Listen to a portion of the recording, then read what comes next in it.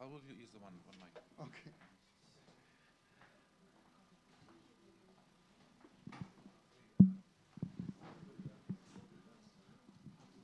Okay, Lana, добро пожаловать.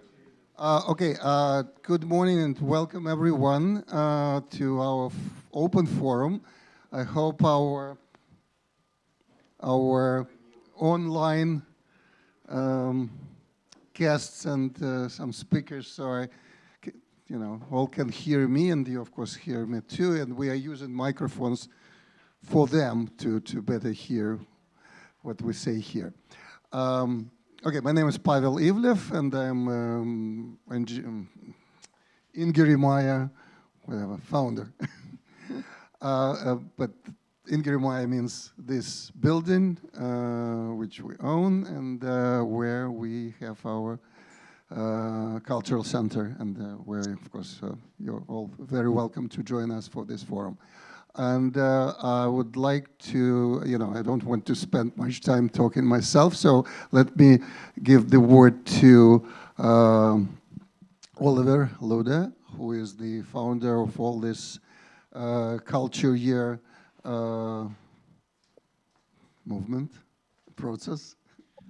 Thank you, Pavel. So yes, on behalf of Ugric Center, which coordinates the Finno-Ugric Capital of Culture program, good morning to everybody. Nice to see you all. Also, participants online. This Finno-Ugric Open Forum is in a way a continuation of a Finno-Ugric Open Congress that was held in 2016 at the same time with a World Congress of Finno-Ugric Peoples in Lahti, Finland. This Open Congress was held in Finland's oldest rock club, Torvi, as a way to give floor to more voices from Finno-Ugric world who were unable to participate in the delegations of the World Congress at the time, because Russian authorities controlled completely the delegations. So today there has been no suppression of any voices, but the idea is to give an opportunity for a diverse group of people to express their views about the Finno-Ugric cooperation, Finno-Ugric movement, to be open to different kinds of viewpoints, worldviews, generations, and so on. And I looked at the list of offline participants and saw that there should be here today representatives of at least 13 different Finno-Ugric peoples who came from at least 6 countries. This is a very good turnout. I think we have a good chance to make this open forum a success. And who knows, maybe even it will become a kind of a tradition that also in next Finno-Ugric Capitals of Culture, including Hancock, Michigan next year, something like this could be organized. So thank you to organizers, to Pavel, Katja, the Ingria team, and wishing you a good and successful forum. Thank you. Thank you. Thank you, Oliver. And without any further delay, Brit, please start your panel.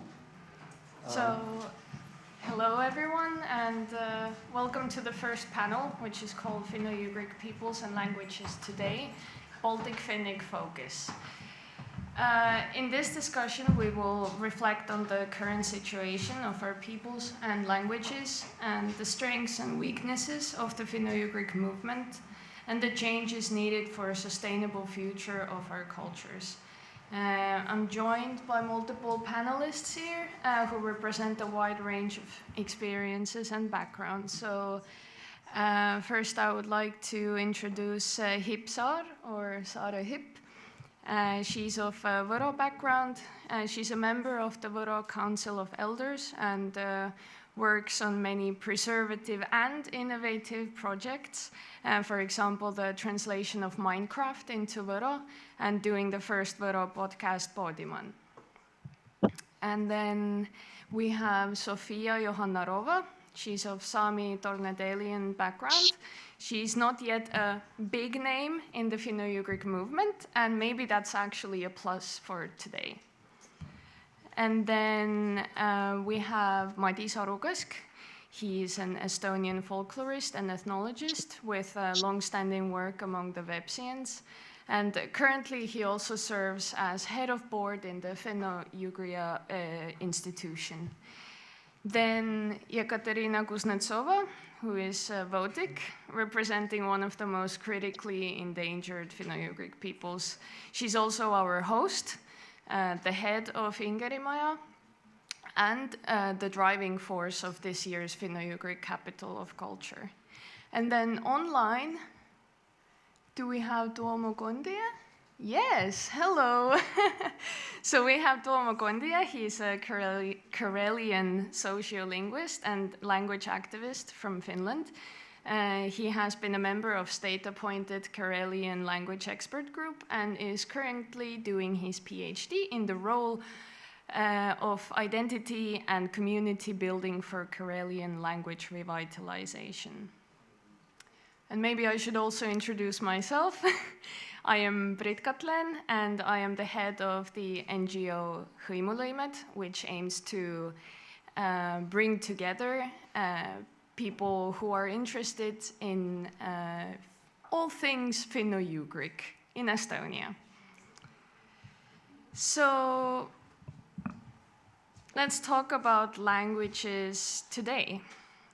With the present situation, where do our languages and identity stand today? And I would like each of you to take a moment to reflect on what gives you the most hope, what concerns you most about the future of your language and culture. So the first question is your language still alive and kicking, or surviving only on life support? And let's start with Hip. So, I think Võro language is alive.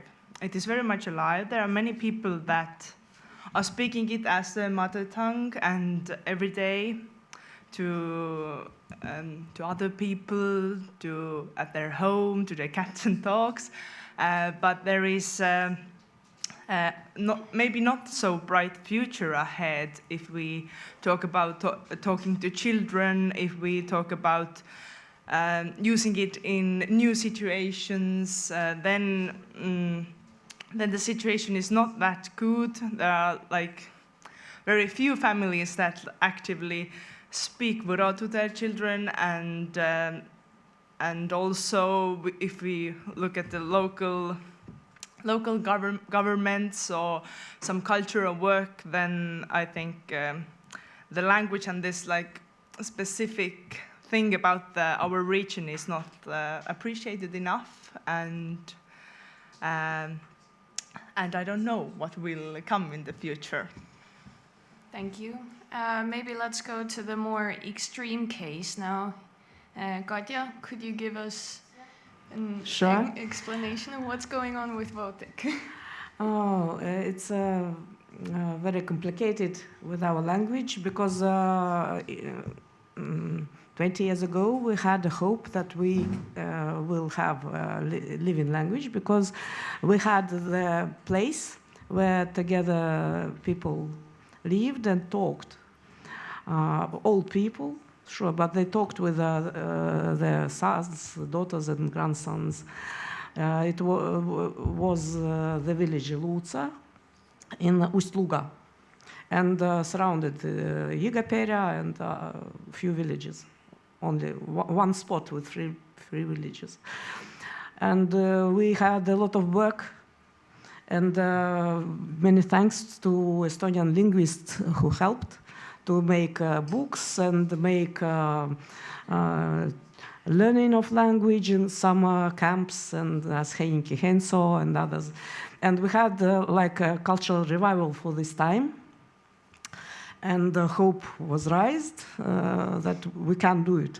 But afterwards it was like situation went in bad way. And now, for now, I can say that we mainly live in different places. We can't even come now, some people, to these places where compact Baltic nation live.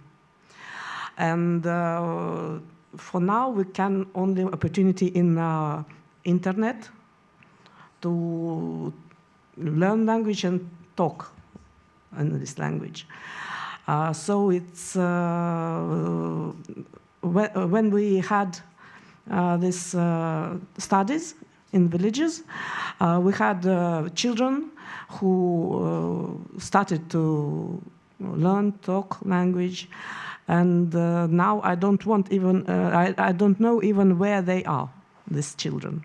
So we were just spread in Russian side and some of persons in Estonian and Finnish side. And for now, I can say that I know only 2 families who speak Baltic inside the family.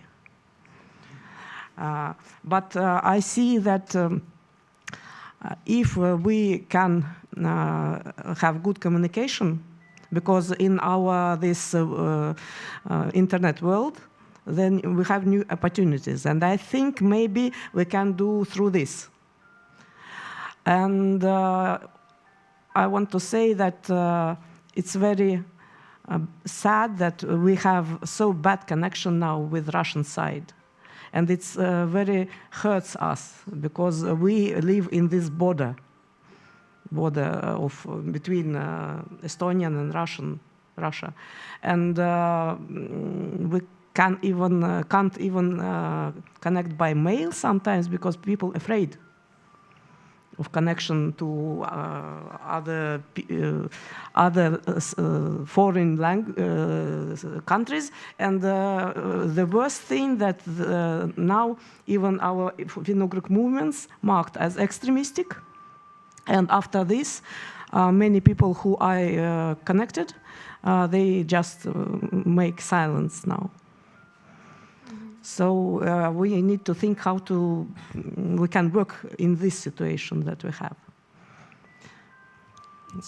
Sounds very grim. Maybe, Sofia, could you explain to the viewers, the listeners, your language background, or what exactly does Sami and Tornedalian mean? Well, I don't speak the languages because it wasn't passed down to me, which I feel a sense of shame and a sense of like longing for. As for this like current status, the problem is passing it down to the younger generations. A lot of people, they simply talk Swedish with their children because obviously there's not really any majority Finnish or Sami-speaking areas left in Sweden because of how people have moved. Formerly Finnish-speaking cities like Pajala have slowly over time become more Swedish-speaking.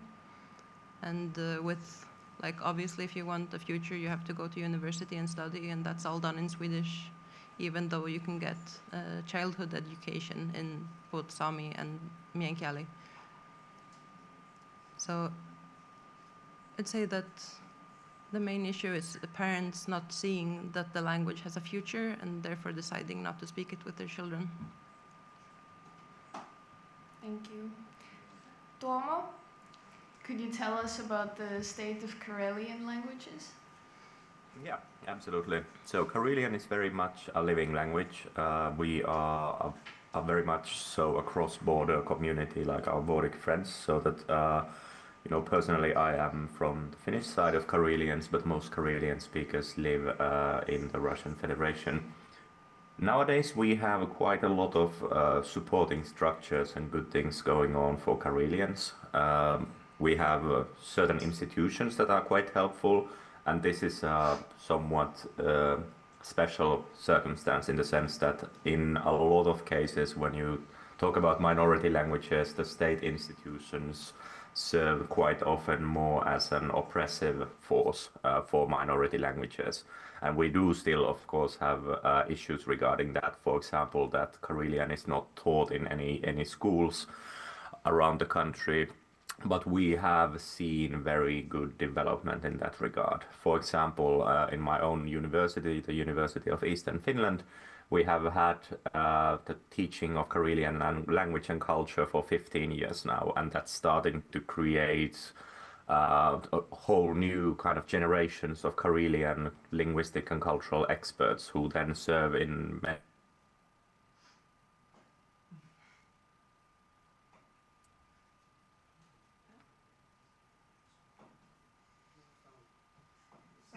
It's on mute.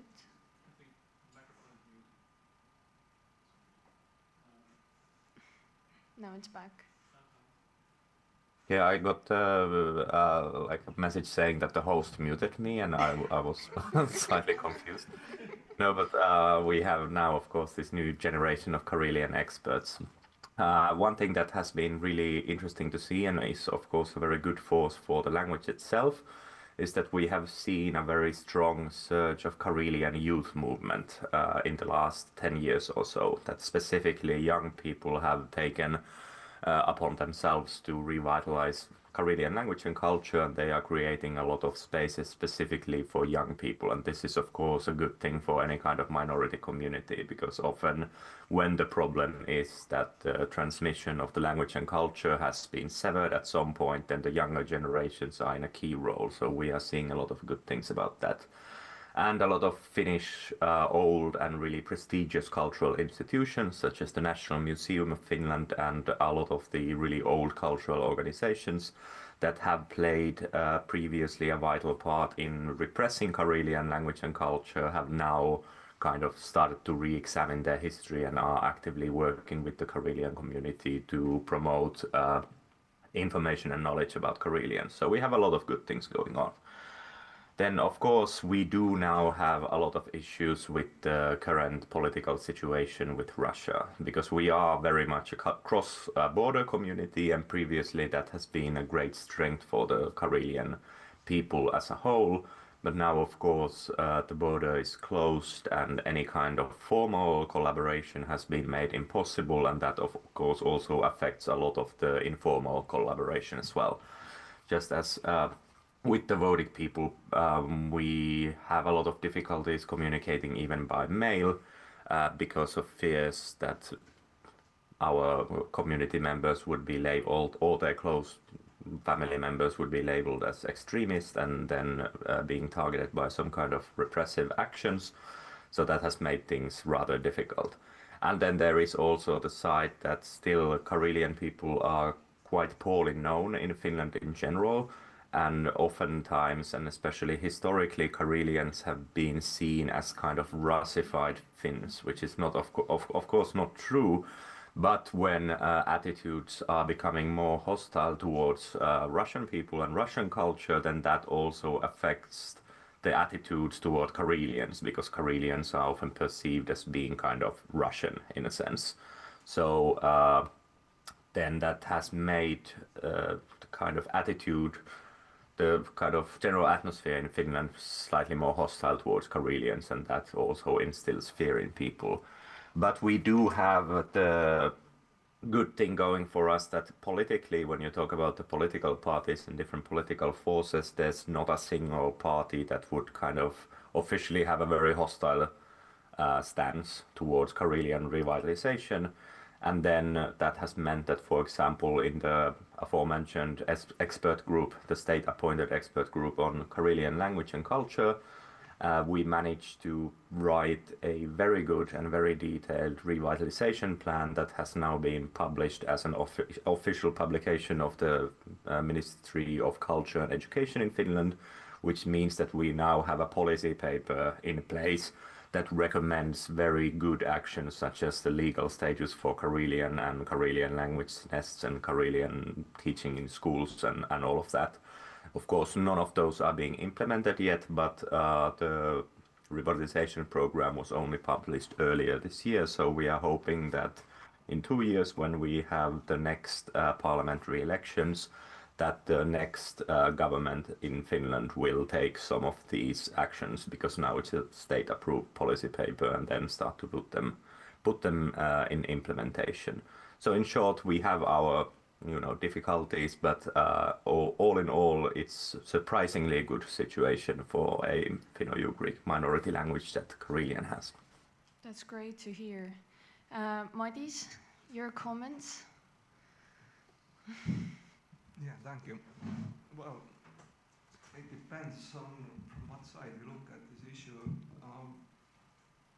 Theoretically and from the scientific point of view, Finnic languages are doing but are in perfect situation. They are documented very well. They are studied very well. The study goes on. It's excellent point or state for whatever revitalization, etc., etc. Another question is, are those languages spoken in real? Do they have whatever social function in real life? So, and from that point, Finnic languages mostly are doing not bad at all. Sorry, not good at all. They are doing very badly. So my own experience from the Websian field is that in daily life in Websian communicate only the elderly generation in remote villages in northwest Russia. There goes a huge gap, and then maybe some people or some group of activists or those who have studied Websian language in Petrozavodsk already mostly as a second language. So and those two spheres are very different. You imagine oral world, elderly people, first language, and then something very different, written language, written use, second language. So that is quite typical for all smaller Finnic languages. So, but yeah, so everything is possible for future, let's say, as we see what happens now in let's say in Latvia with Livonians. Maybe I'm wrong, but practically, as far as I know, there is no Livonian speaker as a first language left. But the interest and the rise of interest and language knowledge is slowly but permanently rising in Latvia, and that is something promising or some good example. I hope the Karelians will do or are doing in the same line. But if you look back into the history, we see that since 19th century, when smaller Finnic languages were, I don't know how to say it, rediscovered or discovered for a scientific field, all the time, from the very beginning, be it Votians, be it Websians, whoever, the talk, maybe not only Karelians in the 19th century, the talk has been that those languages are dying out very soon. It takes only 10 of years and everything has gone, but surprisingly it has not happened. So there is hope. Now, my next question is indirectly related to the to languages, but I would like to know how useful you find the Finno-Ugric movement as a whole. Has it proven to be useful, or are there any negatives to it, especially now politically, since Finno-Ugria in Estonia has been deemed also extremist? Or is it maybe possible that it's just a nostalgic remnant of the past, especially with younger generations living in Europe? They might not even have the same lingua franca as the people before us did, which was Russian. Anyone can answer? The thing needs to be bigger outreach towards Scandinavia, because from what I feel is that people up here feel kind of like they're doing their own thing and not really related to the wider Finno-Ugric movement. And I think that especially for Sami, because of the history and like the isolation and the state oppression, that Sami tend to keep much more to themselves than to interact with like the wider Finno-Ugric community. And I think that's something that needs to change. Do you feel that the people already in the Finno-Ugric movement should also push for it? Or maybe is it that Samis need to... I think it has to be on both sides. Both sides, okay. So, what about you, Hip? Well, if you talk about the nostalgic things, then this is pretty much true for Vuro community and maybe also Seto community, that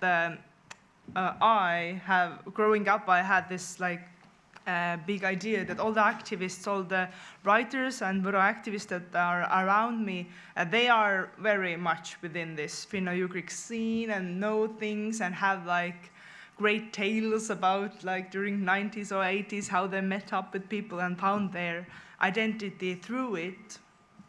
But growing up, I haven't had any real connection with this movement very much. But it has always been an interest, but very, as a Vuro person, I have not found my place really in it.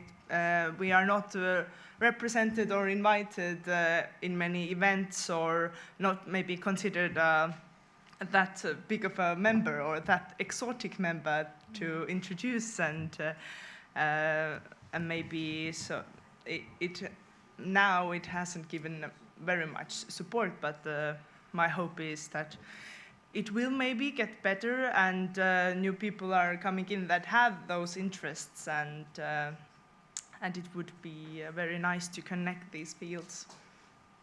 Thank you. Maitis, you have been in this movement for a while, right? What do you think about this? Is it still worthwhile?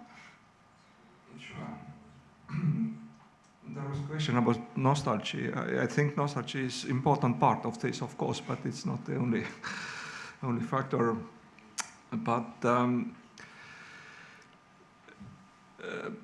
yeah, I am surely.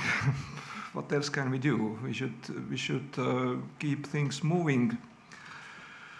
And very important, we should have different opinions on things.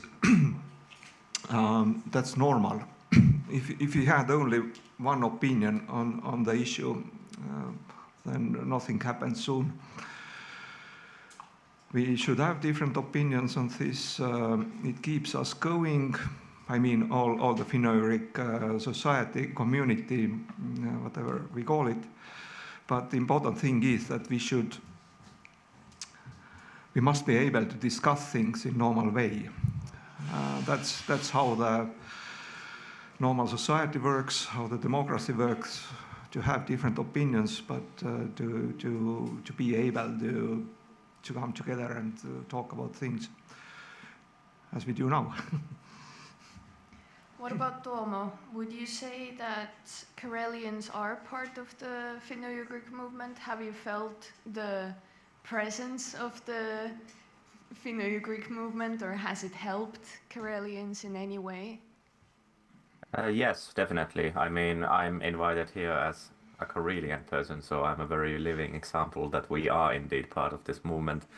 But I do find it to be worthwhile, of course, now that we are. I think that the point about making a larger outreach is a very good one, but these are also very typical signs of a living, working political movement, that you also have this kind of internal discussion about what should we improve on and what should we do more.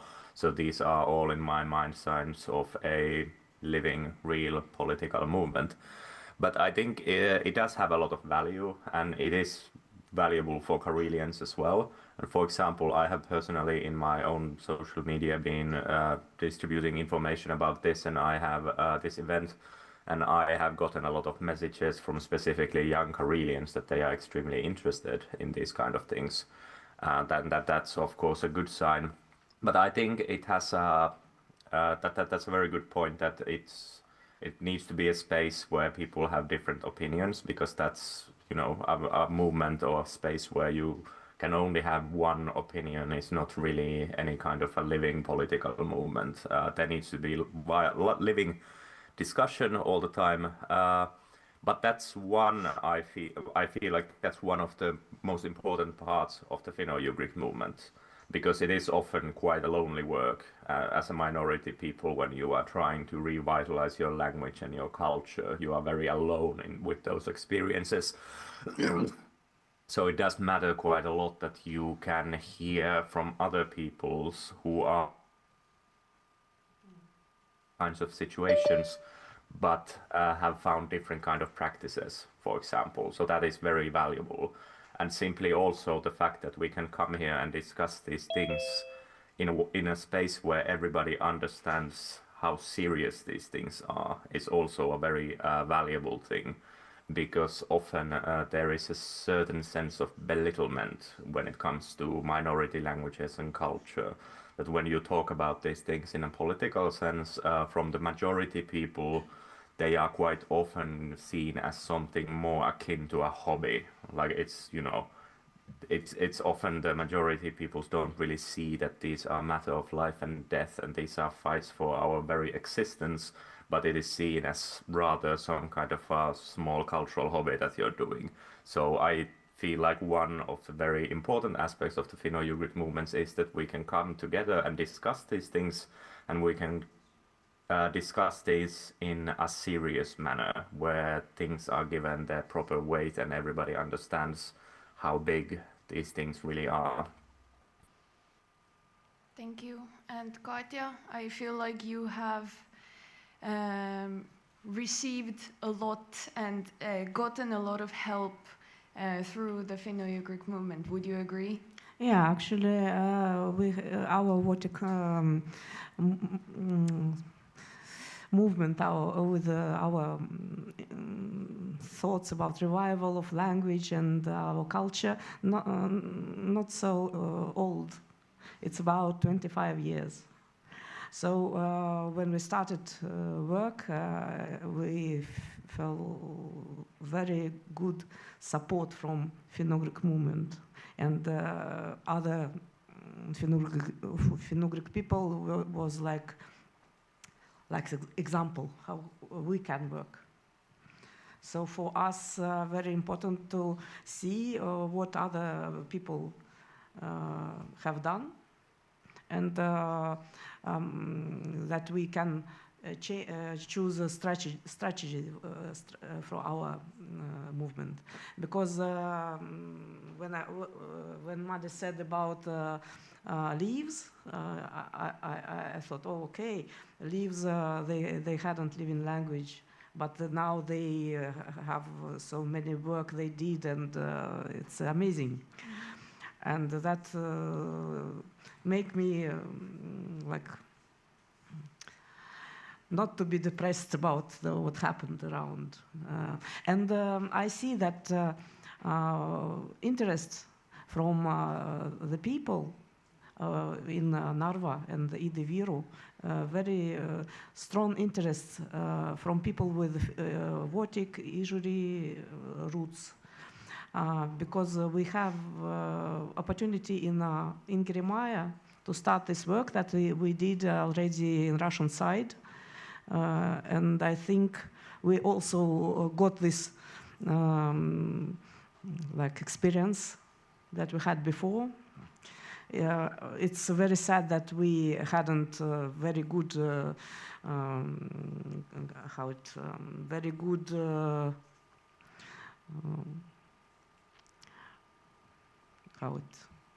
not now. Now it was very big work, but the situation now is not good.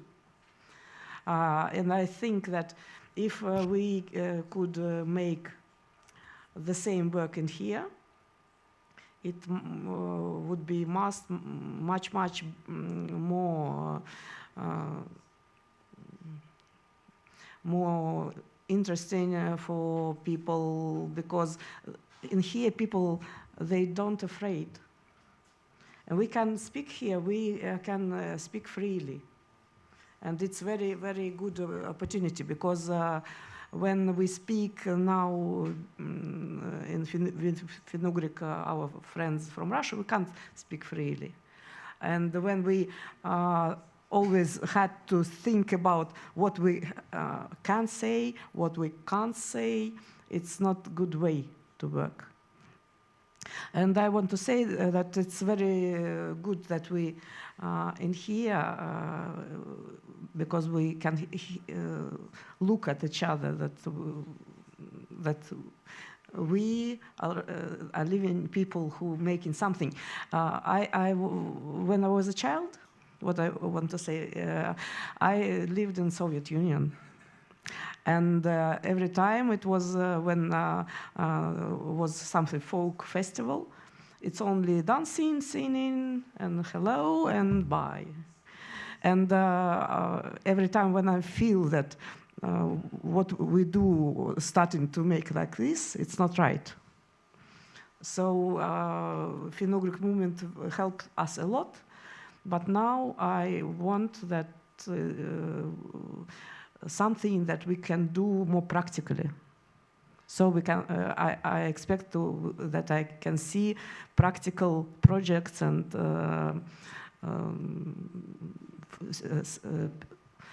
hear from people how they actually worked to revive their language and culture. Thank you. I would like to go back to the point that Sophia mentioned. It's about language and identity and how these two work together. My question is it possible to separate identity and ability to converse in the language in the eyes of the community? So do Finno-Ugric communities treat those who don't speak the language differently from those who do?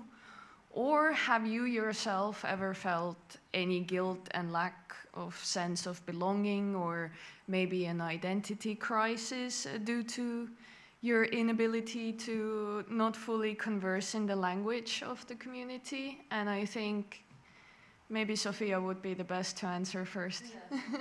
So at least for Sami, the majority of people don't speak the language anymore, which means that everyone I've spoken to has accepted me without question, which is obviously nice, but I still feel this self-doubt, of course, which I think will be there until the day I learn the language.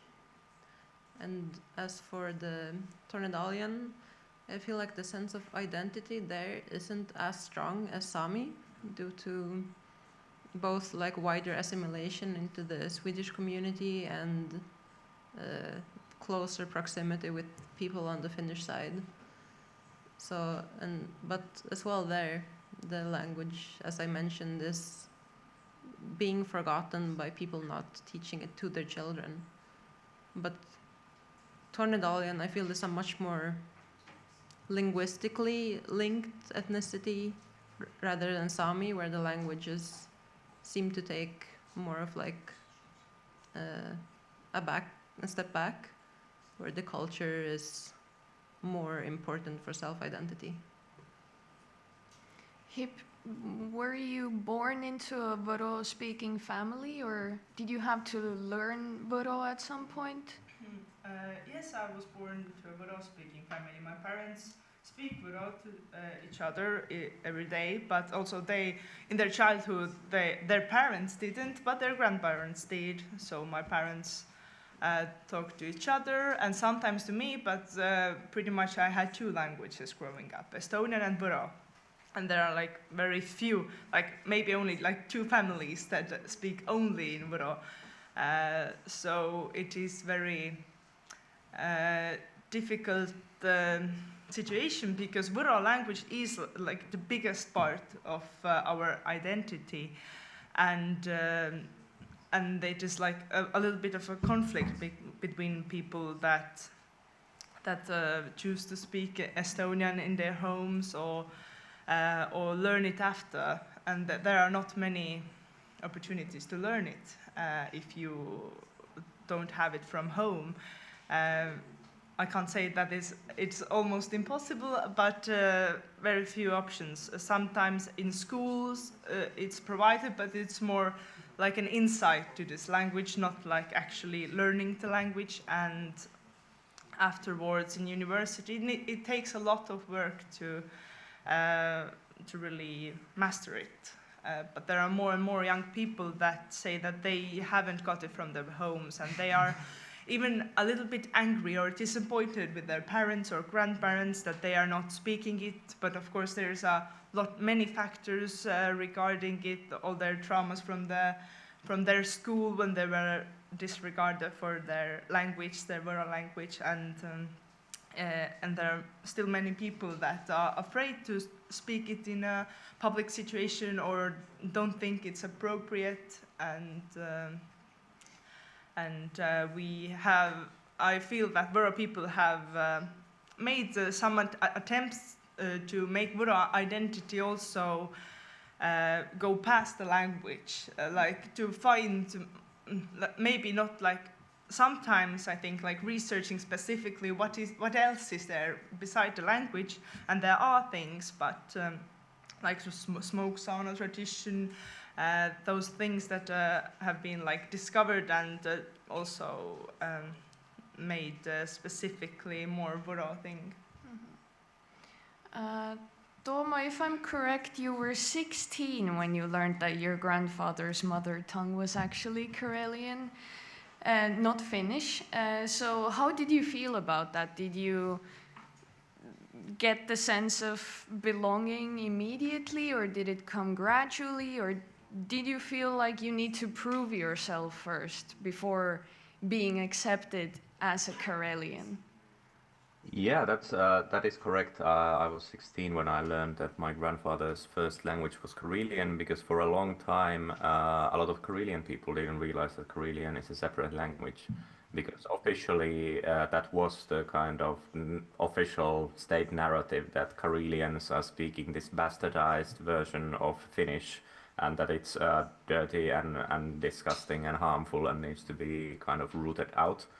And of course, when you grow up in like with your own family history, then that is the only reality that you know. So you don't really realize that certain things are not kind of normal, because those are the things that happen to your family. So for example, I didn't know that my grandfather's family had changed their last name because they were told by a school teacher that they have a dirty Russian name and it needs to be changed.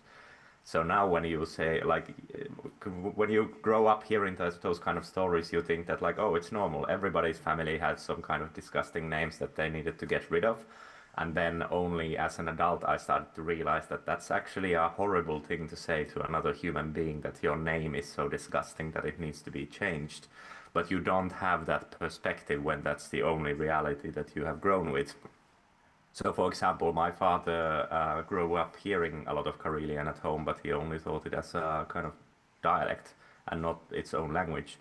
So when I realized that that Karelian is a language that exists, and it's the language that was spoken in my family, and that many of these other experiences that I knew about were not actually commonplace, but quite radical in a sense, it did launch quite a strong identity crisis.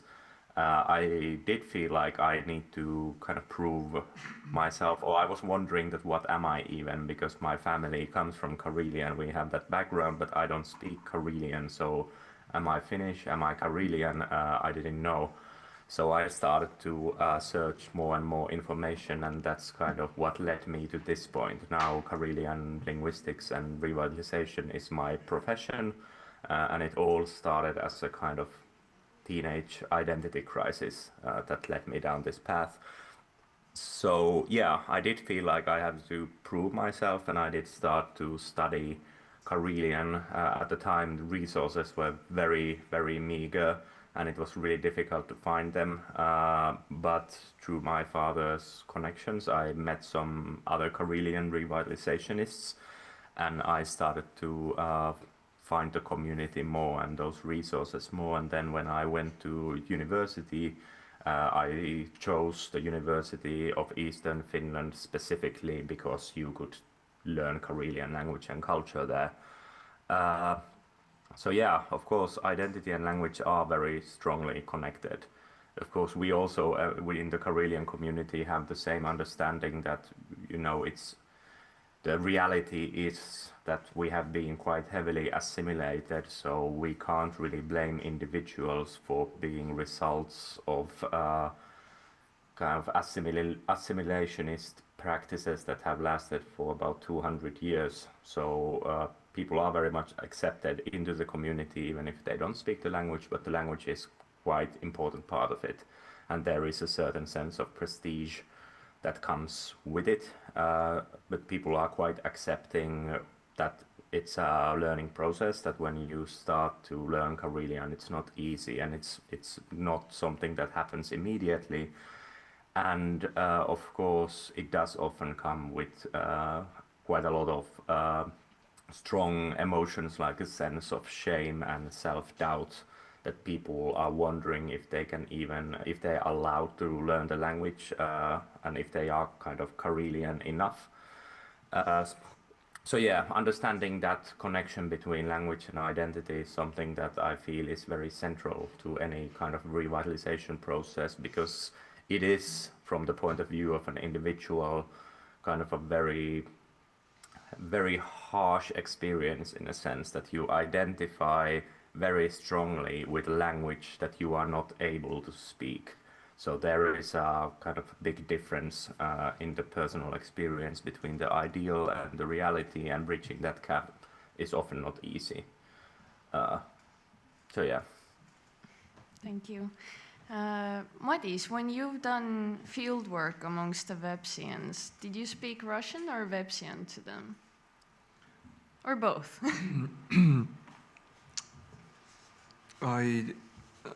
I do and try speak Vepsian, of course, because the information I'm interested in it. It sounds differently in different languages. I'm a folklorist. Yeah, but especially at the very beginning, local people, started to speak to me firstly in Russian, because it was a language what is spoken with people abroad, and it was not normal that somebody comes from outside and speaks Vepsian, And but yeah, the general question about language and identity, especially here in Estonia, we have used to think that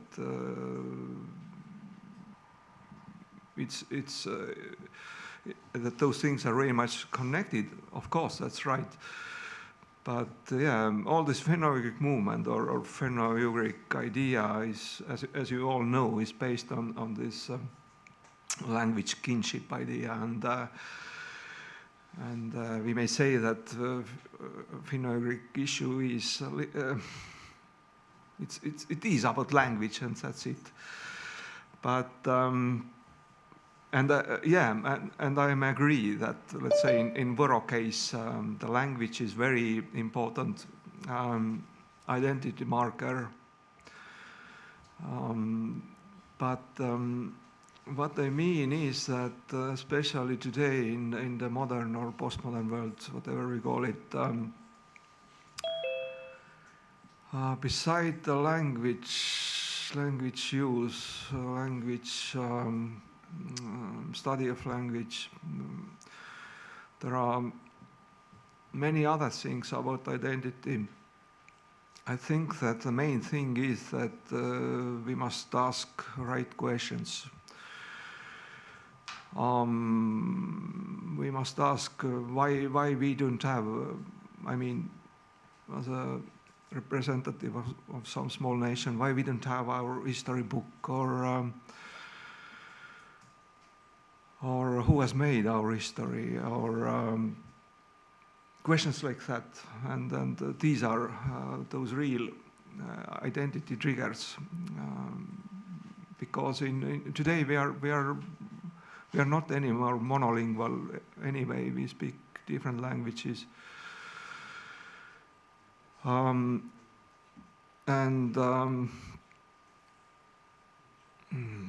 I had one very good idea, but I forgot right now. Yep. I would also like to ask, when you went to your field works, or when the informants first found out that you actually do have some knowledge about Websien, how did they feel about it? What was their attitude towards you as an outsider?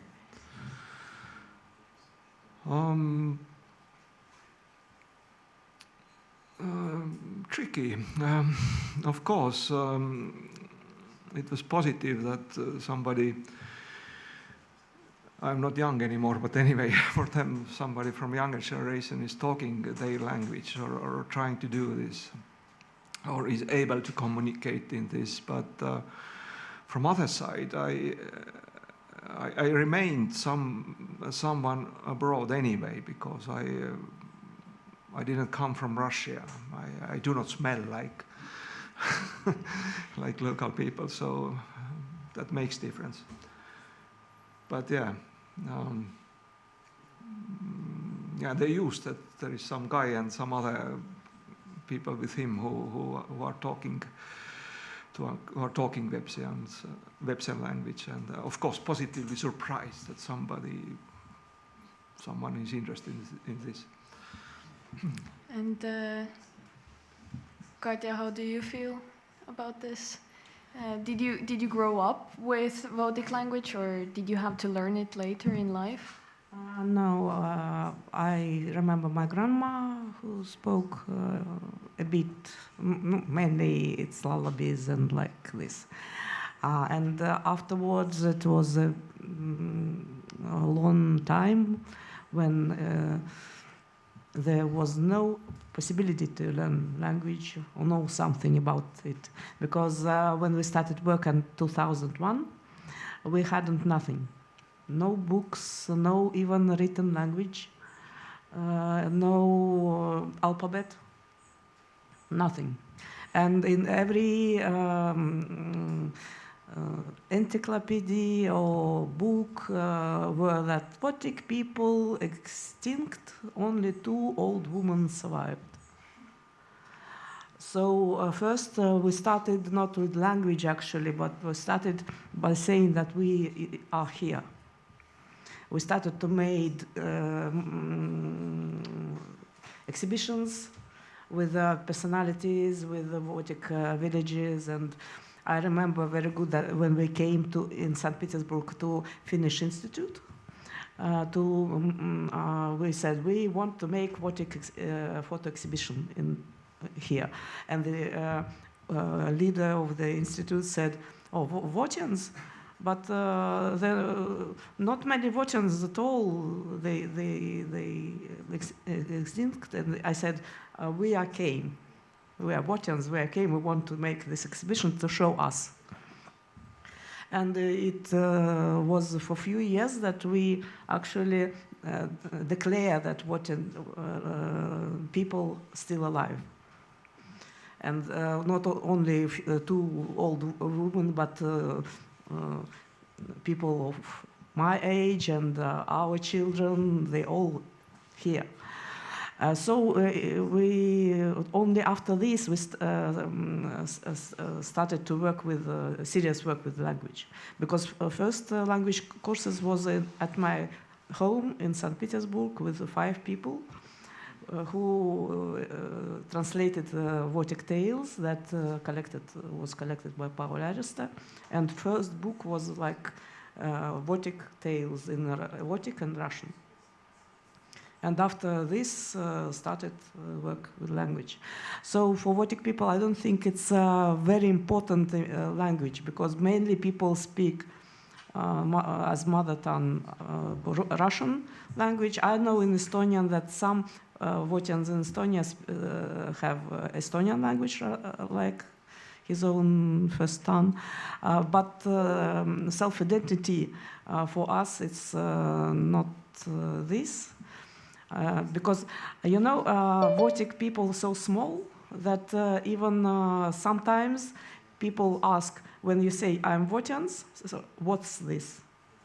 And some Baltic people in Russia, for a long time, they said Izhorians instead Votians, because Izhorians were more, people knew about this.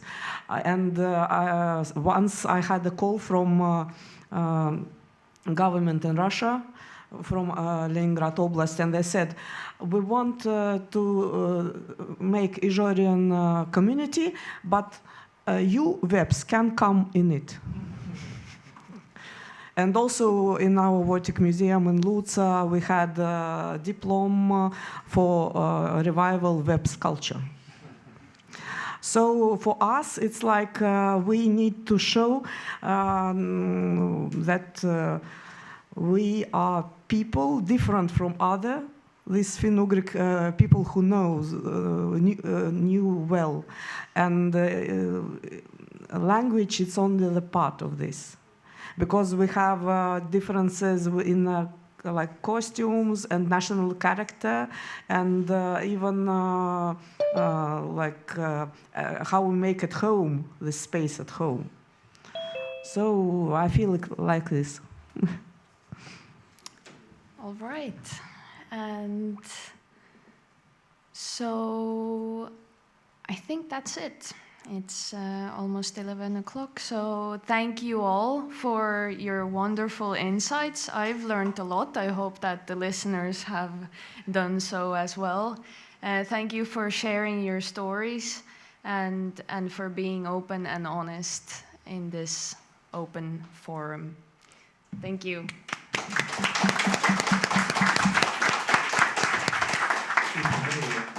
On the table in the corridor, there are some books, some T-shirts, some calendars to buy.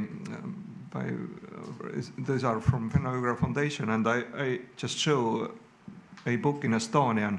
It's a fresh book. I am a compiler of this. It's about, the name is Soome-ugrilased eestlaste pilgu läbi Finno-Ugrians in the eye of Estonians, and this is exactly a book written by Estonians to the Estonian readers. So many authors who have made extensive fieldwork, study amongst different Finno-Ugric nations, and they share their knowledge and passion and experiences in different Finno-Ugric language. I think that kind of work must be done in every Finno-Ugric country, and not only. So if you read Estonian, if you have some money, those books are much more expensive in shops. Books in Estonia, unfortunately, are expensive. You're welcome. Thank you.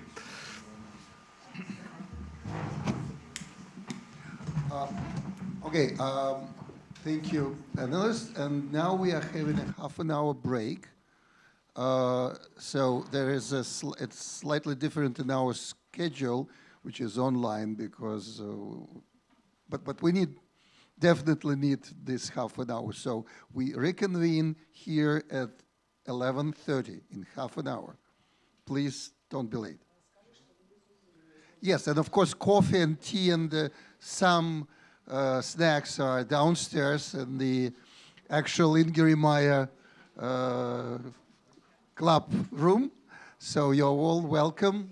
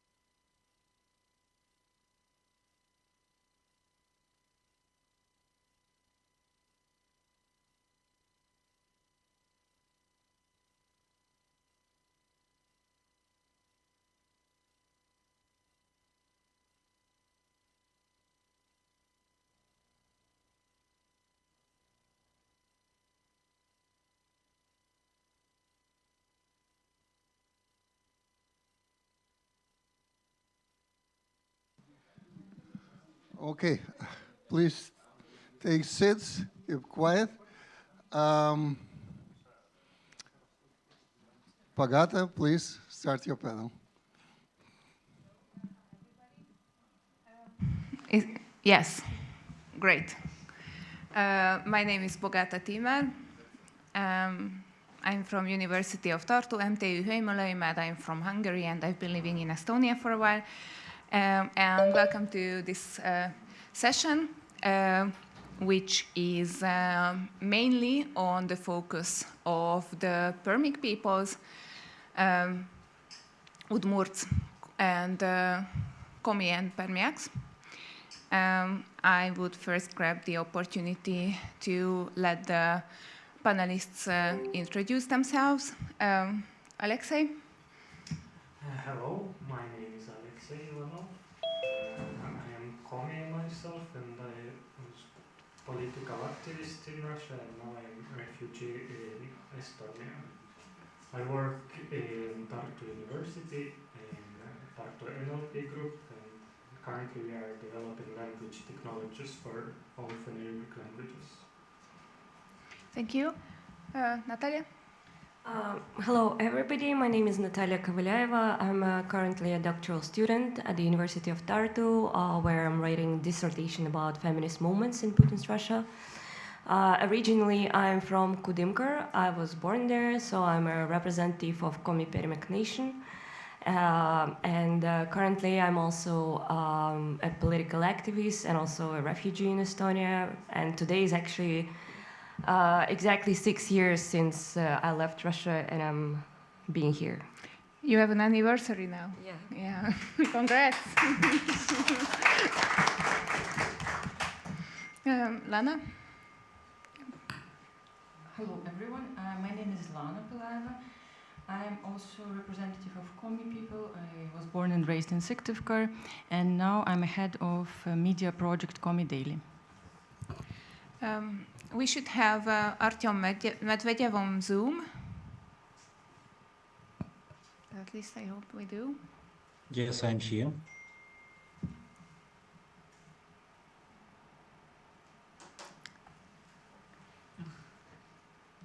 I think you're muted, aren't you? Repeat, please. Yeah, now you hear you. Yeah, can you please introduce yourself? Yes. As you see, my surname is Cheremisinov. Sorry. My father and his relatives was early Marie, but now I am very interested in get information about Marie and other Ugric nations and their cultures I'm sorry, are you the invited panelist in this discussion? No, I didn't. I wasn't invited to the discussion. Right. Only viewer. I'm sorry. I'm sorry, we are looking for... we have an invited panelist here. I think he should be on Zoom, and he should be an Udmurt with the name Artyom Medvedev.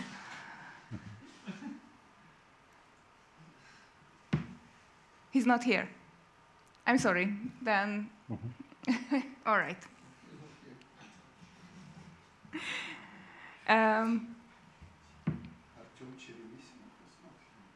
No.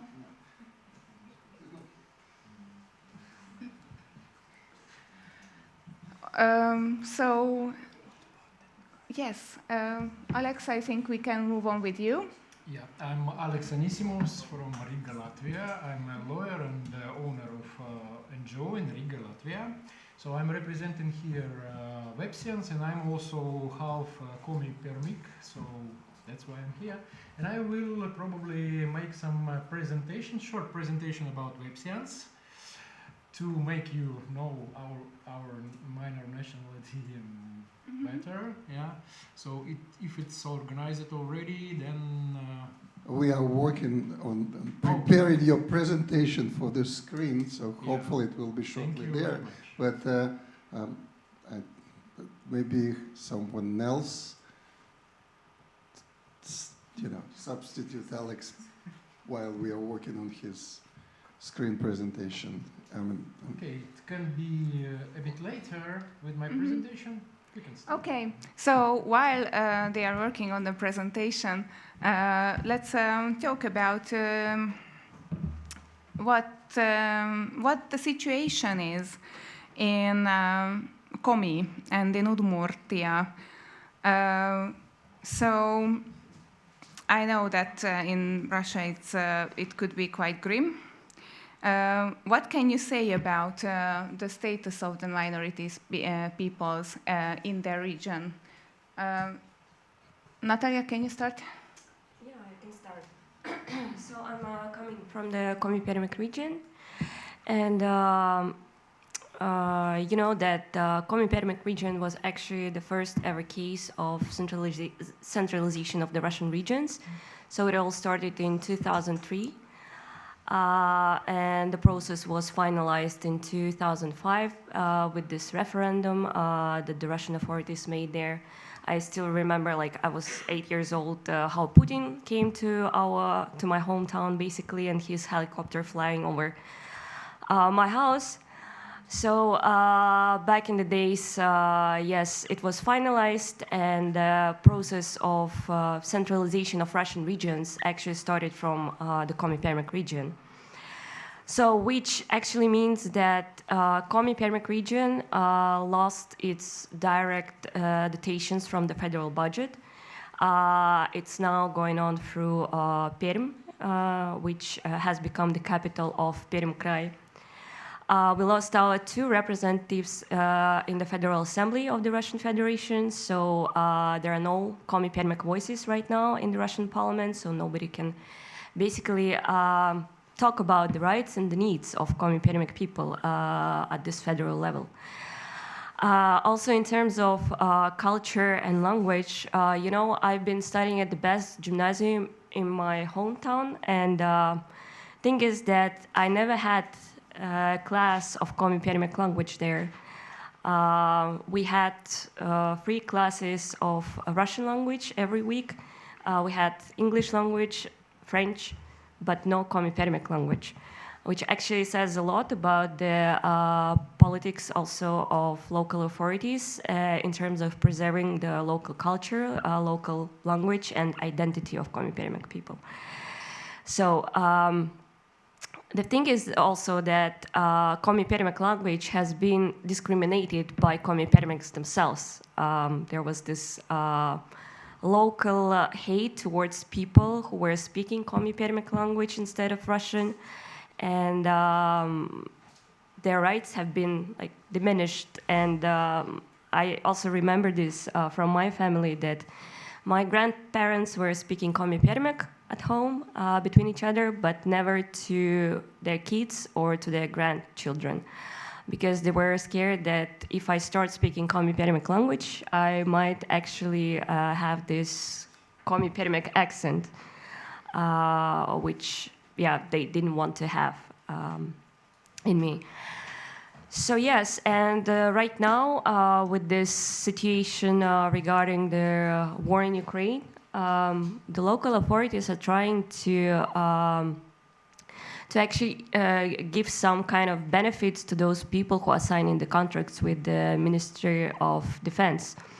And some of the recent news from Komi Permic region is that the Kudymkar authorities, which is the capital of Komi Permic region, are paying 100,000 rubles to those who sign the contract, and this is paid in addition to those money that people get when they sign the contracts. In other villages and municipalities of Permic region, it's not 100,000, a bit less, but still. They're trying to basically ask Permic men to go to the war, which is basically not their war, but yes. So I think I will stop here and maybe give a floor to other participants, and if there are some additional questions, I can also clarify it. Yes, thank you. Thank you. What's the situation in the Komi Republic? Alex, can you talk about that? Yeah, in Komi Republic situation is much better than in Komi Perm region, because we have whole republic and Komi people are presented there, and we still can speak our language, and Komi language is sound in parliament. Like recently there were like some scandals about it, their own translation and other stuff. So in schools, I had Komi language as a like native language. We were studying it fully in Komi, but my brother, who lives in the small town, the name is Kulamdin, and in Russian it's Ust-Kulam, and it's like town of 5,000 people, and they learn Komi language as a foreign language, so they study in Russian instead of Komi.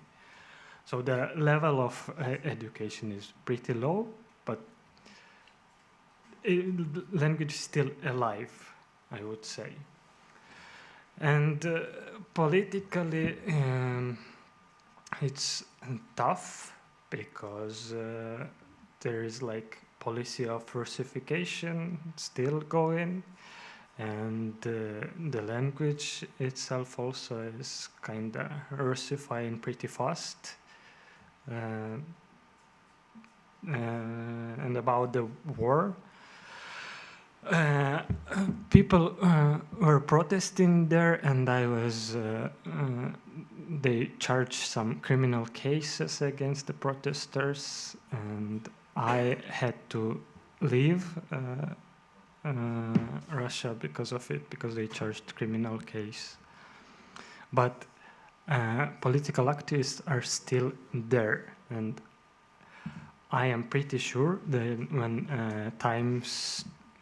changing times will come, future would be not that bad as it is now. Thank you. Lana, do you have anything to add to what Alexei is saying? Yeah, a little bit. So I started in Syktyvkar, and I did not have any hours of Komi or Komi literature, Komi culture, anything during my all 11 years of school. So I think the situation is very different in the cities versus villages or regions in Komi. And I would also like to add that now there is a repression wave going on in the Komi Republic, which started in the middle of July, when there were searches in an independent space in Syktyvkar and in the people who worked together with this place. And still to this day, just yesterday, there were some searches in the activists and journalists' homes. So currently the situation, I would not, it's getting worse. So, and also in regard with the language, if you know, there is a very laughable move by the government to reduce the hours for mother tongue in the elementary school because of the hygiene restrictions for the small kids. So basically they introduced lots of new subjects, such as, let's talk about the important stuff, разговоры о важном, and so on. And now the program, the hours that kids are allowed to study in the elementary school there is a certain restriction to this, and they decided to drop the native tongue hours from the program. And in general, in many schools in Komi Republic, often in some schools, in some schools there is no position for the Komi teacher, and Komi language is now an optional topic of mother tongue. So basically, the kids' parents are to decide what they want to study, and as I said, in elementary school, the language hours have been reduced, but in the high school, these hours for this optional training, you can choose either to learn your mother tongue or to continue learning Russian. And actually, many teachers force the parents to choose Russian because in these hours they are preparing for the final exams. Like you have after finishing the 9th grade and 11th grade. So many parents, they want best for their kids and they opt for extra Russian hours just to prepare better for these final exams. Thank you. I think this is a nice time to have Alex have the floor about the webs. So is his presentation ready? Yeah, hello again. So I prepared for you this presentation. So as I am half Websian and half Komi Permic, I know more about Websians, and Websians are still living in Russia on this Karelia and also on the border of Leningrad and Vologda regions of Russia. So the webs, this is the more right name to name Websians, yeah, and the Websian language in modern Russia and the world. So who are the webs? The webs are one of the smallest Finno-Ugric nationalities, minorities, yeah. They settled before Lake Ladoga, Lake Onega, yeah, this situated in the Karelia and the Leningrad region of Russia. And also, yeah, they like in the middle of nowhere. They exist, of course, but they are very native, like nature, and forests, lakes, and so on are main their land. Yeah. So a bit of history. First mentions go back to the Viking Age. Yeah, they were called Ves in some chronicles. For centuries they lived quietly, farming, fishing. Fishing was mainly, and also entrepreneurship, let's say, on the modern manner. Why there? Because there were rivers connected trade routes and also lakes, big lakes. Yeah, think of the close to the highway, let's say. Yeah, so close to the water highways. We lived, and soon still we live there on the big rivers. For example, river Svir to the Onega lake and so on. How many webs today? According to the 2021 data, yeah, only about 3,600 people in Russia identify as webs. Only. A century ago, there were tens of thousands. How it could be possible? Yeah, why it happened? Stalin's repressions, Большой terror, yeah, big terror from Stalin, assimilation, deleting languages and identity, and migration cut the numbers dramatically. So today they are officially classified as a small indigenous people of the North. So less and less people know who are webs people. Identity and survival. Despite the tiny numbers, webs proudly keep their identity in language, culture, food, So Websian language is still taught in some schools in Karelia, Petrozavodsk, for example. They publish books, so the language exists itself. It's Latinic words, letters, yeah.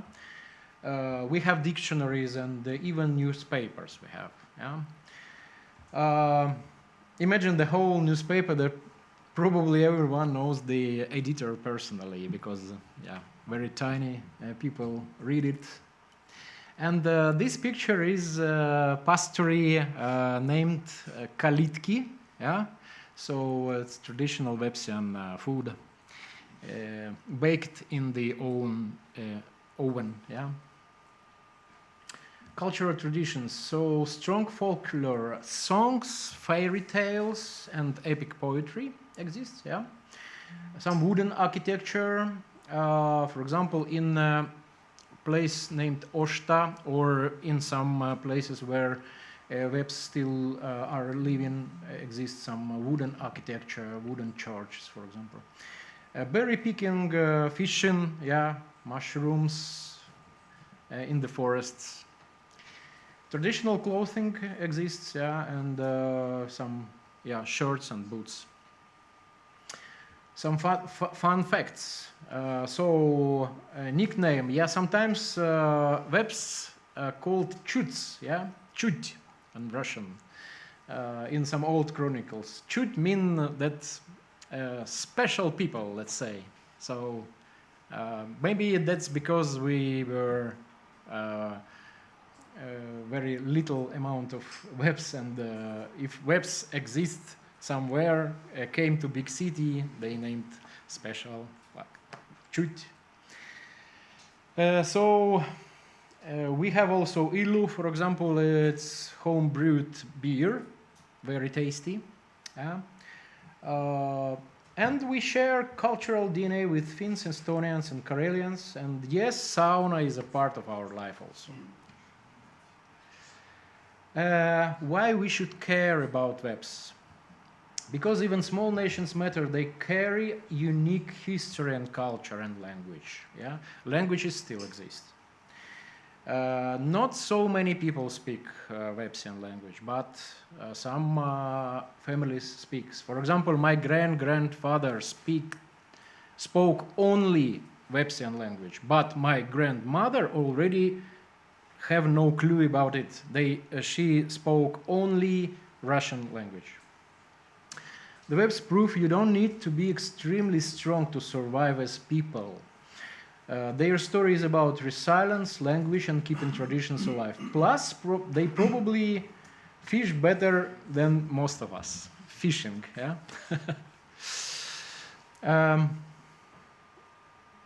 Thank you.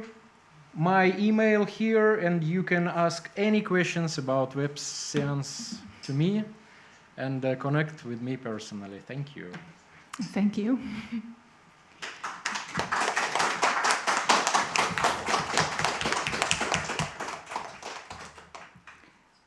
So all of you are living abroad, so not in your original, not your place of origin, but you all keep connection with your homeland. So can you talk about like what you are doing for your community, and what is your like relationship with them? Alex? What do you mean by what you do for? Yes, so at least, for example, I know that you are working for the Tartu NLP. Yeah, but it has nothing about contacting people from there. But yeah, we are making a language or a natural language processing tools. Basically, for example, we have published the machine translation system that supports, like I would say, most of the Finno-Ugric languages, not on the equally good level, but some of them work really good now, and everyone can use it. So about the connections with the Republic, I talk to people there, also to the activists, to my family, and the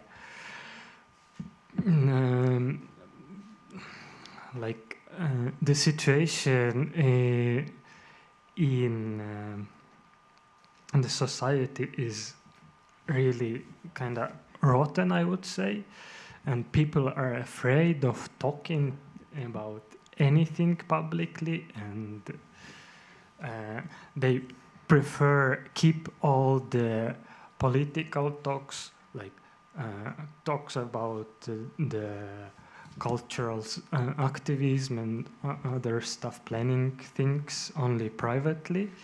And I would say they mostly are waiting for the changing times, and there is no reason to expect anything real happening there in the republics in Russia, because it's like really dangerous there currently.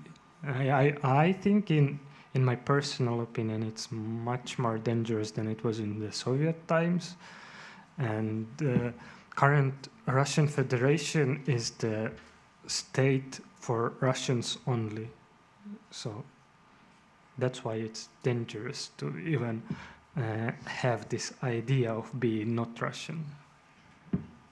So you talk with each other, but like in survival mode, basically. Yeah, and many people here abroad asking people in Russia to be open, but as Lana said, that there are real oppressions that are happening even today. Yeah. Lana, you are working with Komi Daily, and can you talk a bit about that endeavor? Yeah, I would mention that we were labeled a terrorist organization, so we only exist abroad. We are 2 people, and we publish materials regarding language, Komi culture, current situation, economic, politics, and so on. And we mostly focus on long reads, so we have our weekly texts available on our website, currently only in Russian, but we intend to translate it into Komi and English to reach broader audience and also spread information about Komi people and the challenges they face. So yeah, like, follow and repost and so on. If you want to collaborate, don't hesitate to talk to me. Yeah, so our focus is broad, and we are not a news agency, so you will not find current news on our outlets. But we focus on the language, and last but not least, every week on Sunday usually, we have a post in Komi language, either Komi words, Komi phrases, or recently we had, on last Sunday, we had a post how to make traditional Komi jewelry from peony seeds. So if you're interested in something like this, follow. Yes, thank you. That's something that we talked about yesterday as well. Like, I was wondering who your audience is. So, who do you invite to read you, and who would you ideally like to read your content? I would, of course, ideally like to reach audience inside Komi Republic. And this is our main target audience. However, as I already mentioned, we are a very toxic organization in Russia, and of course, security and safety of Komi people is the first most of the highest importance for us. So that's why, yeah, I would not I would encourage people to read our outlets. It's still not prohibited in Russia. There are no cases, unlike in Belarus, when people were arrested or prosecuted for reading terroristic materials. But something like sharing or like, I think recently there was the first case, maybe Natalia will correct me, when people were prosecuted for just simply putting a like on a terrorist material. So be careful with that. But reading is still not prohibited. And our main audience is actually in Russia. These are young people from the age group of 25 to 32, according to our statistics, and more than 80% are from Russia. Mm-hmm. Alex, you are also active in the WEBS community, aren't you? So what is your work with regards to the WEBS? So I'm trying to do my best in networking of WEBS people. Yeah. So many of us are abroad now, especially was born in Russia. Yeah. And now in all over the world, United States, Europe, Norway, there are Websian people. So I'm trying to do my network and at least we exchange our experience and exchange our life and lifestyle, cultural tradition. And I would like to meet with all Websian people. Maybe I will write a project or so on, you know, but under some umbrella organization or I don't know. So I have plans for connect more Websian people in Europe, probably in my own town, city Riga, or in Narva maybe, I don't know.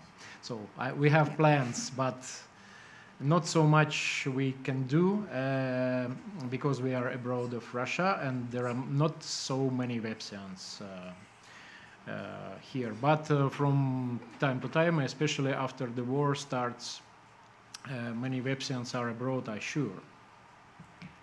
Yeah, so the preservation of identity is something you would. Yeah, and the identity of Websians is very important now. Mm-hmm. Yes. Lana has mentioned the younger demographics. And that is something that maybe many people are interested in, like is there a difference in political orientation or like the type of media that younger people consume as opposed to older ones? And does that trickle down into anything? I don't know. Alex? Can you repeat the question, please?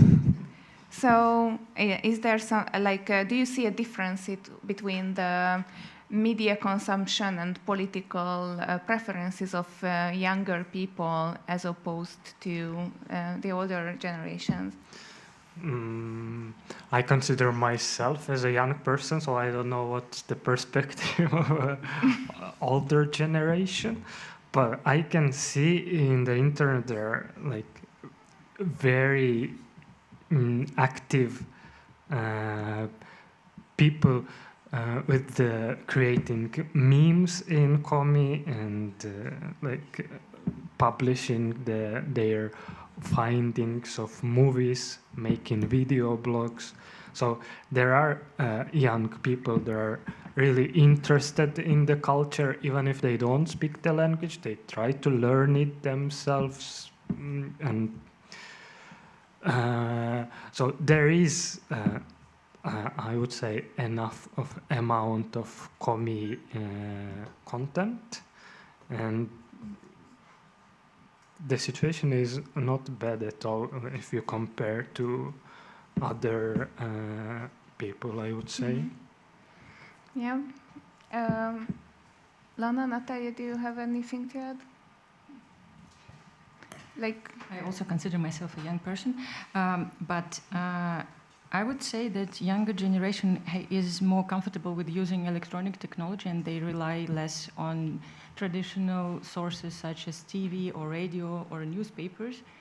So my grandma, for example, she was mostly, so she could not read, but we still had subscription to newspaper Tribuna or something like this, and she would read it.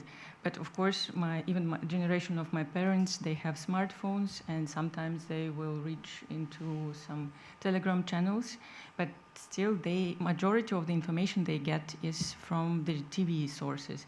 And in Russia, it's a state-owned information source, so it's basically feeds you with propaganda. And younger generation, according also to the statistical data, they rely more on the internet sources such as YouTube, and also Telegram. Of course, Telegram is now a powerful source to get independent information in Russia because it's not so heavily censored as other platforms. So I would say yes, younger generation has a better access to different sources of information. Mm-hmm. All of you are living in I will call it the West, but let's say the European Union. And I think that is something that we are all, who are concerned with Finno-Ugristics, they think about it a lot. What do you think, what should we do? Do you see any kind of, do you miss any kind of action or policy or behavior from Western countries that you would really like to see that would help you out? Can yeah? I say? Yes, you can. And then Alex. I think people in Europe, in European Union, shouldn't blame people in Russia that the current situation, about the war, because it wasn't their choice, and they are not really part of the thing that is happening now. They are going to the war. Some people, not all of them, most of them don't support it still, don't support the war. So my suggestion is to stop blaming people from Russia. Thank you. Alex? Yes, I agree with Alexei partly, but I would like to spread my opinion as I'm also part of European Union now, and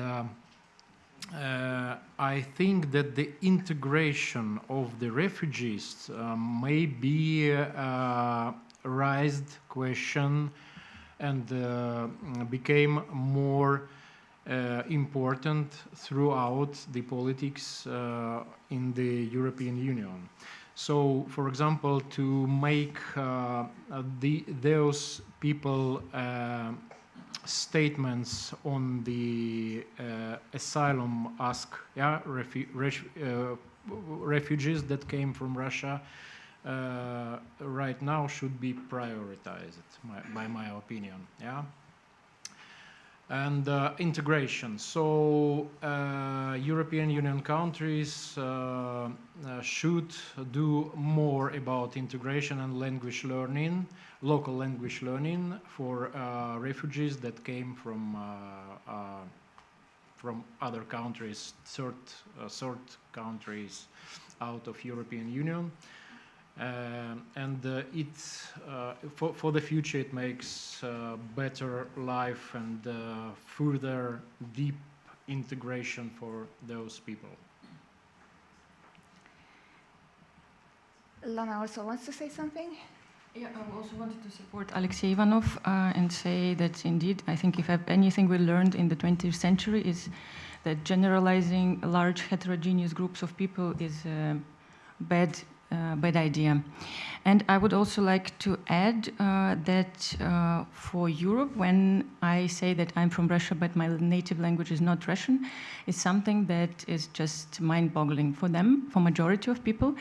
And I think we can spread the word about indigenous peoples of Russia and their rights. And I know that the situation with the indigenous rights recognition in European Union is also not every time very smooth. But it's a point of growth, and I think this is what we can do: inform and ask for support and for the recognition of indigenous rights. Yes, Natalia? Yeah, also actually agree with Lana, and I don't think that there should be maybe like some specific policies towards like these indigenous people inside of the EU, but maybe as an advice for European Union authorities, just become interested in learning about these issues. Pay attention to these people as well when they're trying to raise their voices about the problems that they're facing. But also another thing is that I was just sitting and thinking here, it's not about the EU that should do like a lot of things for these indigenous people.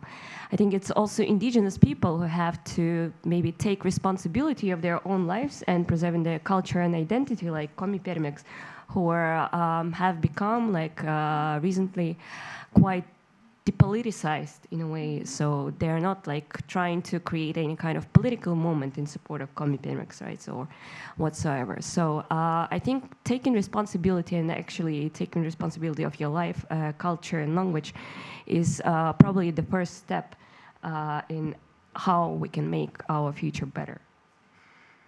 So, no blame, better integration, and visibility, talking about Finno-Ugric peoples, and giving them platforms is what I hear. That,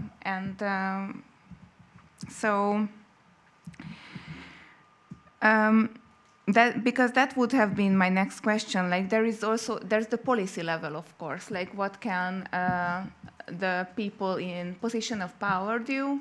But also, what can laymen do? Like, we cannot change policies. What we can think about what to fill up our 24 hours in a day. So maybe we can. So working for visibility of the Finno-Ugric peoples is not a worthless endeavor. Eventually, there is also this.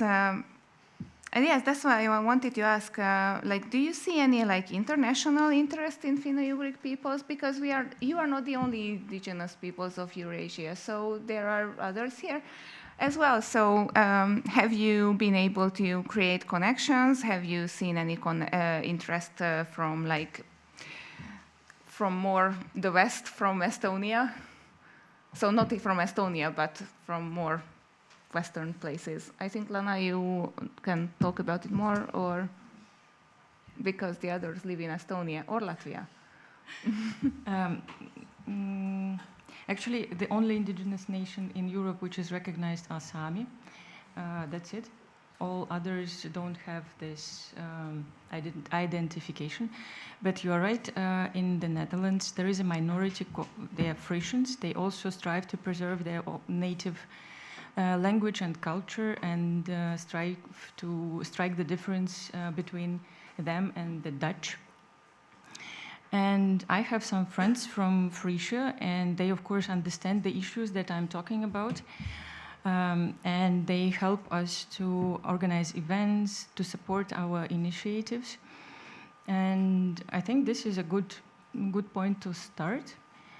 And in general, I see an interest in learning about indigenous peoples of Russia in the West, and this is a window of opportunity for us, I think so, to inform and to fill this gap, not falling, of course, into exotization of our cultures, which is which one has to think about this extra, but to be more on the on the information side, and also I think to learn from other nations, from their struggles with the colonial past, what are the policies, what are the rituals and so on, which can be already adapted and used. So we don't start from scratch inventing this bicycle, but we can already use the blueprints. Mm-hmm.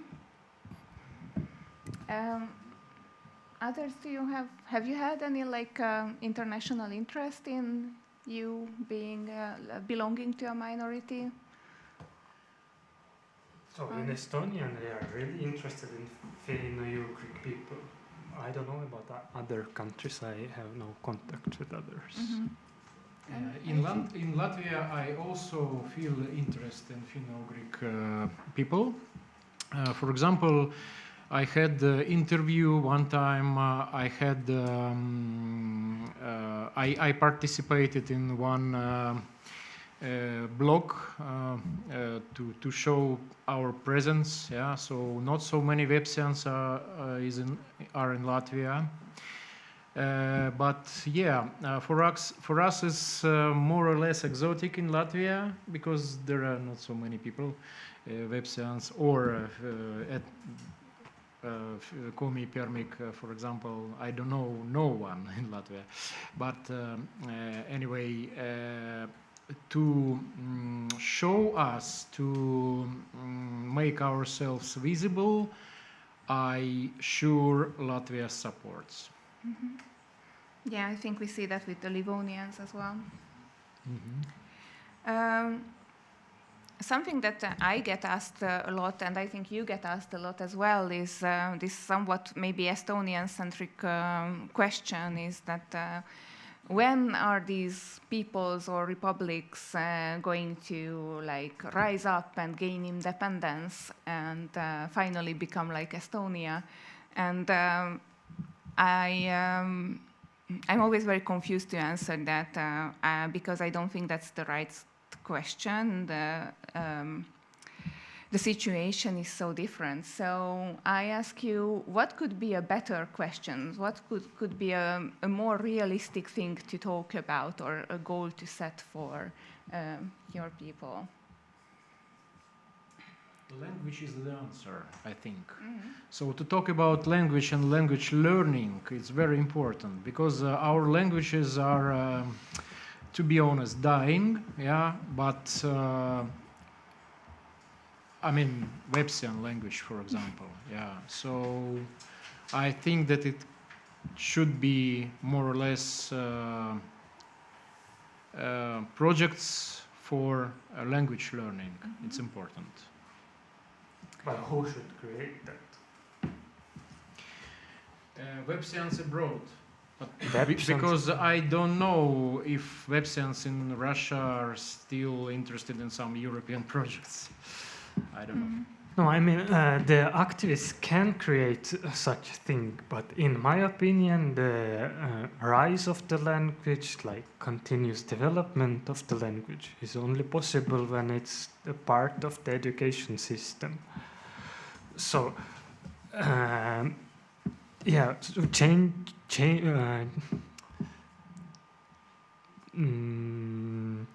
I would say that language can be preserved only from the state level, not from the like field activists or something. So our goal in the university is to create the language learning service for all the Finno-Ugric languages that we could reach to get the data for. But it sure won't be enough for saving language. So you are calling for basically a change of education system in that sense? Yeah, it should be changed. So Estonians had schools in Estonian, but in Russia there is none of the nations have such thing. So that's why the number of people who speak those languages is going down. Mm-hmm. Yeah. May I add a little bit? From the indigenous studies perspective, I already maybe told you about this, Bogata. There is a beautiful book by Linda Smith, who is an indigenous person from New Zealand. And there she proposes sort of like tide-based approach, and like an onion, you can think of this, and self-determination is in the center. And self-determination for indigenous people comes only when outer layers are complete. The outermost layer is survival, then it's recovery, then it's development, and only in the center is self-determination. That's why I would say it's now a little bit not, in my opinion, not the time to call for self-determination from the indigenous peoples. Now it's our time, in many cases, to just survive and preserve what's left till the better times when the recovery can happen. So that's why, in my opinion, what we can do as a project and what we are striving to achieve is to preserve the culture, to showcase the parts of history and language for people who are interested in this, who have now the capacity to take in this information. And then when the time change, we will probably go to the second level. And I definitely agree with Alexei that the ideal path will be to learn the language in schools, to change the system completely, because now Komi is sort of like a festival and food approach in Komi Republic. We have street names dubbed in Komi. We have grocery, like in a grocery shop, the departments will be dubbed in Komi. But on the other hand, Komi is still not in a political sense present.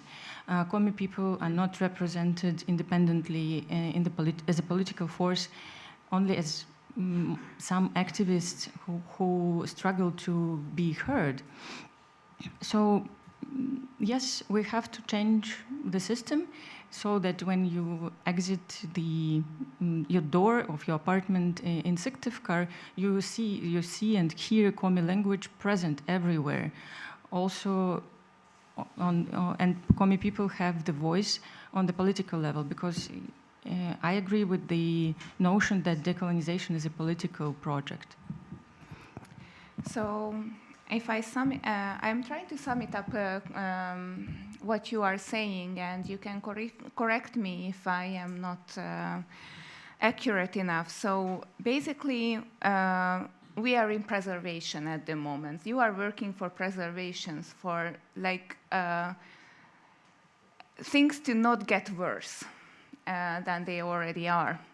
And we are waiting for times to change, which is mostly, for the most part, beyond our power. But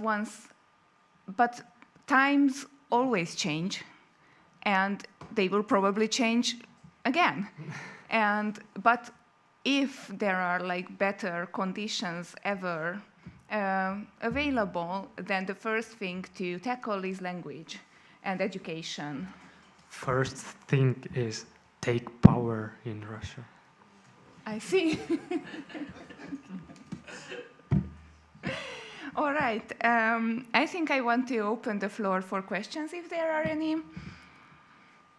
Yes?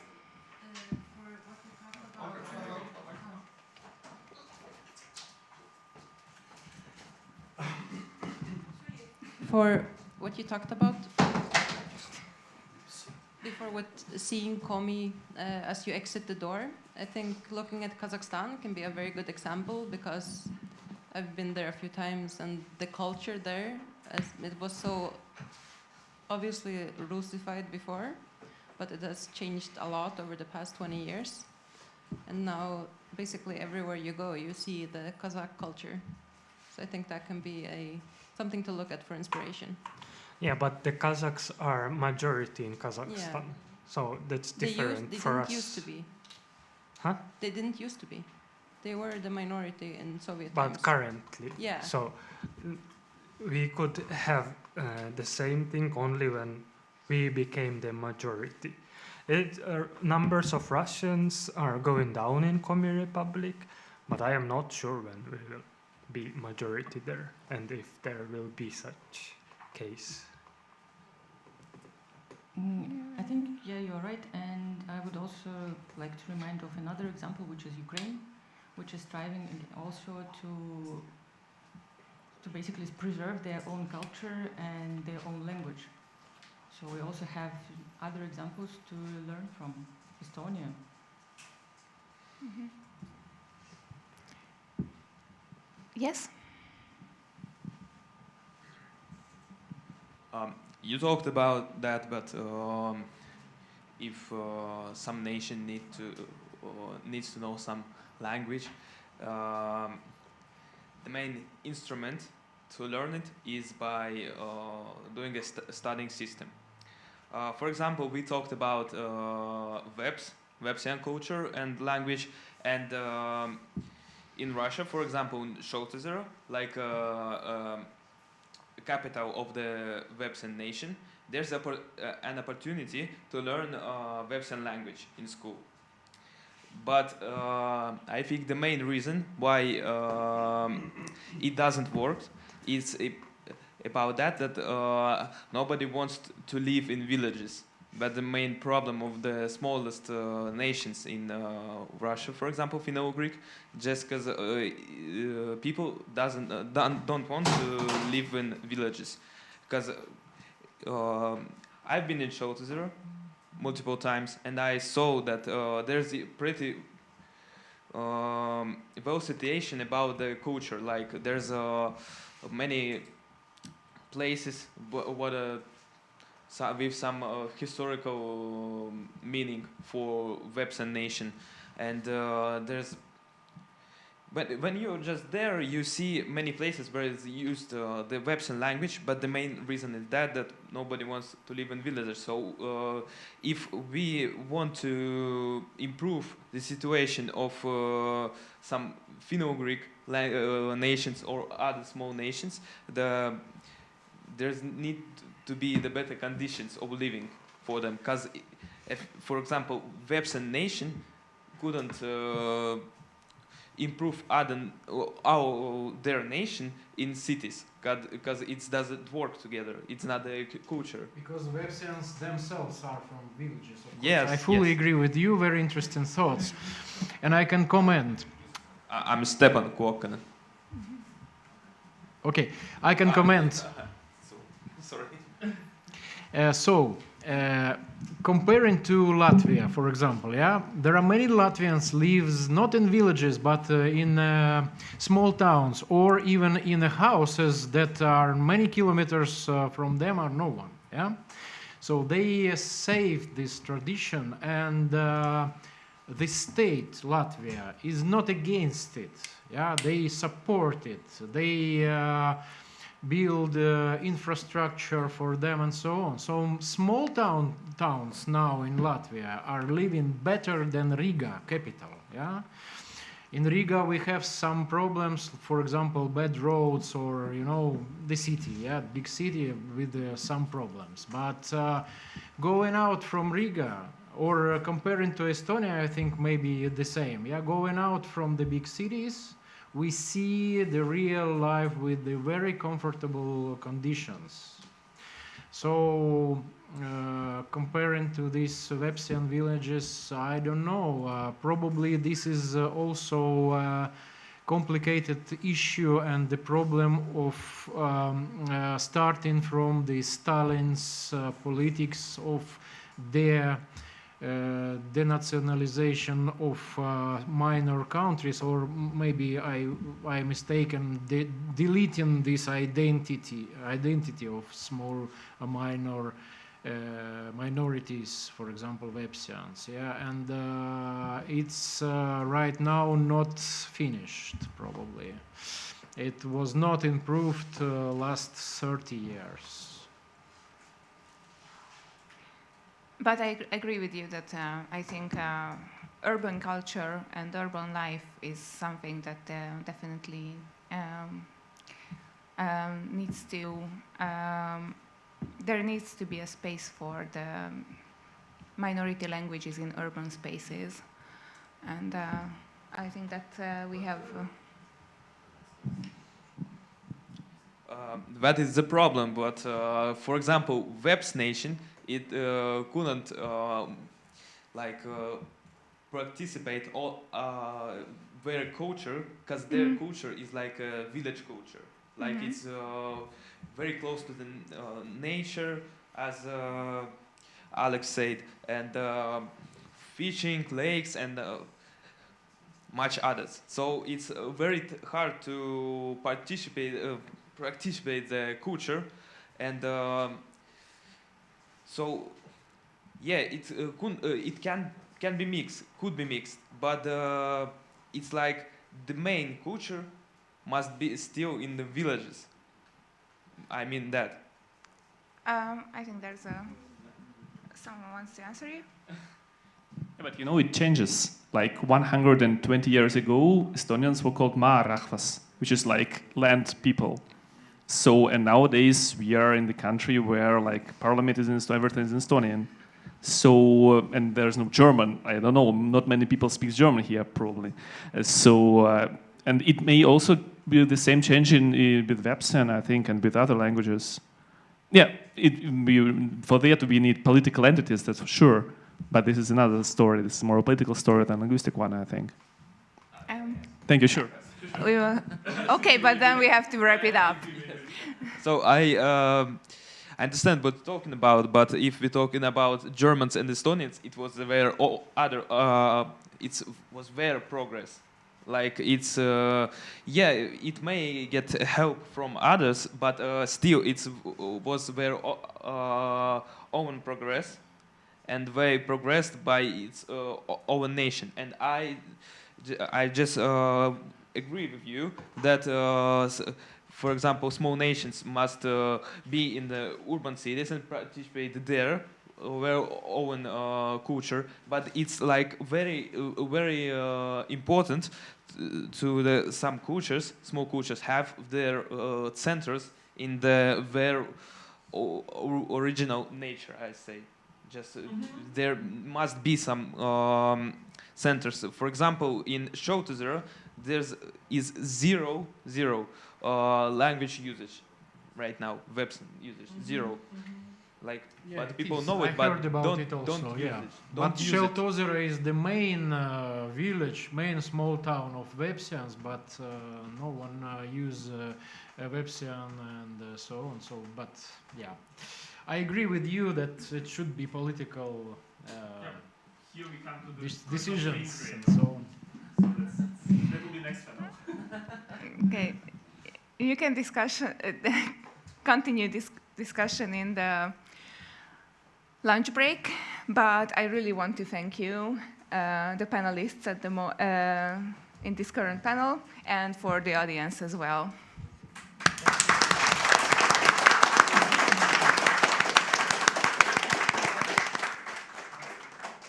And Pavel, do you have something to say? Well, just first of all, thank you very much. It was really interesting discussion, and I think we will continue, in our following panels to what some pieces. When are we coming back? Yeah, of course. Well, now we have lunch break, and Katya just left to prepare soup and other stuff for you. So everyone is welcome to have some Finno-Ugric light food for lunch. But of course, it's up to you. And we shall reconvene here in 1 hour at 1:30. So we have already 55 minutes for break. Thank you. Thank you. Are you okay? Yeah. You don't hate us? No.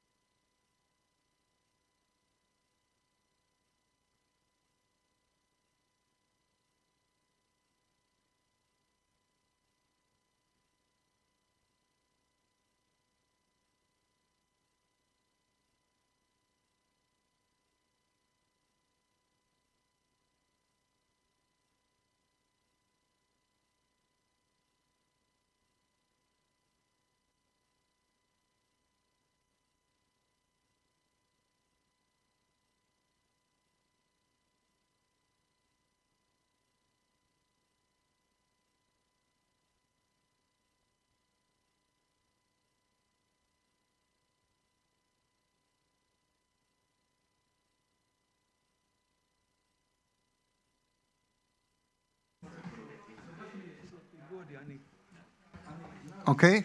Okay. I hope everyone had good lunch, break, smoke, whatever. I am opening the third panel of our today's forum.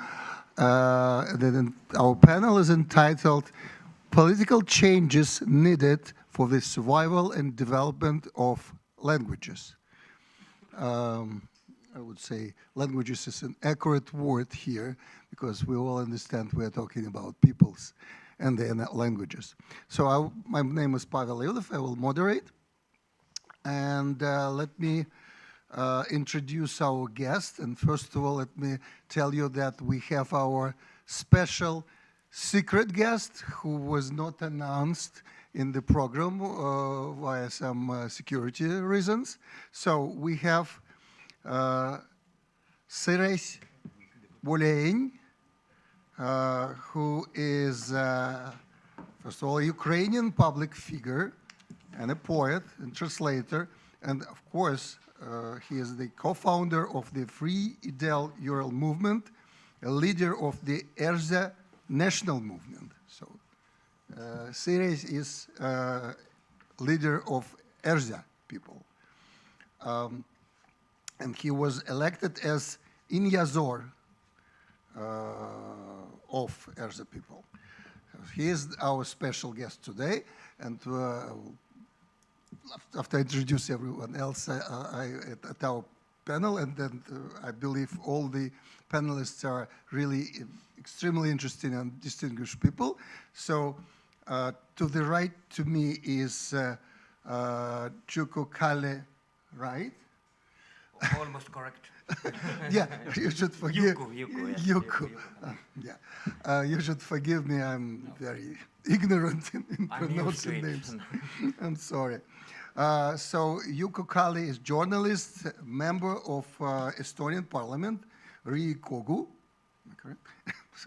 representing Tallinn city districts of Mustamäe and Nõmme in the Parliament.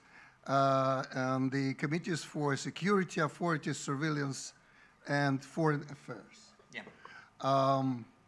Next to Yuku is Yuka. Yuka. Yuku, then Yuka. Yuka. What will happen with the third person? Yuka Malinen or Malinen? Mallinen. Mallinen. In our languages, this accent is always on the first, Mallinen. Remember this.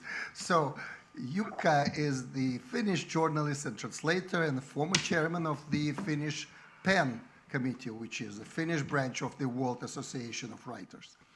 And of course, a great specialist in Finno-Ugric and even Russian things and translator. Next to Yuka is Mitya Lajus, my good friend from originally from St. Petersburg, but he is Estonian, so he is Russian-Estonian poet and psychotherapist who lives in Tallinn now. And we also have online Samsa Holopainen. Terribly sorry, Samsa. He is an Academy Research Fellow at the University of Helsinki and a specialist in historical linguistics of the Finno-Ugric languages at the University of Tartu. Oh, sorry, Turku, Tartu. Right? So, again, forgive me for mispronunciations, and I'm, as I said, I'm an outsider, but I'm glad to moderate this panel, and let me give floor, first of all, to our distinguished guest from Ukraine, Sires, please. And Sires will be presenting in Russian.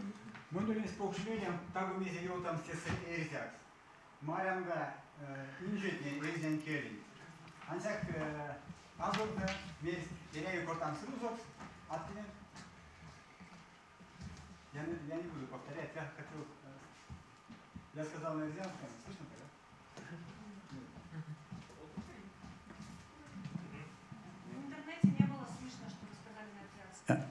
Хорошо. Monjulis paukšmėlėm jau tam stagu mėlysi tiesai erzeks. Marek Маломатне, кода гайги, мазы, эрзян келес. У меня было большое желание сказать что-то на эрзянском языке, чтобы вы послушали, как звучит эрзянский язык. Это не часто приходится услышать. Я хотел говорить на эрзянском, и мы напечатали вот это на английском все. Но подумали, и будет оптимальнее, если я буду говорить на русском, больше людей поймет, а вот напечатано на английском я сейчас раздам. Спасибо. Помочь, может быть? Может, помочь раздать? Это быстро. Хорошо. Я только выгляжу так. Нет, нет.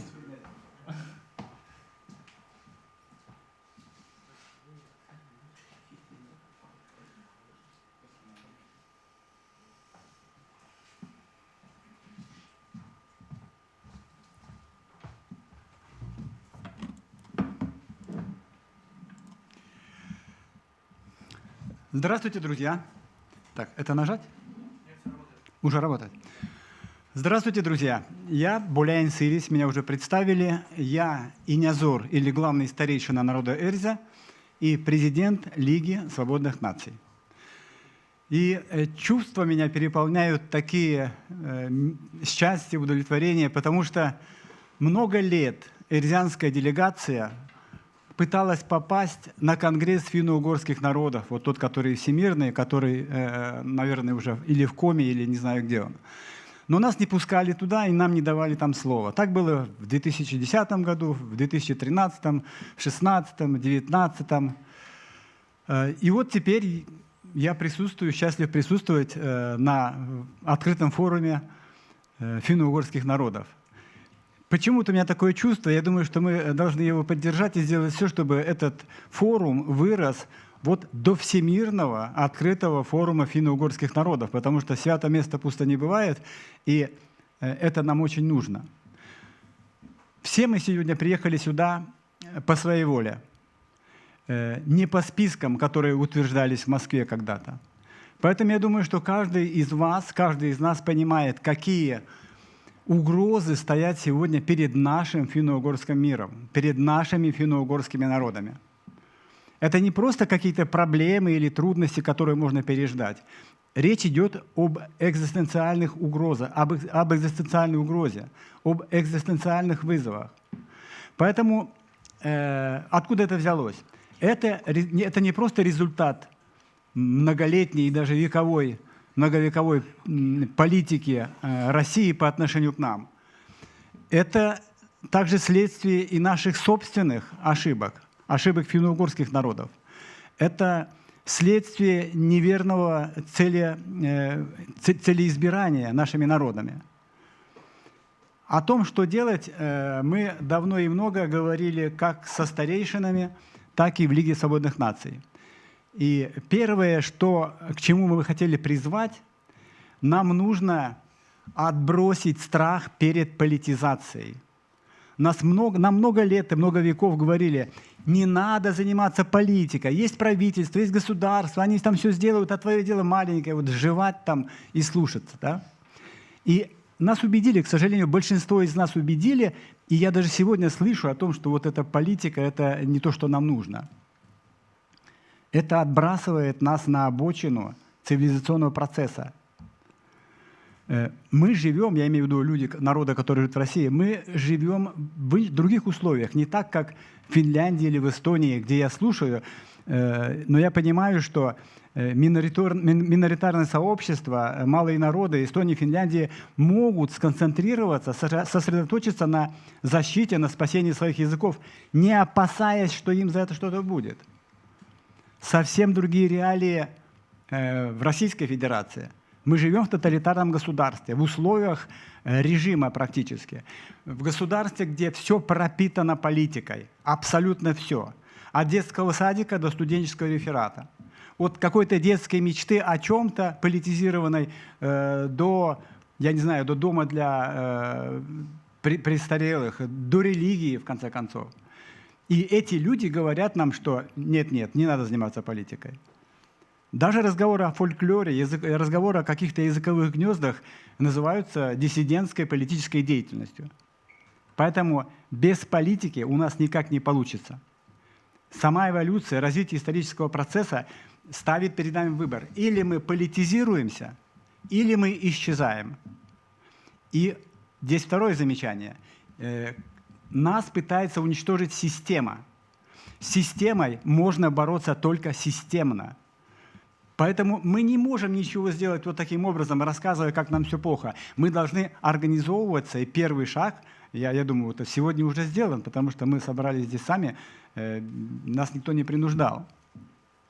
Это касается, то, что касается наших народов. То, что касается финно-угров, у которых есть своя государственность. Нам следует избавиться от комплекса посредничества российского государства как необходимого условия для сотрудничества с финно-угорскими народами. И многие годы именно вот такой подход был у Хельсинки, у Будапешта, у Таллина. Все делалось через Москву. И сегодня мы ощущаем вот последствия вот этого всего подхода. И есть два выхода из этой ситуации. Первый выход – это ничего не делать. Вот давайте ничего не делать. Мы будем собираться раз в 3 года или раз в 5 лет, вот так собираться, рассказывать, как у нас плохо, фиксировать, как это плохо. Наши эстонские и финские друзья помогут нам сделать красивые видео, красивое аудио. Мы зафиксируем остатки нашей культуры, остатки, то, что осталось от наших языков. Лет через 30 мы сделаем грандиозные фильмы, целый цикл. Последний Удмурт, последний Эльза, последний Коми. Это будет пользоваться популярностью. Все супер, да? Ну, вот это вот результат вот той политики, которая велась во многом, и результат работы, результат тех сценариев и программ, которые использовал Всемирный конгресс финно-угорских народов. Есть рязанская поэтесса Алина Подгорнова. И она жива, она молода, здорова, все хорошо. Но я уже могу сказать, что это великая поэтесса. И у нее есть такие строчки. «Мон вишка нармонь, раскень вишка пельске. Пельвисе эрям смоня расми лесь, зярдо тандавтни, музейн лазпанкске. Кососюрмадозе, мерзятня, ульнесть». Никто не понял, правда? Так вот, сегодня в Мордовии дети 10-15 лет тоже не понимают. А она сказала: «Я часть народа, птичка-невеличка, а жить иначе полсилы мне уже нельзя, когда грозит музейная табличка с десятком слов про вымерших ирзян». Я был в музее, в Тарту, в Национальном музее. Великолепный музей, великолепное впечатление, великолепные экспозиции. Но они рассказывают о нас, как будто нас уже нет. Как будто мы уже в прошлом. Лапти, одежда, темный лес. То есть нас сегодня уже нет для них. Но есть второй путь. Можно не ждать. Есть второй путь, который нам ничего не обещает и ничего не гарантирует. Но он дает нам шанс выжить. Он дает нам шанс побороться за свою жизнь, за свое будущее. Он дает нам шанс остаться в этом списке народов мировых. Но этот путь требует смелости и решительности. И не только от народов, которые живут сейчас оккупированы Россией, но и от эстонцев и финнов. Потому что это реалии. Мы не можем справиться сейчас без вас. Я не буду говорить про Коми, Мари, я скажу про рязан. Мы сейчас настолько в глубоком кризисе, что выкарабкаться оттуда своими силами в одиночестве – это невозможно. Поэтому мы объединяемся в Лигу свободных наций и другие организации. И здесь речь, наверное, не о солидарности, там, о необходимости поддержки финно-угорских народов. Дело в том, что Россия видит угрозу в сохранении нашей идентичности. И поэтому ее цель – нас уничтожить. И когда я слышу от кого-то, что можно, может быть, поработать с Россией, возлагают на нее надежды, что она как-то нам поможет, это не смешно, это не грустно, это подло и цинично. Простите меня, пожалуйста. Россия не может быть нашим союзником. Россия – наш враг. И пока мы эту правду себе не скажем, мы никуда не будем двигаться, будем так плакать год из года, и все. Союзником нам может только государство какого-то финно-угорского народа, которые ощущают ценность нас, как ирзян, как одного из финно-угорских народов. Поэтому нам жизненно необходима поддержка финно-угров. И поэтому мы, присутствующие в зале, имеется в виду, должны донести до элит Финляндии, Эстонии, до общества, что поддержка наших народов – это не вопрос снисходительности или жалости к бедным. Это вопрос национальной безопасности самих государств. Это ответ на вызовы, с которыми столкнутся эти государства совсем скоро. И многие из государств соседних уже столкнулись. Чем более Россия будет централизована, тем более сильной будет угроза, тем более агрессивной она будет. И наоборот, чем ближе мы подойдем к реализации нашего права на самоопределение, тем слабее будет Россия, тем сложнее будет вовлекать наши народы порабощенные в новые войны и использовать наш ресурс. На сегодня в Мордовии самый меньший процент людей, которые воюют против Украины. Сегодня имеется только одна эрзянская национальная организация. Я не знаю таких ни у Коми, ни у Мари. Так вот, меньше всего народу призывается из Мордовии. Когда мы сделали ролик в 2022 году, они хотели сделать 3 батальона. Вспомнили Аралар, то есть Аралай, вспомнили наши эрзянские слова. Они хотели сделать 3 батальона. Мы сделали ролик. Население Мордовии 760 тысяч примерно человек. Ролик посмотрело 5,5-6 миллионов человек. Они не создали батальонов, они роту собрали одну, 200 человек. То есть это реально работает, но мы этого пока не делаем. Теперь с чего начать? Начать нужно с поддержки родственных народов со стороны Эстонии и Финляндии. И речь не как о неправительственных организациях, об общественных организациях, так и государственных структурах. Тут можно сосредоточиться на проектах, которые укрепляют, сохраняют национальную идентичность наших народов, финно-угорских народов. Если мы потеряем вот это поколение, которое родилось после 2000 года, у нас просто не будет шансов восстановить свои народы. Это горькая правда. Что нам сегодня необходимо? Необходимо мобильное приложение, которое могло бы обучать молодежь и студентов нашим языкам. Нужен репетитор и собеседник на основе искусственного интеллекта. То есть это реальный проект. И начинать нужно с теми народами, которые готовы в него включиться в качестве консультантов, учителей, носителей языка. Но мы это делаем уже. Но нам не хватает опыта, нам не хватает людей, нам не хватает доступа к технологиям. Это все есть у эстонцев и финнов. Второе направление – это работа внутри Эстонии и Финляндии. Нам нужны амбассадоры, послы, которые помогут рассказать эстонцам и финнам о наших народах, о нашем значении для финно-угорского мира. Самое главное, нам нужно объяснить, что окончательная ассимиляция всех покоренных Москвой народов, превращение их в русских, создаст новую политическую реальность. Сейчас уже страшно смотреть на это общество. Но в случае, когда все абсолютно станут русскими, уровень ксенофобии и милитаризма в России возрастет до необозримых сегодня масштабов. И здесь могут быть разные инструменты. Вы это можете делать. Это уличные какие-то акции, это университетские дискуссии, это публикации в средствах массовой информации. Вы лучше знаете, как ваши люди могут вас услышать. В 2022 году мы провели съезд в Отепе. Я имею в виду эрзянское национальное движение. А сегодня оно уже не просто активное, самое активное, оно сегодня, я уже говорил, единственное среди финно-угорских народов. И вот это единственное движение инициировало и является соучредителем Лиги свободных наций. В ней сейчас собрано 1,5 десятка различных национальных и региональных организаций, около 50 участников. Мы тоже провели свой съезд в 2024 году и тоже в Отепе. Мы уже говорим, что Отепе – это просто центр какой-то революционного национального движения. И я хотел бы сегодня поблагодарить наших эстонских друзей за помощь. И отдельная благодарность Оливеру Лоде за помощь. И большая благодарность меня просили передать нашей красавице Брит, потому что когда смотрели люди, как она несла эрзянское знамя по набережной Нарвы, 2 старейшин сказали, что они плакали. Это очень важно. Но в то же время нашлись люди, которые назвали нас ну, маргиналами, я не буду все приводить, назвались маргиналами. Там еще были экзотерические нацисты, то есть это трудно представить себе. Бурят, якут, эрзя и башкорт нацисты. Вот это нормально. Вот. На сегодня, прошел год с небольшим, на сегодня канал Лиги в Ютубе насчитывает 261 тысячу подписчиков. Каждый день наши видео просматривают более 2 миллионов человек. И более половины этих людей из России.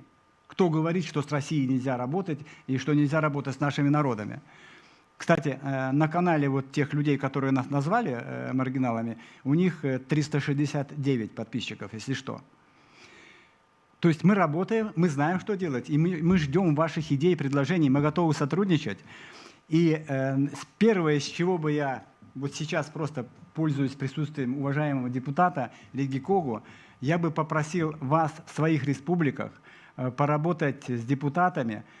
Нам остро необходима какая-то понятная стратегия со стороны Эстонии и Финляндии. Ну не хотите вы с нами работать? Скажите, мы не хотим с вами работать. Мы будем знать, мы будем обращаться к другим странам, мы найдем союзников. Если хотите, можно создать временную какую-то комиссию специальную, которая должна выработать стратегию государства по отношению к происходящему, по отношению к нашим народам. Мы кто для вас? И какое будет наше будущее? Потому что если нет стратегии, то не может быть государства. То есть не может быть попутный ветер, если ты не знаешь, куда тебе плыть. Мы должны думать о том, какими мы будем через 10-15 лет. И это зависит от здесь присутствующих и, безусловно, от эстонцев и финнов. Еще раз хочу поблагодарить за гостеприимство и за то, что пригласили высказать свое мнение. Я говорю это по поручению Совета старейшин и Президиума Лиги. Я думаю, все у нас будет хорошо, но мы должны действовать. Спасибо большое.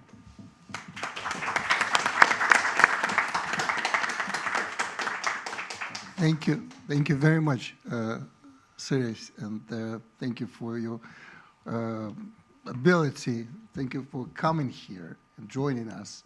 I know it was not an easy trip for you from Ukraine. Okay, I think it would be logical now to give floor to Juku Kali, to you, because I think a good part and the good part of the final part of what Siris just said was a message to Estonia and to Estonian government. So I think we are all interested in the current position. I'm pretty sure that could be different positions on different sides of the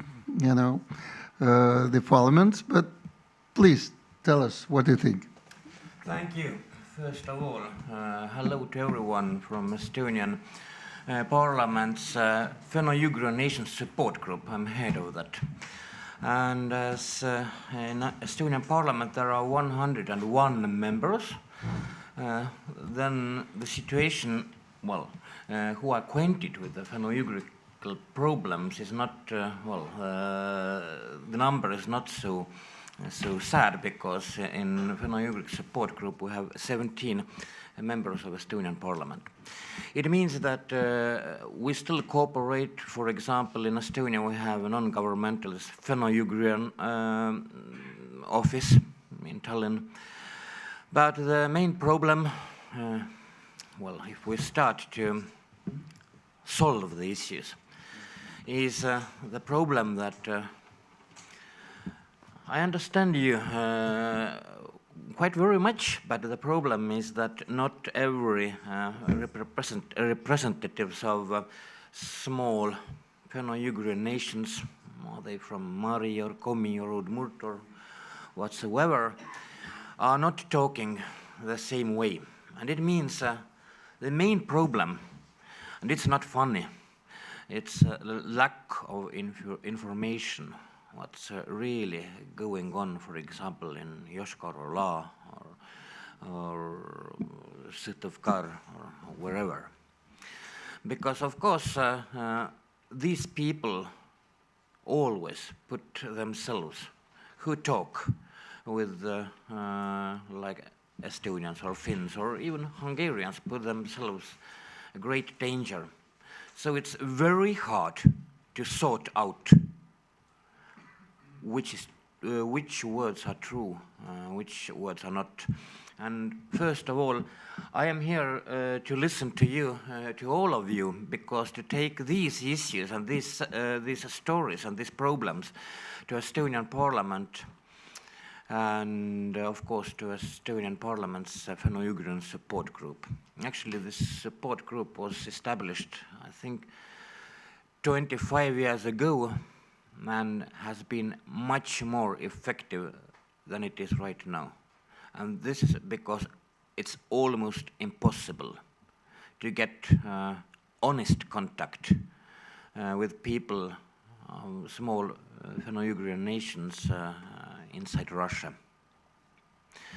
And I even don't know how to solve that problem, but everything, as you know, begins with information, with knowing the truth, not only the gossips or something like that. And the situation actually remains, I just did some remarks, remains me situation about 100, actually 90 years ago, when the first Finno-Ugric educational and cultural congresses were held, for example, 1931 in Helsinki, and there were, hardly, it's let's say 3 nations participating: Hungary, Estonia, and Finland. Okay, it was held enormously. There were, I don't know, 400 Hungarians. They came with their own train. 2 boats of Estonians, some Livonians actually, as well from Latvia. But nothing, we knew absolutely, they knew absolutely nothing what's going on, for example, inside Russia, because this situation remains me today's situation because NKVD nowadays, and well, it was the organization what's now FSB, as we all know, they thought up a stupid theory.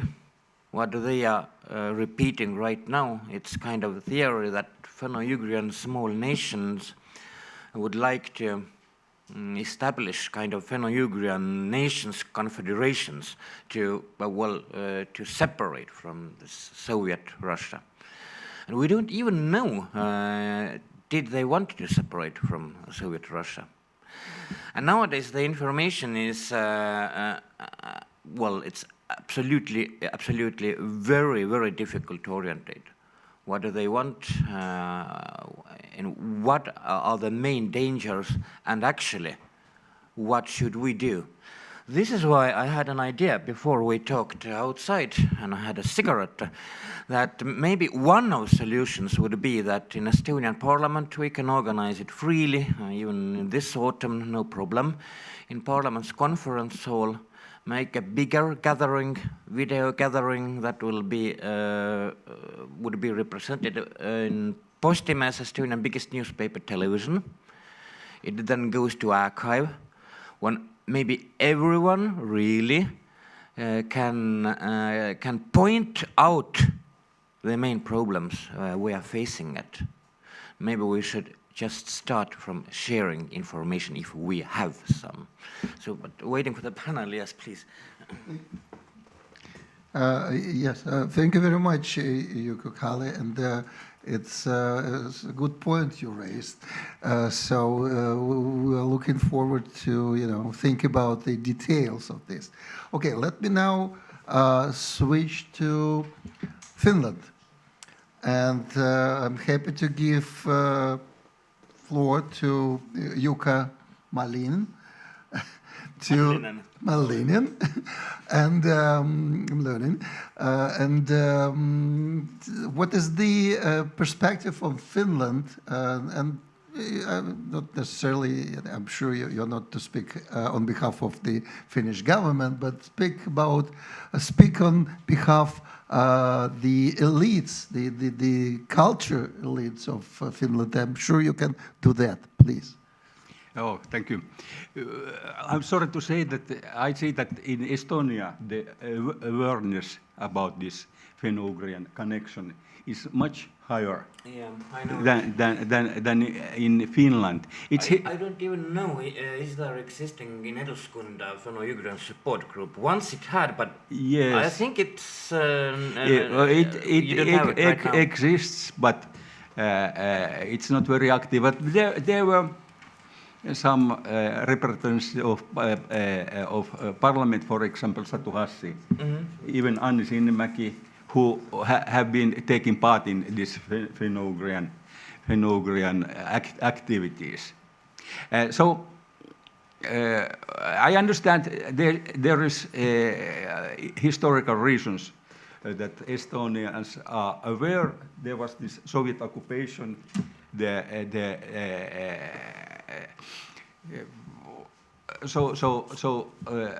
It was important for Estonia. Finland was we had other problems, and even we don't in Soviet time we don't have connections. For example, some researcher said me that it was in 80s when people were studying Finnish-Ugrian languages. They knew that there exists Mordvia or Mari language, but I think that you could meet somebody. It was out of sight. So historical, it's different. But of course,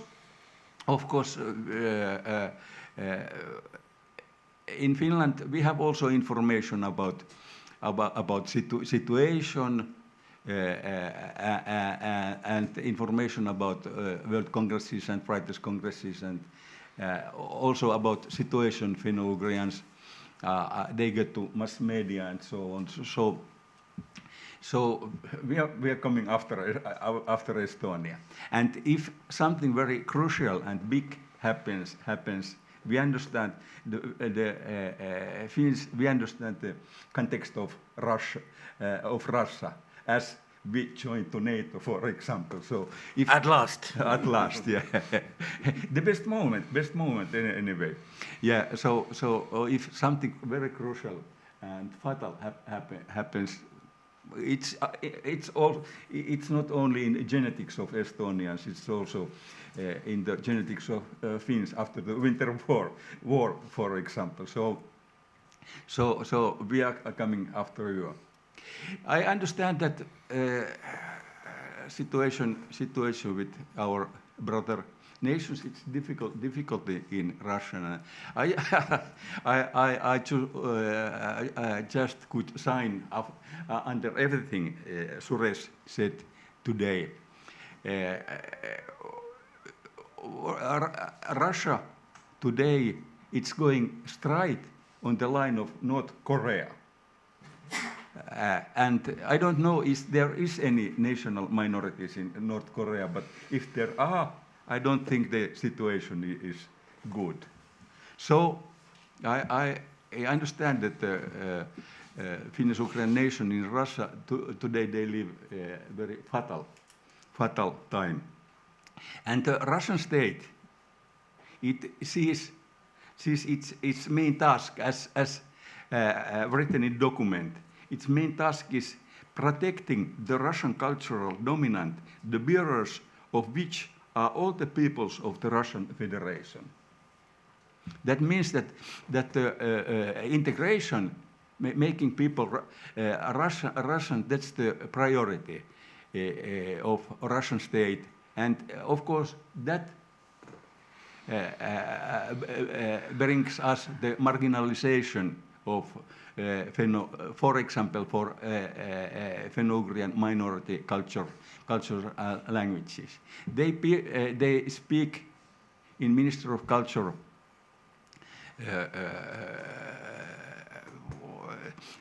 in Moscow. They speak about ethnocultures.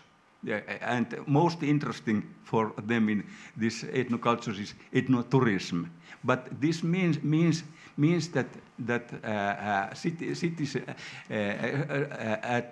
as any modern one, as contemporary citizen, he is about Russian, and his national culture, it's just a tourist show in reservation. I see two problems two main problems within our nations now in Russia. The first is the vague identity of our nations, and second is, of course, the imperialistic and colonialistic character of the Russian state. When I look, for example, for the Sami nations in Scandinavia, how actively all the nation is pushing on state for rights of language and so on. I'm sorry, I don't see that kind of all nation activities within our Russian brother nations. They are activists. We heard about them also today. Their work, it is heroic and it is dangerous. But it seems to me that most of the nation, they just admitted to the more and more deep marginalization of their mother tongue. And of course, this comes within many aspects about the Soviet time. The Soviet era, its practices and this paternalistic dependence on Moscow poisoned the institutions of Finno-Ugrian peoples. The truly autonomous civil society organizations that emerged in the 90s have failed to develop, and Moscow has limited them as best as they can. So, as respected Inazor here said, we need the activities of every head of the nation. The second point is, of course, the character of Russian state, imperialism and colonialization. This colonialization went on about 1,000 year. And the idea is absorbed by force all non-Russians to Russians, Orthodox imperialists, and so on. And if you speak about the political change in Russia today among the Finnish-Ugrian people, well, that's really some question. But I think that Russia, the only historical perspective for Russia to save the minority nations is the European the way of development. Russia must stop this imperialistic and militaristic way of development and move over to European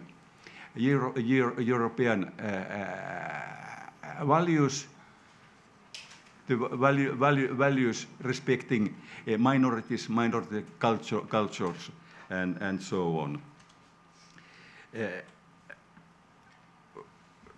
And essential part of this European way of Russia is that Russia recognizes the value of minority nationalities.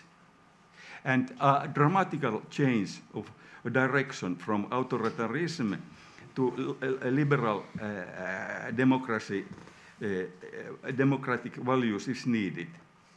And of course, it is important not only for the rise of minority nationalities. But I think it also of vital importance for the survival of Russia itself. If Russia goes on this pseudical militaristic way, it will bring to the split of the Russia. And of course, I must say something about this very actual problem in our Finnish Ugrian movement. Finno-Ugric actors and organizations have mostly caused great disappointment by supporting this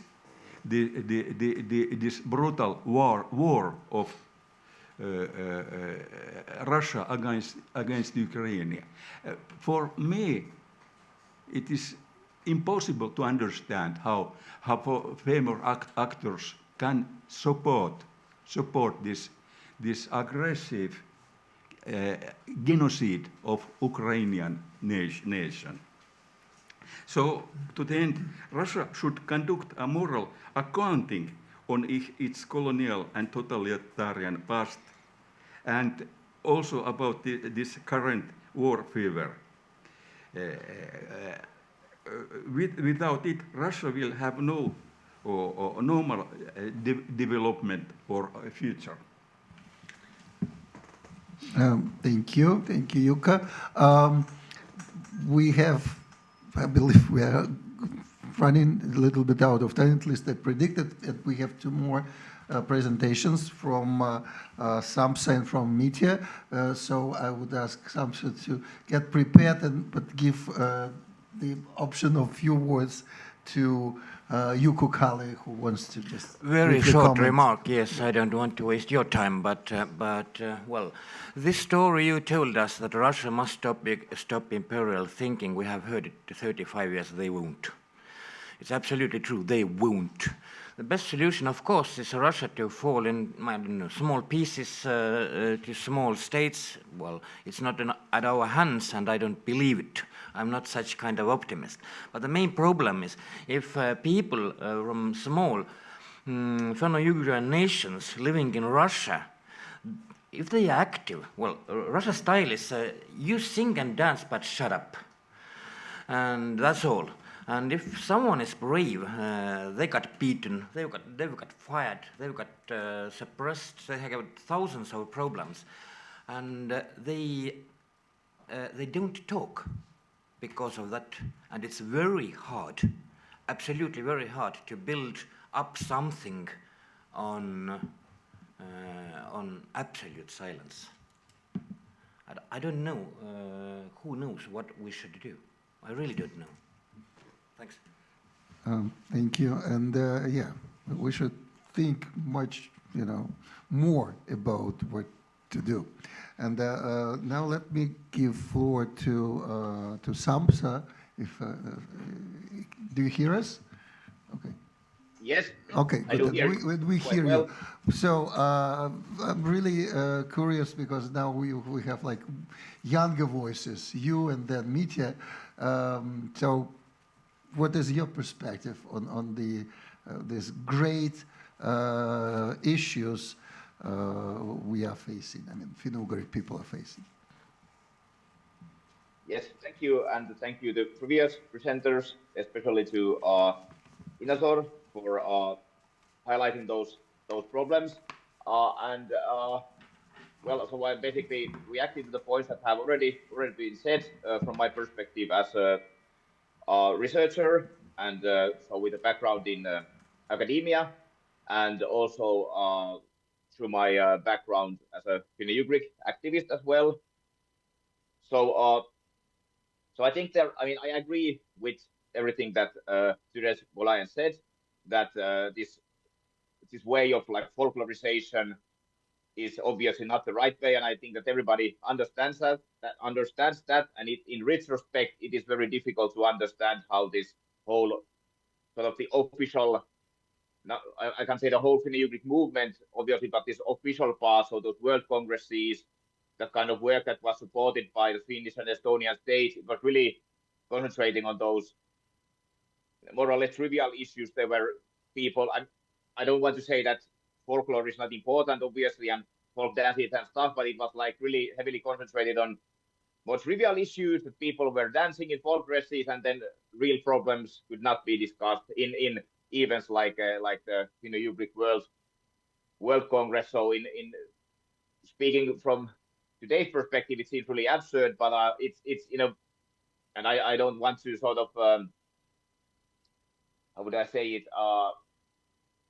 I don't want to say that that kind of viewpoint was acceptable, but I in a way can understand that when people still somehow assume that it is possible to do cooperation with the Russian state, that if you stay in good terms with Vladimir Putin and the Russian regime, then you can do some different kinds of cooperation with the different Finno-Ugric peoples in Russia, and obviously that we have now seen that that was not the right way. I mean, it was it was very unsuccessful approach. But from the perspective of, if I think about, obviously I do not represent the state of Finland, and I don't know how like Finnish politicians would think about it, but there were these like various programs, and there was money for Finno-Ugric cooperation. Obviously, there still is like money for those things, but it's impossible to do cooperation with Finno-Ugric peoples in Russia at the moment. And if we think about what kind of role the state of Finland should have, I mean, obviously, I agree that Finland and Estonia should be supportive because they were supportive in the past, and they had this approach that they were supportive through this cooperation with the state, like through the official channels of Russian Federation. And now, because those channels cannot be used, it is kind of difficult to find a way how state of Finland could support those Finno-Ugric minorities who live in Russia at the moment. So this idea that Jukka Rait had of a joint conference in Estonia, that is a great idea, and I hope that through the channels that the Parliament of Estonia has with the Parliament of Finland, it will be possible to invite Finnish politicians there as well, and also academics from Finland. So this sort of brings me to the academic point of view. So there was, in addition to the cooperation between like NGOs, or if you can speak of NGOs in the Russian context, because there never was a real civil society in Russia, so non-governmental organizations are not non-governmental in Russia in the way they are in at least in today's Russia, or in Putin's Russia in the way they are in Finland or Estonia or in normal European or Western countries. But anyway, in addition to like cooperation between organizations, there was academic cooperation, so different kinds of conferences, not only these big Finno-Ugric congresses, but all kinds of cooperation between linguists and other scholars in Russia and in the Western countries, and that's also something that the connections have been, at least on official level, they have been severed, and it's again in Russia the universities and academic institutions are not, they have a very different relationship with the Russian state and administration. So I mean, I'm not saying that the situation is perfect in Finland or in Hungary, for example. I mean, of course, the state can influence in practice, like how much money they give to the universities and so on. So obviously, universities are not completely independent, but still, you can, in academic events, you can discuss whatever you want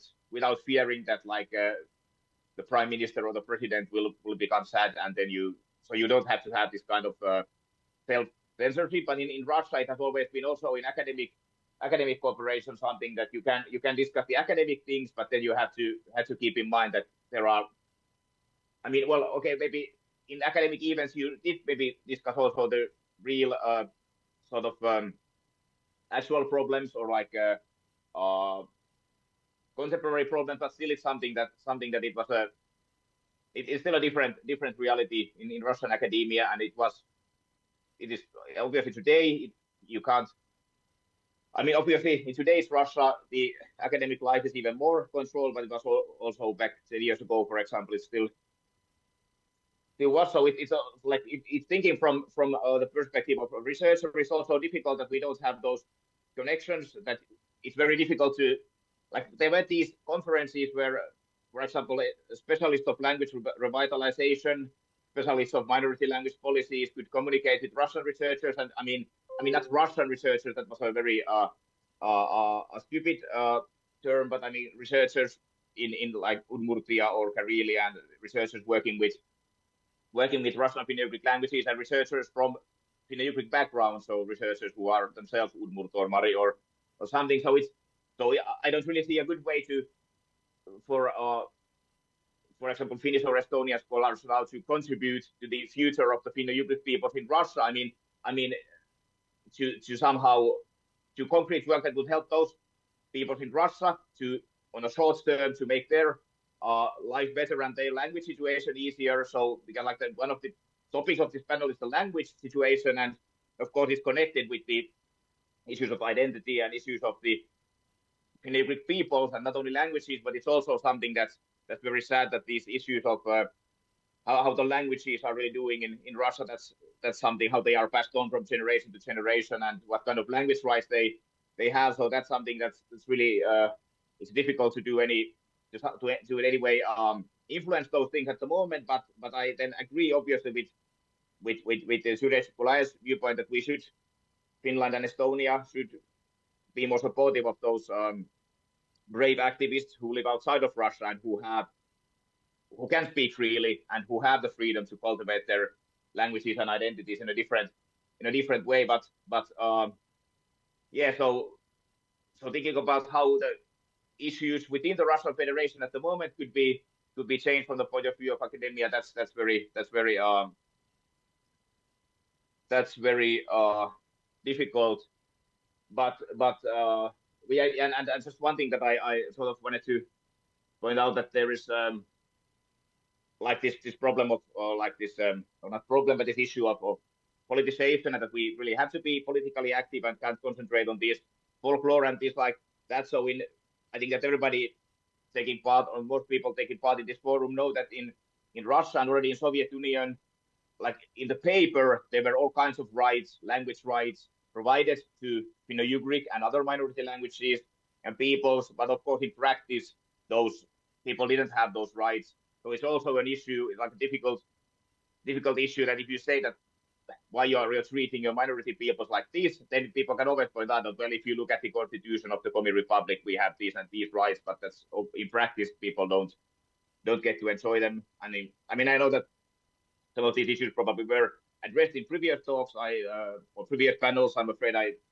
sorry that I couldn't listen to all the previous pieces today, but yeah, just to sum up, I agree with the points raised by Suresh Pulaya, and I hope that like Finland and Estonia, through these channels that people like Juku-Kalle have, can try to work out ways to support Finno-Ugric languages and peoples, and there should be like people in Finland should be more aware of these Finno-Ugric minorities outside of Russia, like the Ersians who are very active, and that there should be more cooperation with them. Okay, thank you very much, Samsa. Now let's switch back to, I mean, you guys, you keep saying Russia. I mean, I'm not a big fan of that, so I want to switch back to Ingria. And Mitya, it's for you to maybe to some extent wrap it up, but really, what is the way of survival for Finno-Ugric people? Okay, say in Russia, but let's concentrate on Ingria, okay? Yeah, sure. Thank you. I'm really honored to be here. And as majority of you know, majority of Russia is a plain. There are 3 mountain ranges. There are Caucasus, there are Altai, and there are Urals. Russian authorities, they would like everything to be a plain, as they do in Ukraine, as they've done it in Finland in the Winter War. But I think that these two mountain ranges will be the death of Russia. We know with Caucasus how many problems it was Russia for centuries with all these Caucasus wars. With Altai, which is like all the Turkic-speaking people, and with Urals.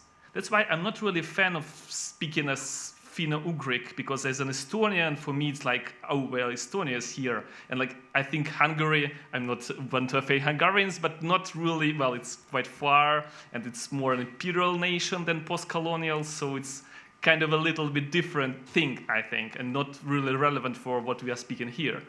And if you stay with it, we have Uralic nations. So the center is somewhere there in the east, this Ural mountains, which is, yes, not as high as Caucasus or Altai, which were integrated to Russia, well, quite a long time ago, but it is really a spine of Russia. It is where it divides Russia to two parts. And I also think that Uralic people are also a spine of Russia to some extent, because they were integrated to this Russian state very early in Novgorod and in Kiev. Everywhere there were Uralic-speaking people who were, yes, the majority of them were quite quiet. They were fishing. They were in the I know, somewhere in villages, and not so aggressive as, I don't know, Tatars or other people who live in Russia nowadays. But still, they were part of that.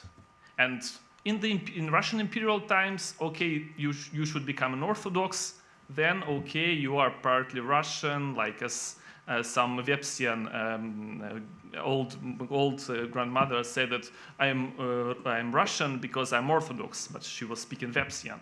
So at that time, it was okay if you are Orthodox.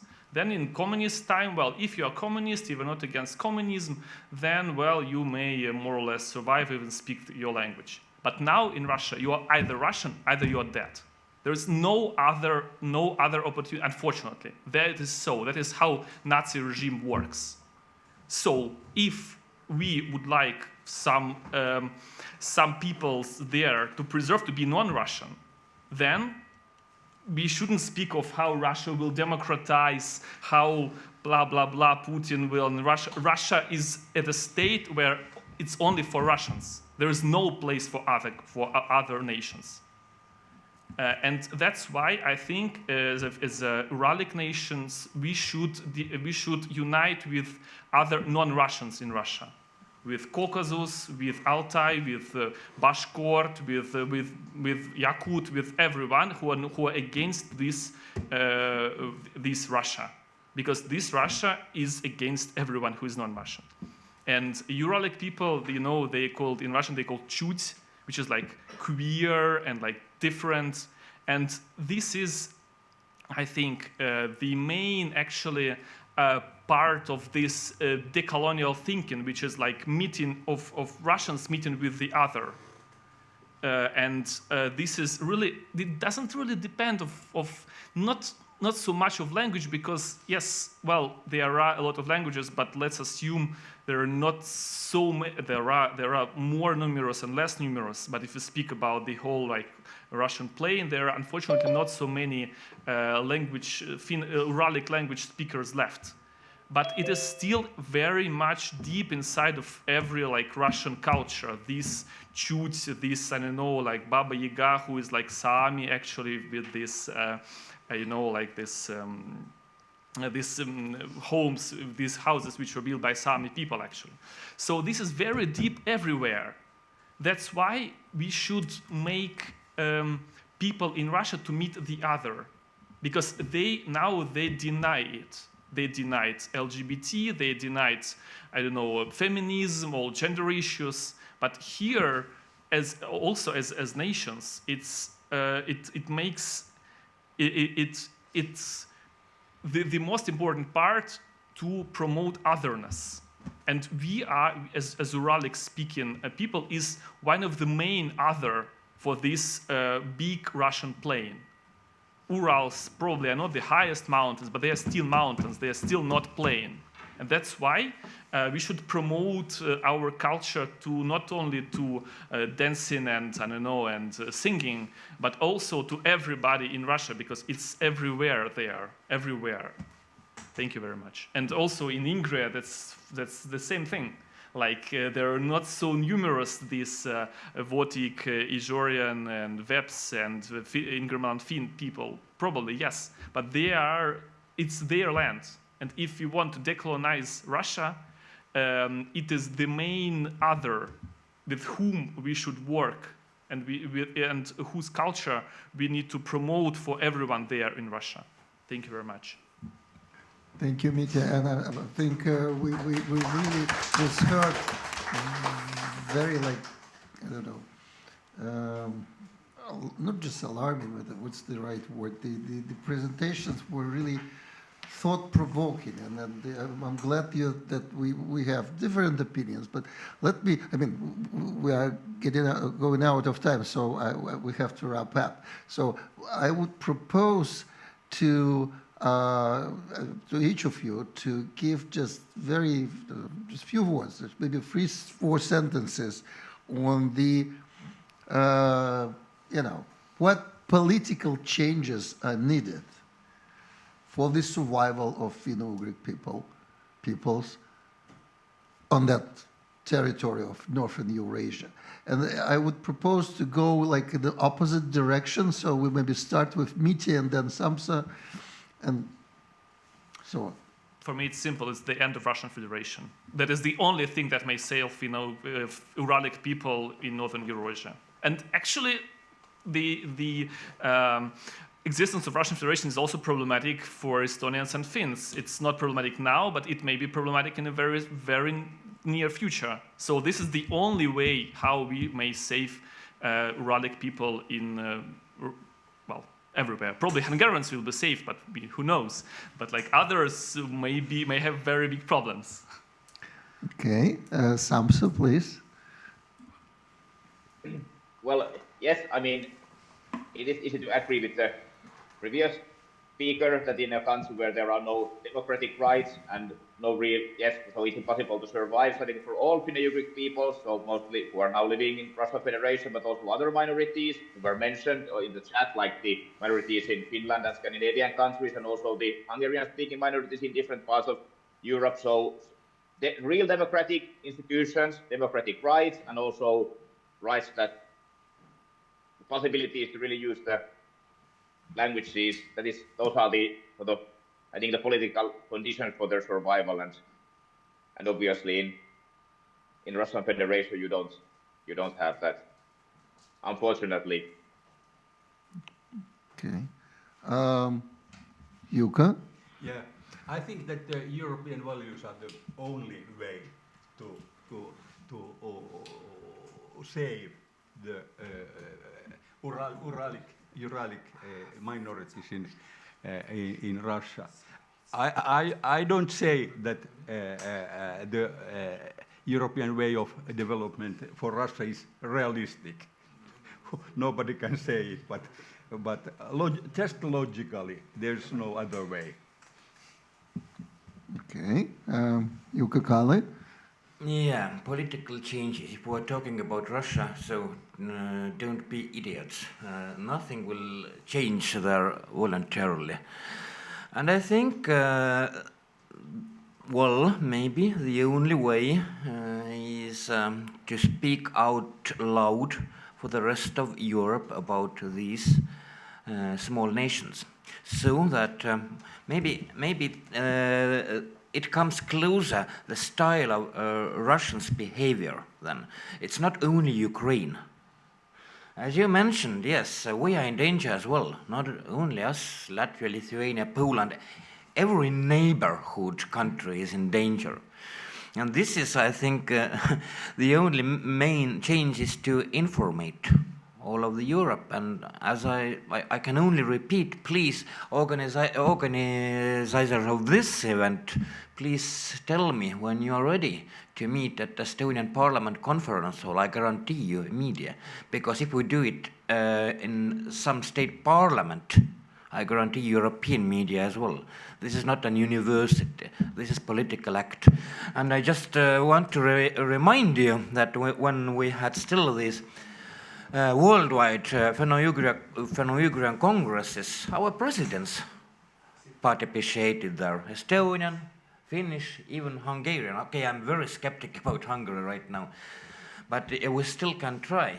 And I don't see any questions why, I don't know, ministers of foreign affairs or some kind of minister or presidents shouldn't join with that event when it's held in Estonian parliament. So please, the ball is yours. I'm ready. Thanks. Thank you. Вот сейчас как раз, Сэрис, вам слово, и оно, я бы сказал, будет завершающим. Все. Конечно. Вопрос в том, общий вопрос нашей панели, какие политические изменения нужны для выживания и развития финно-угорских народов и языков.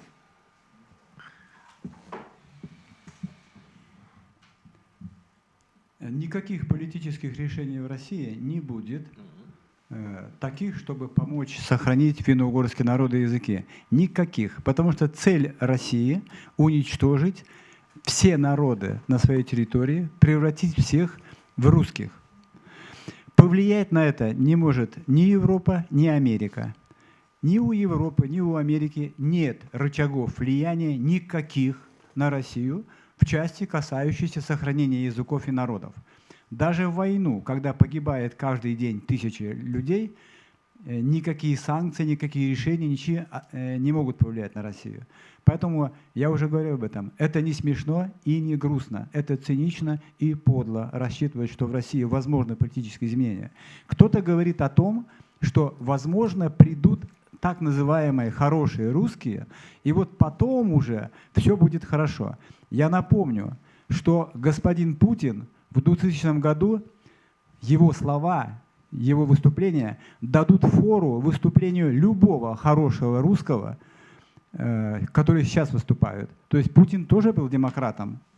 Помните, да, чем это обернулось? Россия не может существовать в каком-то другом качестве, кроме истории. Небольшой исторический экскурс, совсем коротко. У любой империи, у любой центра, колониального центра есть территория. У русских нет территории. Она была окраиной Орды, сначала Киевской Руси, потом она была окраиной Орды. Народ не смог сформироваться как народ территориально. И сейчас империя — это форма существования русского мира. Она не может существовать ни в какой другой форме. Спасибо большое.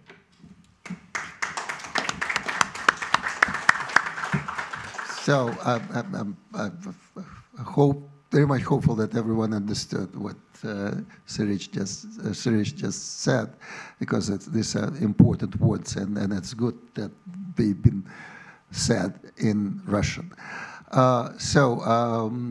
Let me now close this panel. I think I'm sure you have questions and you want to take part in discussion, and you're very welcome to do it. But let's do it after the next panel. We have a dedicated time for that. And that way we can have a break until 3:30. But let's start 3:30 sharp. Okay, and then it will be our fourth and final panel, and then a discussion. Thank you. Thanks. Thank you.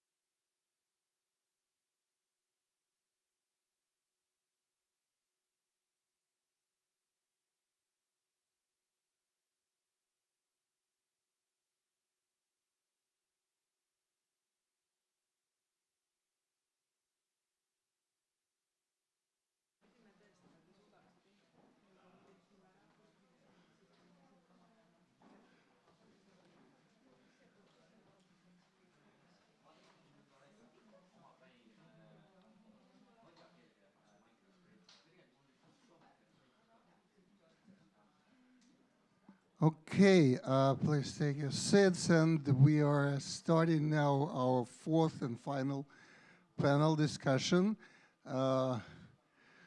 Kirsty, I guess you will lead successfully. Please go. Okay, we start, yes. Everybody is here, except Eero Raun. Do we have Eero Raun online? No. Good afternoon, everybody.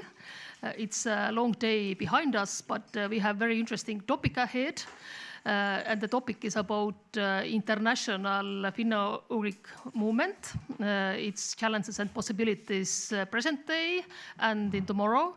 At first, may I introduce you our distinguished panelists. So from my right, we have Rune Bjerkli, who is representative of Svensk Riksförbund.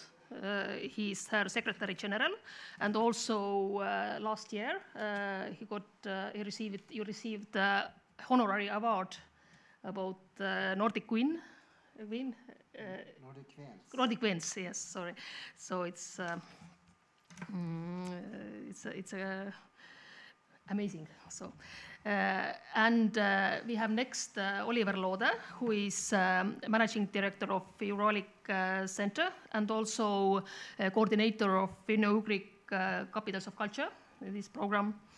Next we have Antti Lillak, who is a museum educator at the Estonian National Museum, and also you are a popularizer of folk culture and history.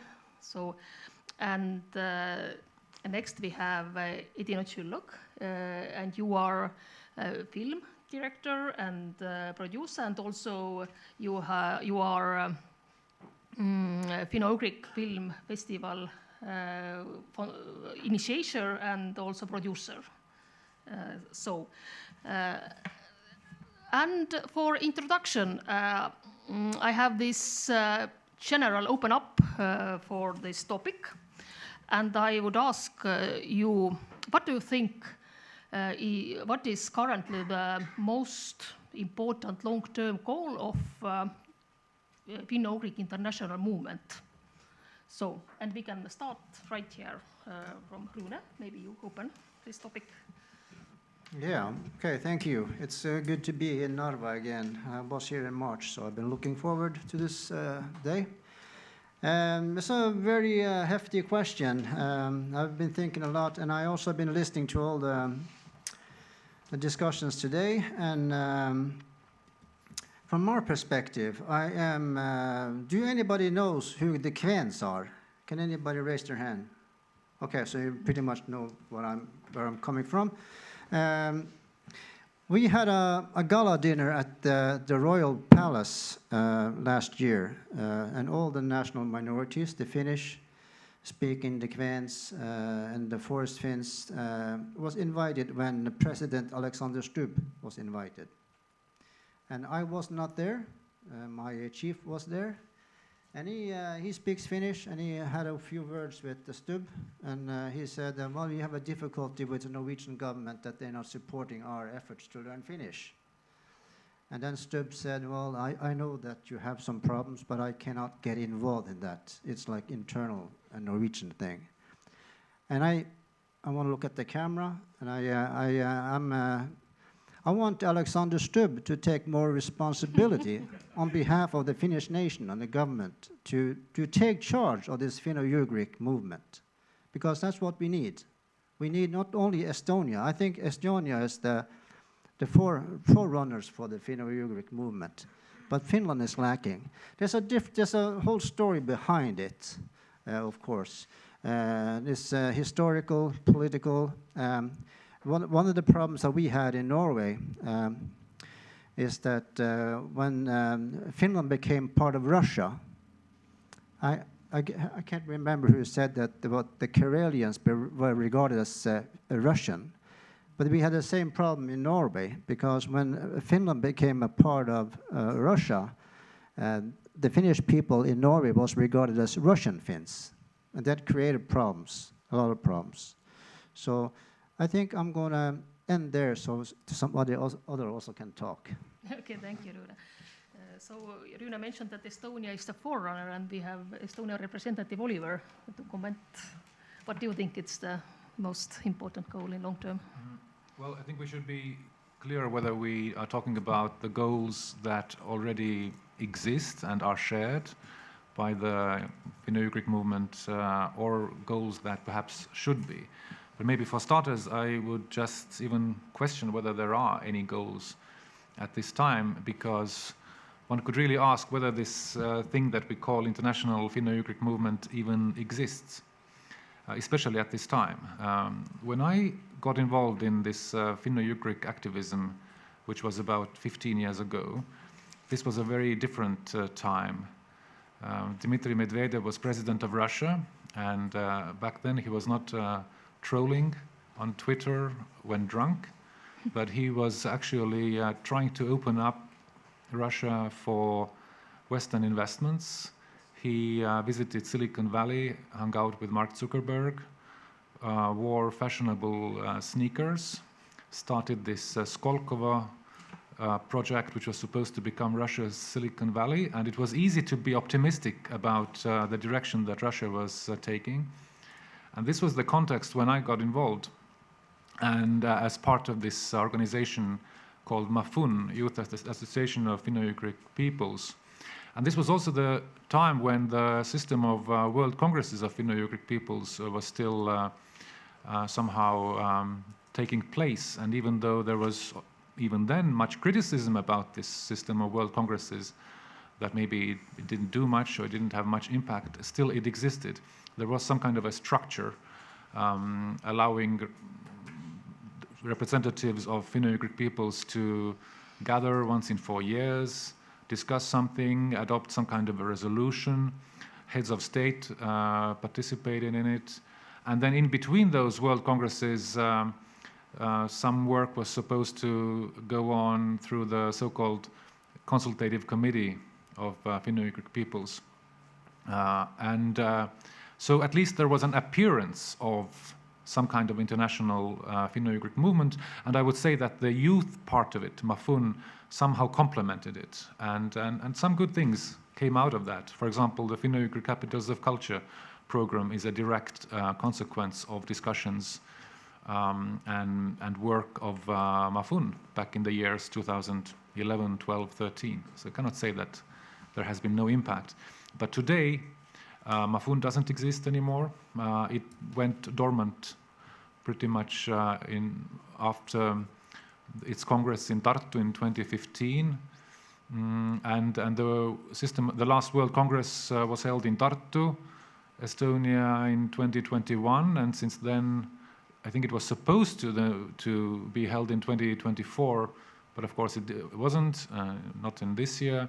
So for practical purposes, it seems that this system of World Congresses is at least on pause, if not retired.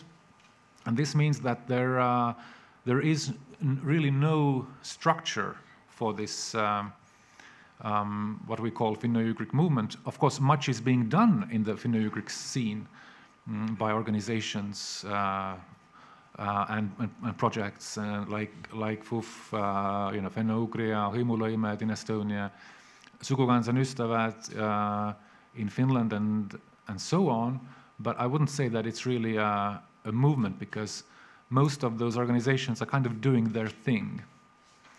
And maybe that's actually a problem, that on the one hand, the structures that existed are somehow gone, but nothing has come in their place. Therefore, it is very difficult to speak about the Finno-Ugric movement currently having any goals.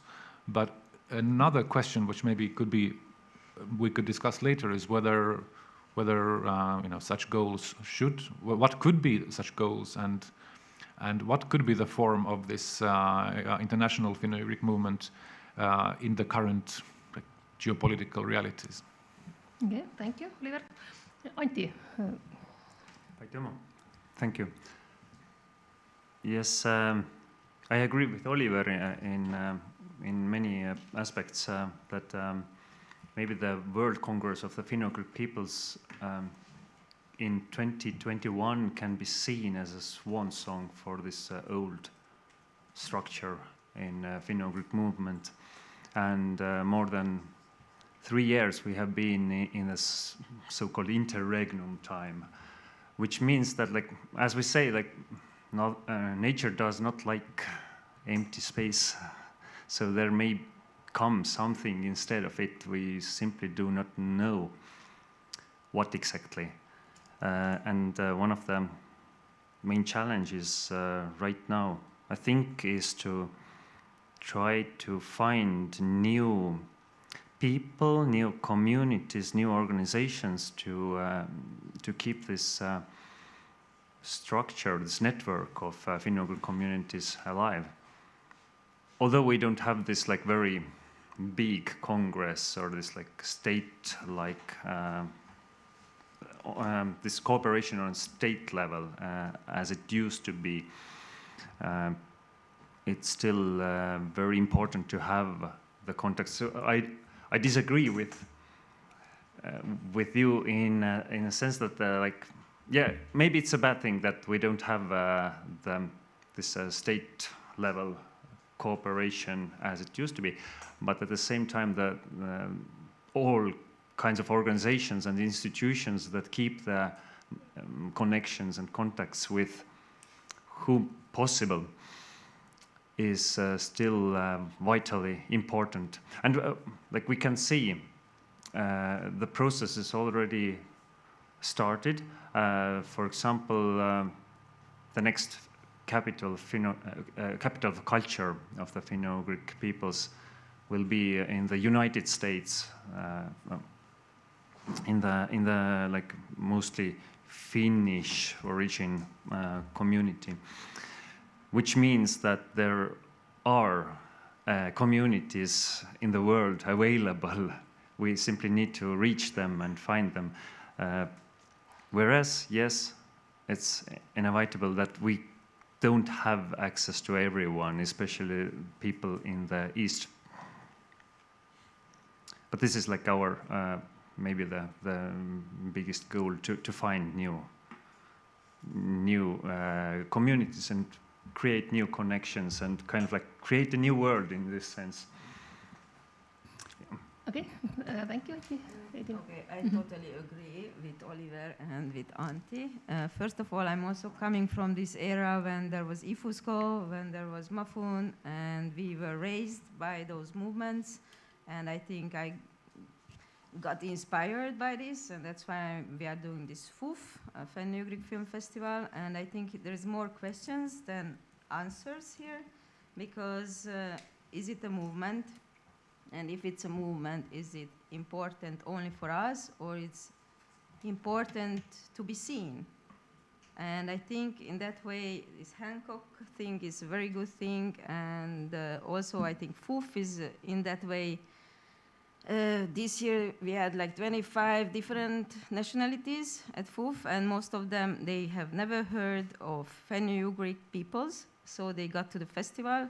And I think it's more a question of how we advertise ourselves, how we marketing ourselves, how we are visible.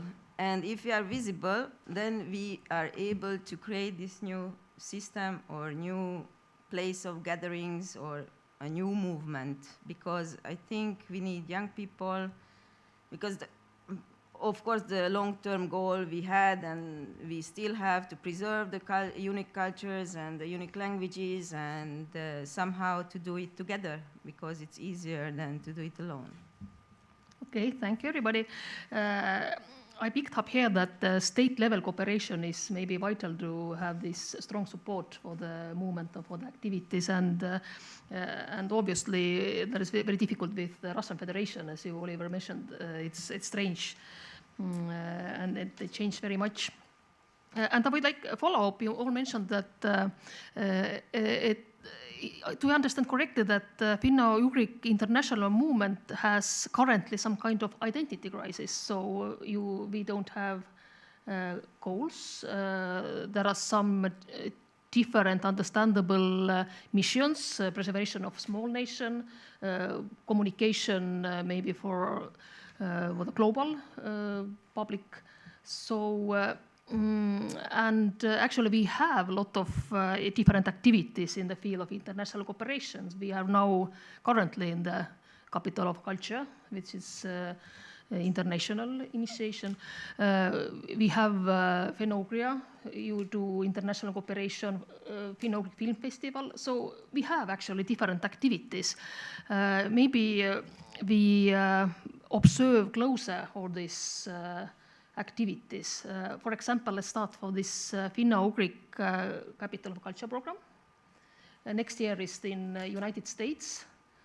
What do you think, what kind of new quality this very interesting location brings to the movement in the field of communication, cultural? For me, it's very intriguing. How do you feel about this? Anyone who has thought about this, maybe? Yeah. I see it in Norway. There's very little awareness of the Finno-Ugric movement at all. Mm-hmm. And when I work, we have an election in Norway now for the new parliament, and every year I do a survey among some of the candidates. And this year, last time I was in Tromsø, and this year I was in Finnmark, in Alta. And I noticed that some people were very skeptical of answering the question. And the level of knowledge among these political candidates are very little. They don't even know who the national minorities in Norway are. And so the general level of knowledge about these things is like close to zero in Norway. In Estonia, I would imagine that is quite high. In Finland, I don't think it is that high. So when these major countries is not involved, and when Norway and Sweden possibly also have the same problem, we need to make the movement more visible in the political arena on the top, because otherwise it's just I see in Norwegian politics it is just drowning in everyday problem that we have, like unemployment, health issues. So it does not get the level of attention that it needs.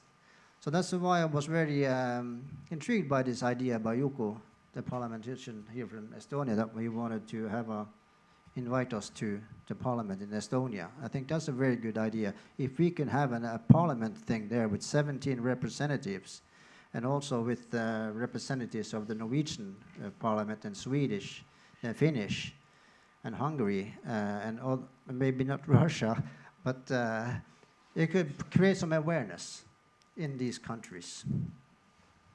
Any more thoughts about this? Yes, of course. So concerning Hancock, well, I think the most important aspect of it is that Hancock, Michigan, itself wanted to apply for the title of Finno-Ugric Capital of Culture. It is their initiative, their will. This year there was no competing bid, but the jury that also, for example, Edina was a member of, made the decision still based on, well, in its decision made sure that Hancock will be somehow ready for this title. This title wasn't just handed to them. But what it means in a bigger picture, I think it's an opportunity to widen and broaden what we understand by the Finno-Ugric world. Because historically, I believe in Estonia, maybe in Finland too, there was this very strong Russia focus in the Finno-Ugric cooperation, and of course for good reasons. But with this focus on Russia, it may be that other Finno-Ugric peoples and communities and diasporas outside Russia were somehow forgotten or not prioritized. And so now, with formal cooperation with Russia not possible for the time being, and maybe even for the foreseeable future, this is actually a great strategic opportunity to cooperate with those with whom, A, it is possible possible to cooperate, and also with those who actually want to cooperate. I was in Hancock in April. I gave a presentation to the local community there about the Finno-Ugric movement in general, about Finno-Ugric capitals of culture, and you cannot imagine the level of enthusiasm that this Finno-Ugric idea evoked there. And if this is the case, then I think we should really, take advantage of this and build on this. Also, concerning the Hancock, and I think it's an opportunity for the civil society whom we represent here to take a lead also in a little bit like bigger international processes.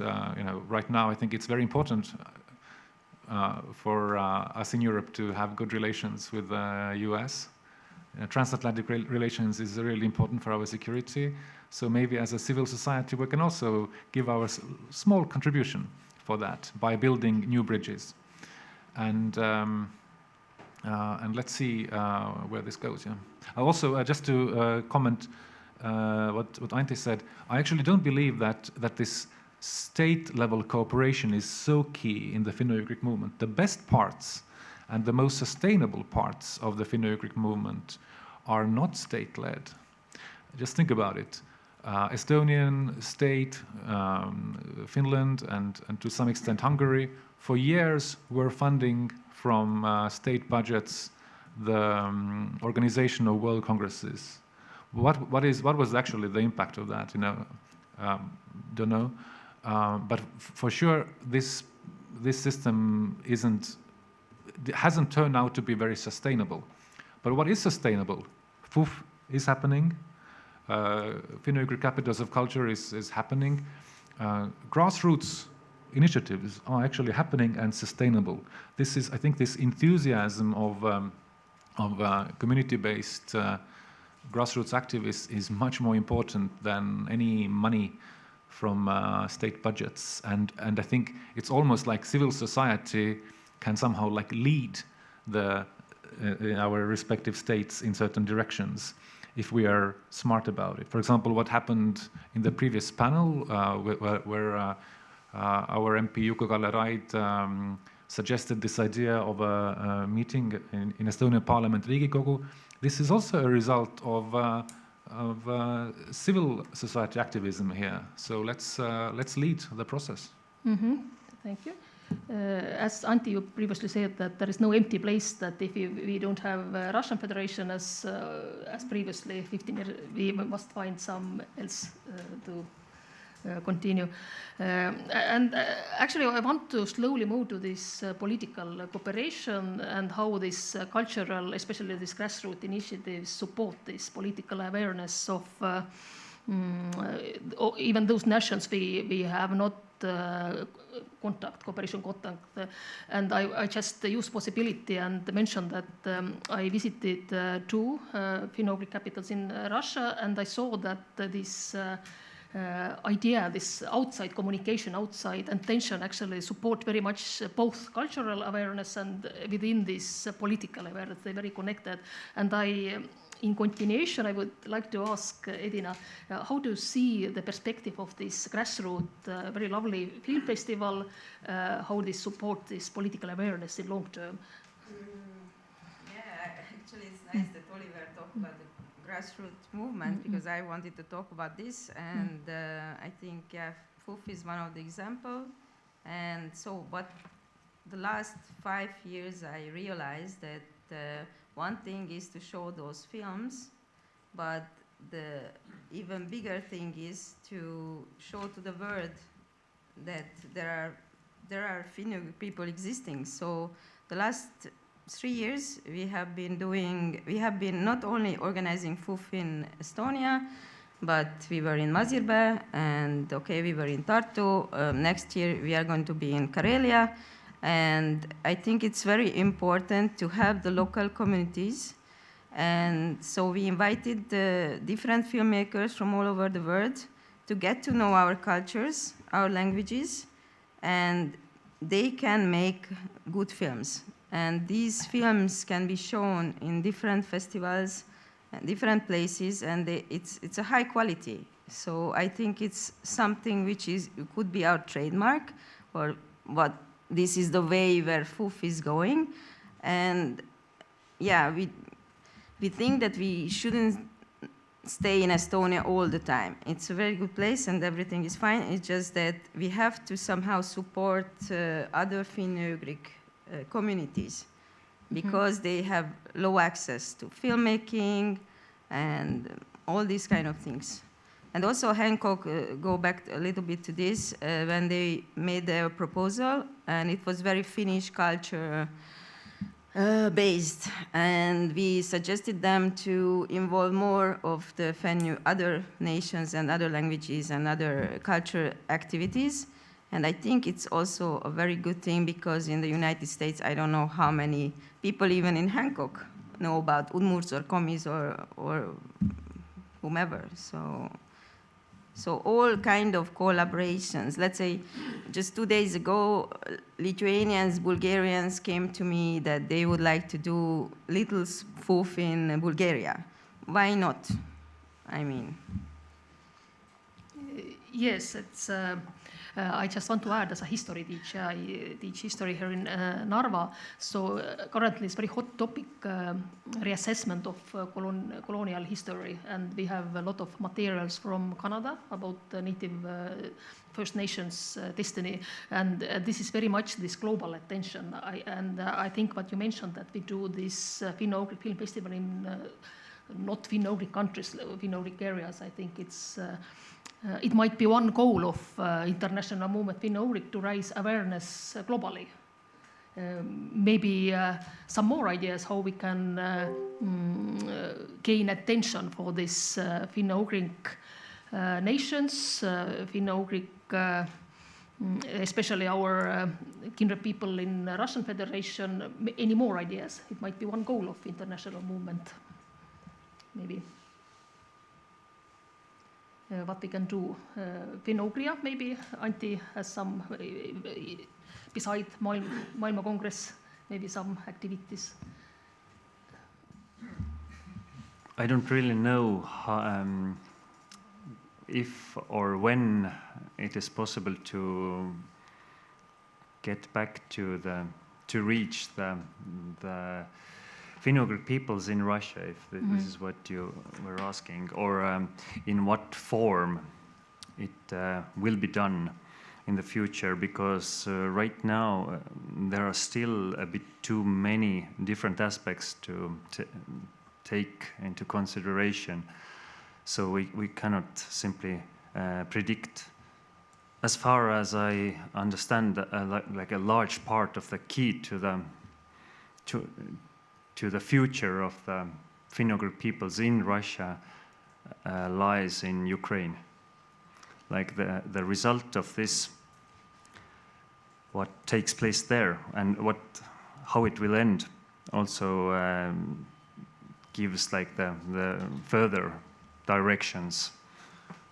Maybe like one of our goals is to keep an eye on it, like very carefully, and try to understand the right momentum, when to make a move and what kind of move to make. Because the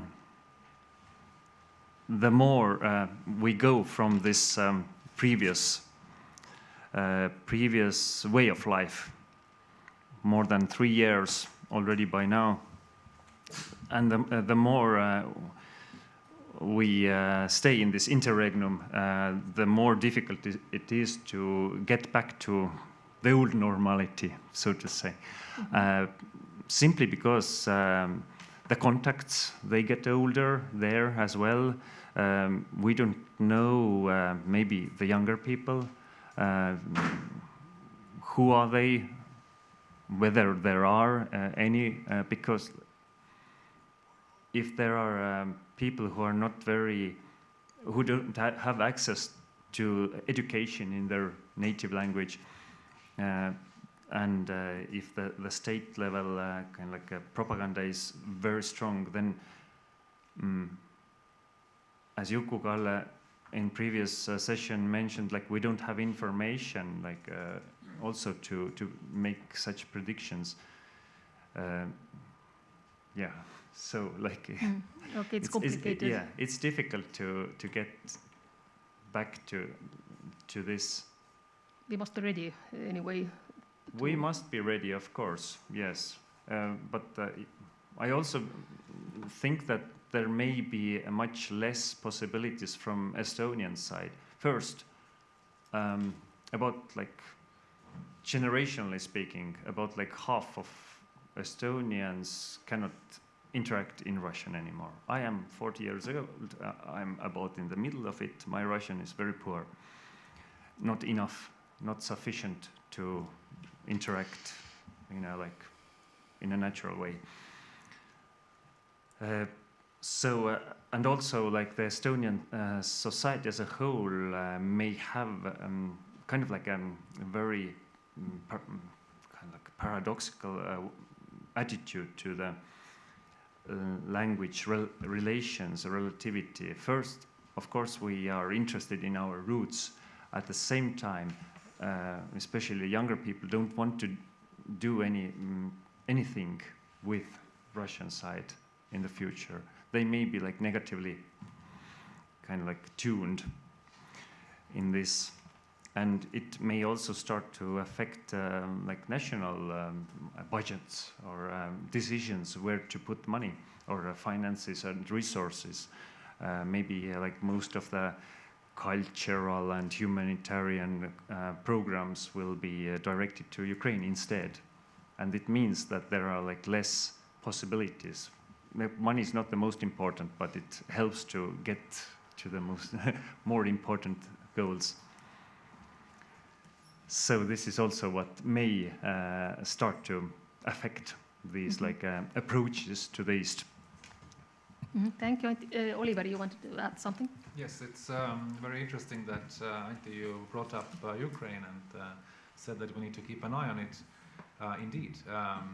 And here I would like to also say that about a year ago, I had a talk with a very experienced Finno-Ugric kind of activist from the, let's say, from the already since the 80s and 90s here in Estonia, who told me that, for example, I, in my Finno-Ugric activism, should keep Ukraine and Finno-Ugric issues separate. That there is some risk or danger in somehow trying to find some connections or synergies between those two issues. I couldn't have disagreed more, because in my view, actually, Ukraine and, let's say, the long-term success of Ukraine holds the best and most important keys for improving the conditions of Finno-Ugric peoples of Russia. Well, I could give a longer analysis of this, but I guess the short version would be that Ukraine's long-term success would inevitably lead to the decolonization of Russia one way or another. Ukraine on a state level understands this very well, also on the parliamentary level. Ukraine is the only state in the world that has set up a special parliamentary committee to develop a strategy for communicating with independent national movements of Russia's captive peoples. There is a draft law. It has passed the first reading. It's still in the process of being adopted, but serious work is being done in this direction. Why? Because Ukraine, of course, it has to do with Ukraine's national security interests. Ukraine understands that the success of these kinds of national movements is also related to its own success. But as a result of this and other initiatives going on in Ukraine, I would say that that Ukraine is kind of like the world leader in decolonization of Russia. this is actually something that is also in the interests of Estonia and Finland.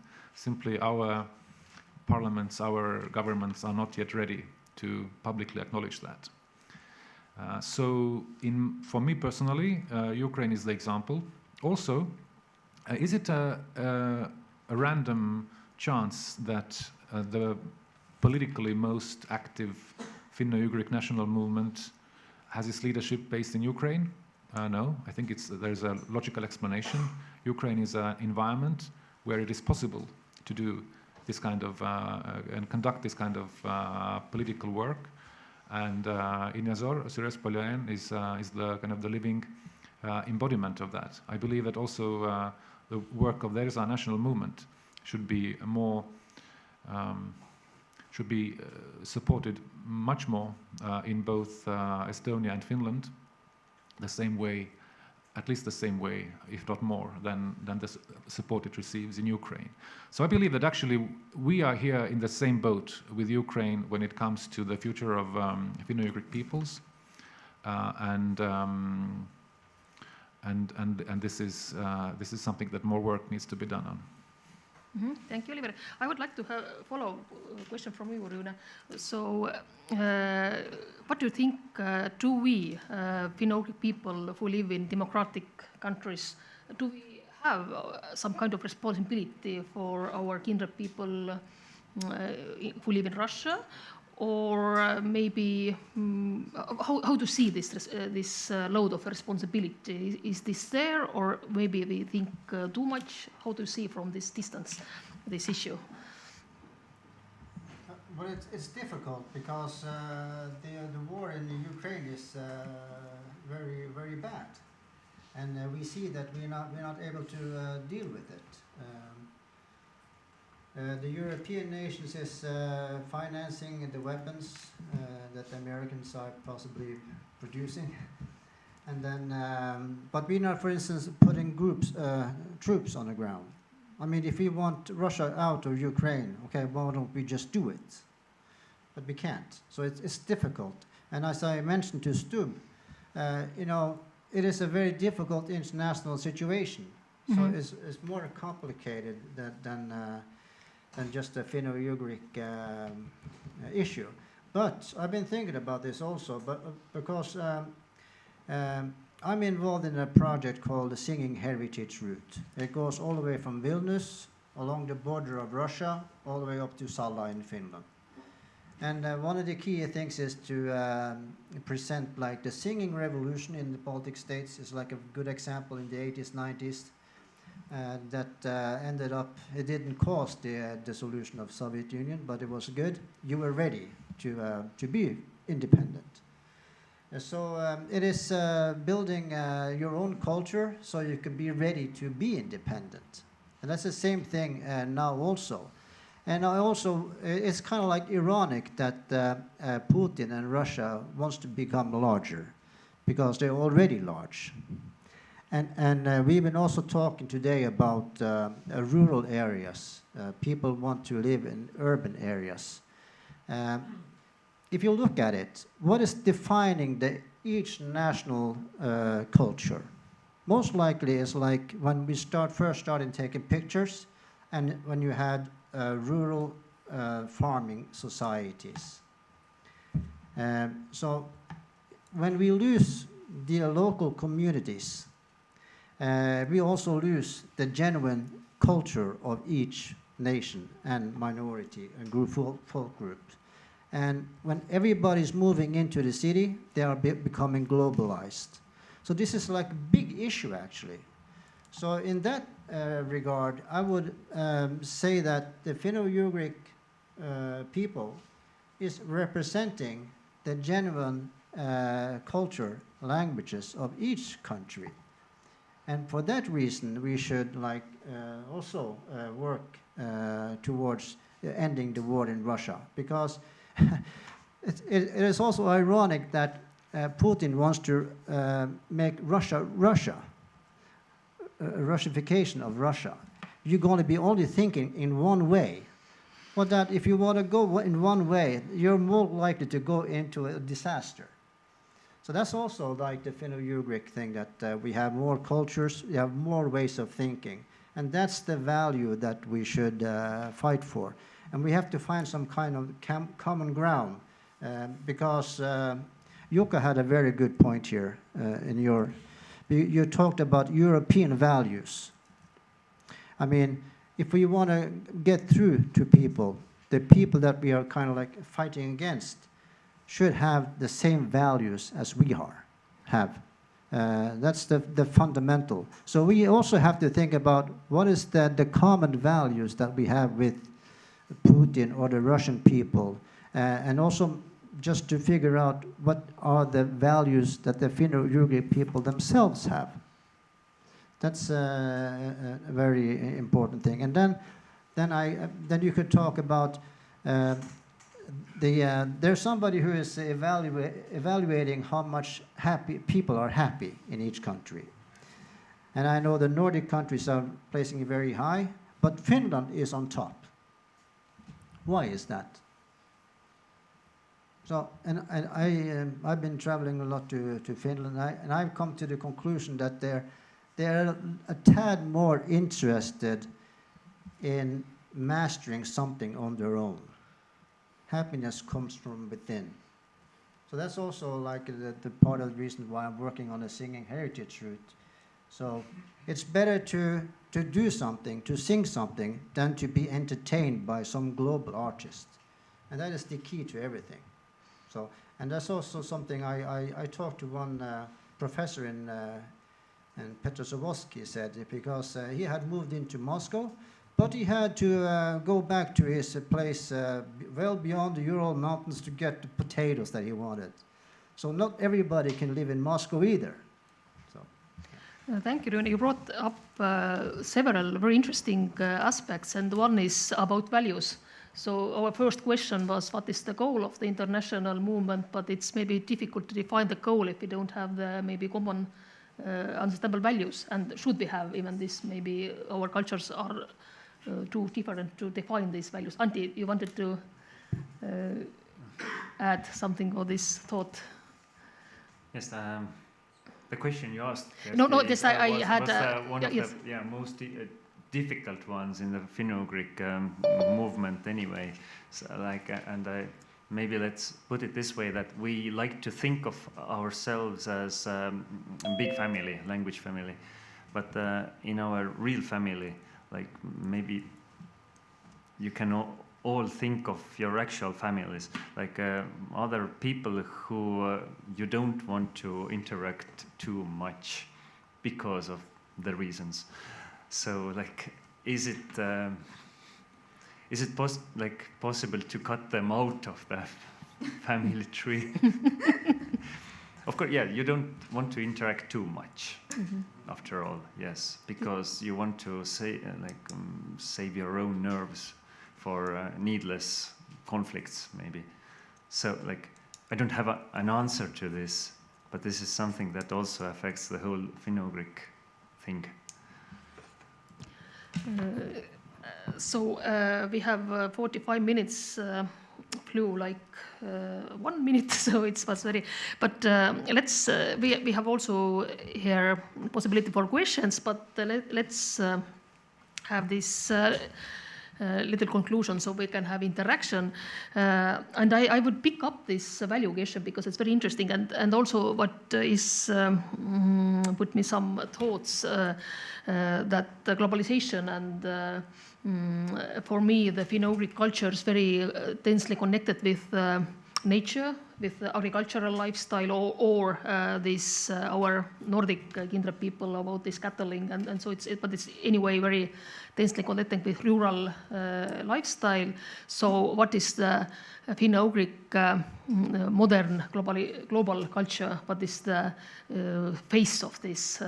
We have actually this face, of course, this modern Finno-Ugric, this film festival probably have very wonderful platform for developing this modern Finno-Ugric cultural face, and about including young people. It is unfortunate that we have no interest in Russian young people to continuation of this Finno-Ugric culture. So it's very complicated. But in conclusion, maybe this positive thought. So what do you think, what is, in your opinion, this Finno-Ugric common value, and how we can feed this in future activities? Just very these wide thoughts. Who is first? What is Finno-Ugric identity and value? It's very difficult to understand, so it's maybe, Oliver, you have some thoughts. Maybe just very broad one, of course. I don't have an answer of what is the common Finno-Ugric value, but it is clear that what this thing that we have imagined as Finno-Ugric world is very much geopolitically divided right now. There is a kind of a iron curtain between kind of Russia and let's say the western part of Finno-Ugric world, and those values are very, maybe even diametrically different right now.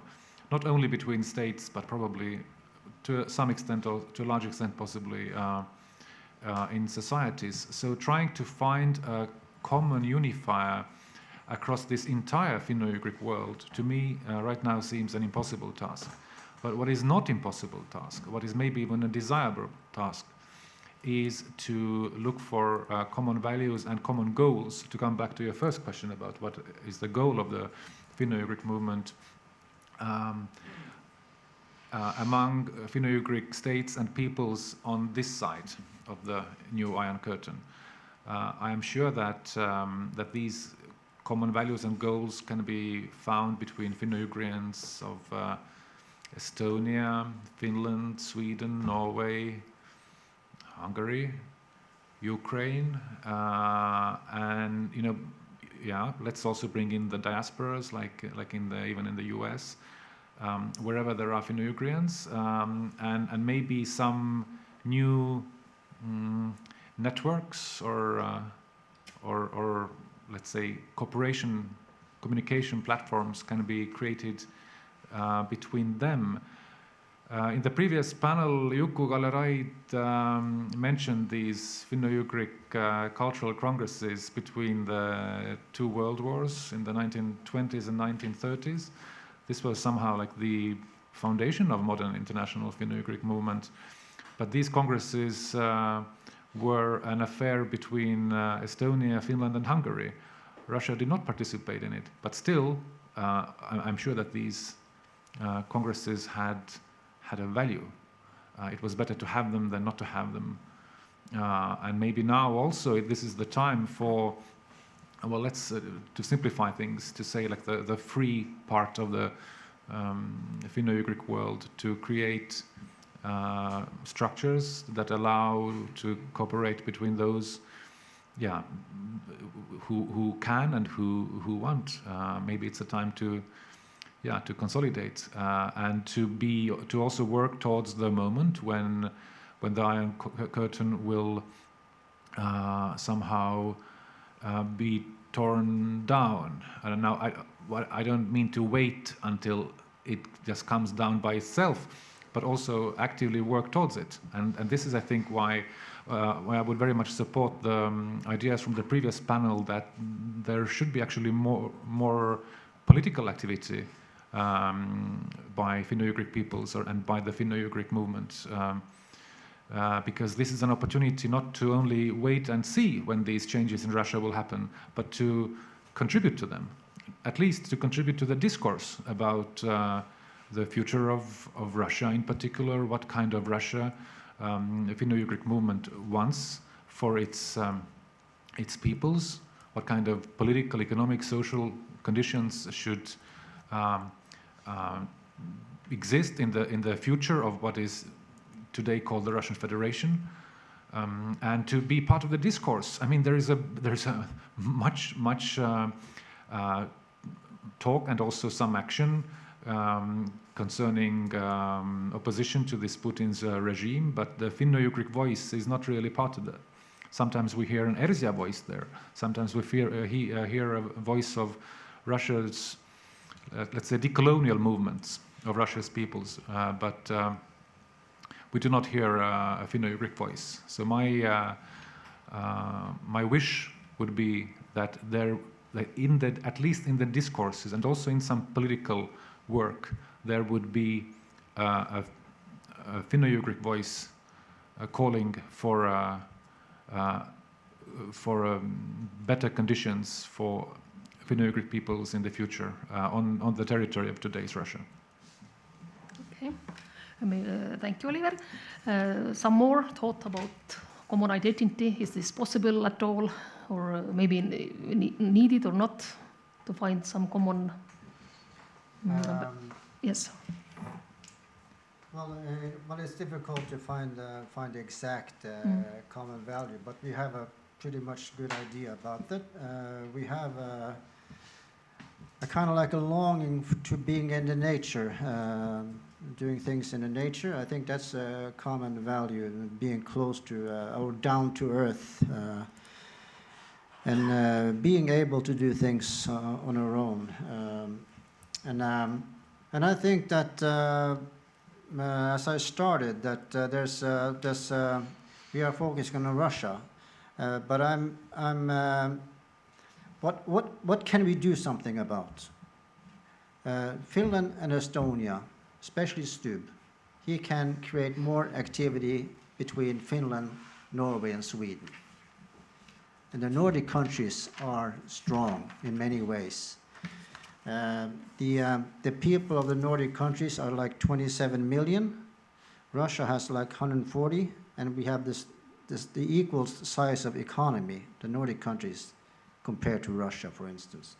So the Scandinavian and Finnish countries are strong. So we should work on getting more cooperation and more network between, especially the Scandinavian countries and Finland, because that's what we're lacking, especially. It's kind of like, my colleague here from Tornedalen and Sami, we're like the only people here from Sweden and Norway. We should be much more.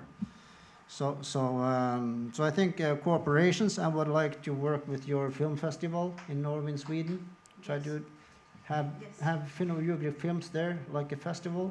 Yes. And I also want to mention that I have a project that we're working in line with the what is it called? The International Decade of Indigenous Languages. It's a UNESCO program from starting in 2022. It's going to end in 10 years. And we had some Finnish international Finnish writing competition. And there we have actually included Northwest Russia, because we're including Karelian. And we had some entries from Russia to this competition in 23. The difficulty is, of course, when somebody is winning, we have to pay them the prize. So, but we managed that also this year. But I did it in talks with both the Norwegian embassy, the state or the foreign ministry in Norway, and also was in touch with the Russian embassy and the Russian consulate up in Kirkoniemi, Kirkenes. They didn't say anything, so I thought, well, they're silent, so they agree. So there's also like a possible way of also maybe having some people-to-people interaction still, so we are ready when things are changing. So, but what we can do today is have more cooperation between the obvious countries first, and then move on. We use that as a platform to also make a dig at Russia. Mm-hmm. And it correlates very nicely what we have taught before, that this international movement of Finno-Ugric nations should be more braver to cooperate with other countries than not only this Finno-Ugric, but also Scandinavia, also Eastern European countries, and so on. So it's very important for this awareness rising also for us. Do you have some ideas about this identity? That's philosophical ideas, but this the Finno-Ugric common values or identity? This.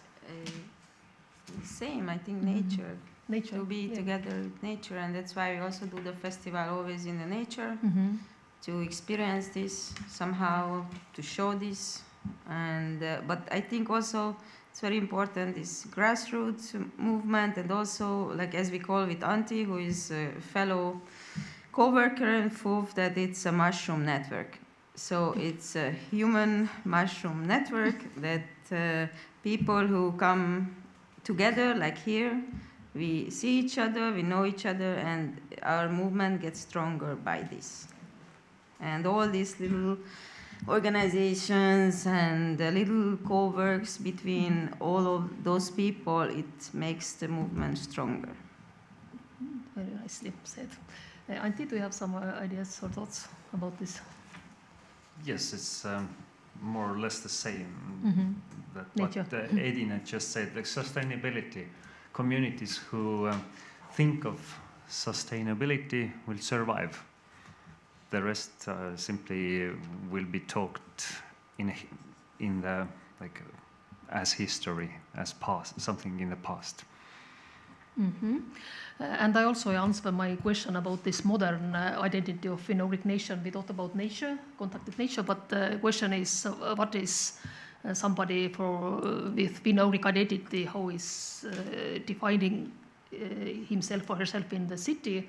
I think the answer is the animatism, is the belief that nature is alive, but not only nature, but also your urban environment is alive. It's you talking with your computer as a living being. So this is, I think, very much represents this Finno-Ugric idea of it's true actually. So it's I think we all speak with our technology as they will be our living neighbors.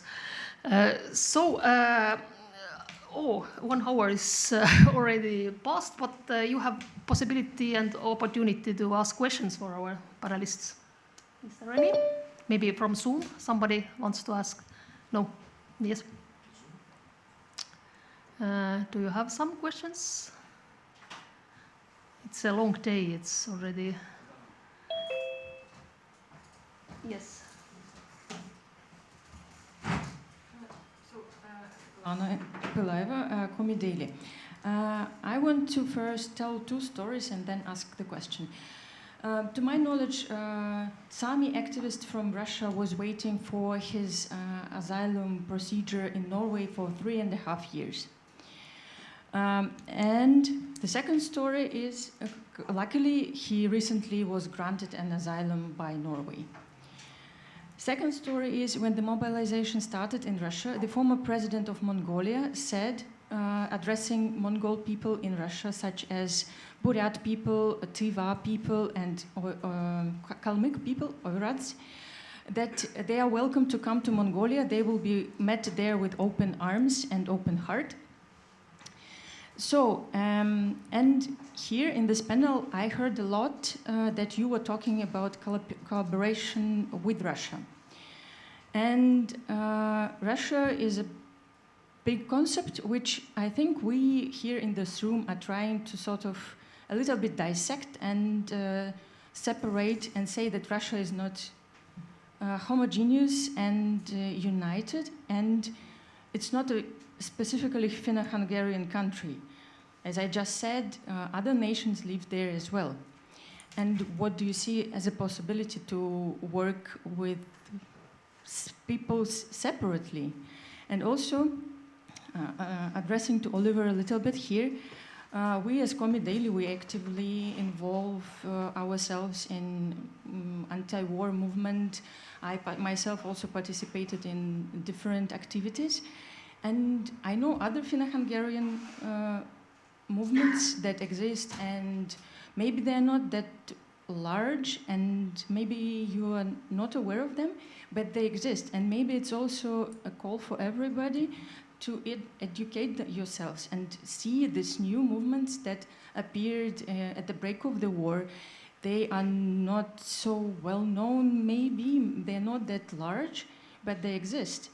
And then if we're talking about getting this subjectivity, these movements are actually getting this subjectivity. they are identifying themselves as this or that nation, this person of this or that indigenous nation, and then they start to learn the language, they learn the culture, and then they spread also the word about this culture. So my question, sorry about this, the lengthy commentary, but why we are still continuing to say that we work with Russia? Why we don't say that we work with Finno-Hungarian people separately? Why we still use this united concept? Thank you. Oliver, you have most experienced maybe this field of cooperations of nations also. So maybe you have... Well, I think actually, in my view, cooperation with Russia right now is just impossible. It's either not legal, for example, Estonia does not allow any official contacts with organizations in Russia, and also it is just unsafe to communicate with people in Russia. I, for example, do not, because I know it would be unsafe for them. So it's not about collaborating with Russia, and actually I don't think that anybody here is really so much advocating for that, but it's more about finding ways how to somehow reorient the Finno-Ugric movement in a way that at least those representatives of Finno-Ugric peoples from Russia who are right now outside Russia, people like you who live in free societies, how to cooperate with them, how to engage them. I think there is also much, let's say, improvement potential here because, you gave examples of certain movements, but probably there could be even more of this kind of active stance by Russia's Finno-Ugrians currently in the West. But what I previously, my main point was that there is lack of a kind of a joint Finno-Ugric voice right now at all, like in the West or and that maybe that this is the time for these different movements and initiatives to somehow start coordinating more and formulating a more kind of a joint Finno-Ugric messages, goals that could be also delivered in a stronger way. So. Anyone else want to add? Rune.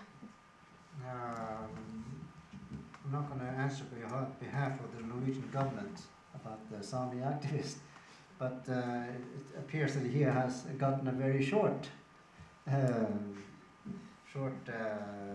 handling of his application, because normally those things takes very much time in Norway. So yes, in general, I'm talking about other people. No, so here I know the situation, and everybody from his the house where he was staying, the people that came after him already got everything. So he waited for the longest. You can also, it was recently published in one of the Norwegian papers. I can send you the link. Yeah, but of course I'm not a representative of the government. So yeah, but the difficulty with Russia is just it is an international big problem for everybody. And I think everybody is agreeing that except from Russia that they should stop the war. So I don't think we disagree on that. So it's just a matter of I think the key issue is how can we use the Finno-Ugric world to end this war, to be part of the solution. Yeah, but that's a difficult question, and I would love to have your article. So, all right. Okay. I mean, yes, I meanwhile mentioned that since this is our last panel, and I guess it was the next activity was this discussion anyway, so we just follow Do you have some follow-up? No, okay. Zoom, we have a question from Zoom, and do you have also a question? Okay, and you have also. Let's have Zoom question, and then you, and then there, yes. Yes, thank you. I'd like to ask a question that relates to something that Rune said very early on about this message to President Stubb. By the way, it's nice to finally have a name to the a face to the name, because I did a collaboration with the Kveeninuoret, and they were always talking about this guy Rune, who's always doing fantastic things. So it's nice to meet you finally. But I think that it raises a very important question when you say that Mr. Stubb of Finland should take more leadership for Finno-Ugric nations, because, for example, they are not always so well treated necessarily in Norway or Sweden. But that brings up the kind of difficult dynamic that is within the Finno-Ugric movement, because we have very different kind of nations and very different kind of actors here. We have, of course, the Hungarians, the Estonians, the Finns, who are all kind of very stable European nation states, and then we have many, many more smaller stateless nations, such as my own Karelians. And when we talk about, for example, our struggles and the struggles of Finno-Ugric minority nations, in our case, or with the Sami, for example, our struggles are also against Finno-Ugric nation states. Because, yes, of course, when you were talking about like the Karelian activism or movement in Finland, then it is the state of Finland that struggle is against. And during this discussion, there was a lot of talk about having more collaboration between different kind of state operators, such as Finland or Norway and Sweden or Estonia. Personally, I'm very up for that, because I would also personally welcome any kind of opportunity where I can come and talk to the representatives of the Republic of Finland about these things, because normally they are quite difficult to get hold of to talk about these things, but these Finno-Ugric collaborations seem to be something that they do kind of enjoy themselves as well. But my question to the panelists would be that how would you deal, or what are your ideas about this kind of interesting dynamic that we are trying to build some kind of a unified movement, but within the Finno-Ugric movement it is also sometimes the oppressed and the oppressor who are sitting around the same table? Well, that's a very interesting question. Maybe in Estonian case, maybe dialects, Seto, maybe. Okay, please answer. Yes, who is first? Yes. Maybe I could Yes. answer a little bit. Yeah, as you said, there's very much a dynamic situation. It is very complicated, and that's also that what Oliver was talking about, the Finno-Ugric World Congress, that it didn't really solve anything. It didn't really help the movement. And we see why, because as I'm talking about Stubb, and the thing is that on the political level, things are getting filtrated. So you cannot do anything that you want, because you have to take care. Okay, I don't want to upset the Prime Minister of Norway, for instance. Okay, it's more important that I stay in good deal with him when we are dealing with, for instance, Donald Trump. So it's complicated. But the thing that we have to work on is, of course, that we should get the Finno-Ugric idea, especially into Norway and Sweden, and in both in Sweden and Norway, there's a big focus on the Sami, and they have kind of like forgotten the Finnish minority in those countries. But the thing is that if we can get for instance, the Nordic countries also coordinated in some type of effort, it will help the rest of the Finno-Ugric world movement. So, yeah. Anyone else want to add? Do you want? So I think actually one of the great things about the Finno-Ugric movement as it existed in the past is that there's this concept of equality of peoples. So with the system of world congresses, which of course had its shortcomings, but it also had some strengths, and I think one was that it was open for delegations of all Finno-Ugric peoples, from the smallest numbered, like Votic and Livonian, to the largest, like Hungarians and Finns. And also in this consultative committee, which worked between congresses, every Finno-Ugric people had its representative. And I think that's actually a good concept that should especially empower the smallest numbered peoples. And maybe we need to think how to somehow adapt this very good principle to this new geopolitical reality that we live in. And I think in the ideal world, Finno-Ugric movement would really support this idea of equality of peoples, equality of indigenous peoples, which is actually very much in line with international human rights framework, where all peoples are equal, where all peoples have the right to self-determination. Mm-hmm. Okay, thank you. Let's move on. We have already next question waiting here. Last panel, Jukka mentioned, and as well as in this panel, the same topic was discussed, of European values. What exactly do you guys see as European values? Like, what is European values to you? Yes, everybody can answer. European values, if you look at Western Europe, if you start with the French Revolution, liberty, what else? Brotherhood and freedom, was that the three? So that's kind of like democracy and I would say that personal ownership, the right to own your own house, for instance.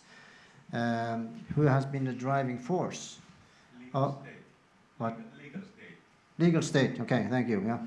So I think that those are the fundamental European values, and also including, you could say now, human rights. Because we see, like, what is the difference between Europe and China now? China is more focused on like the whole society. They're not that concerned about everybody owning their own house.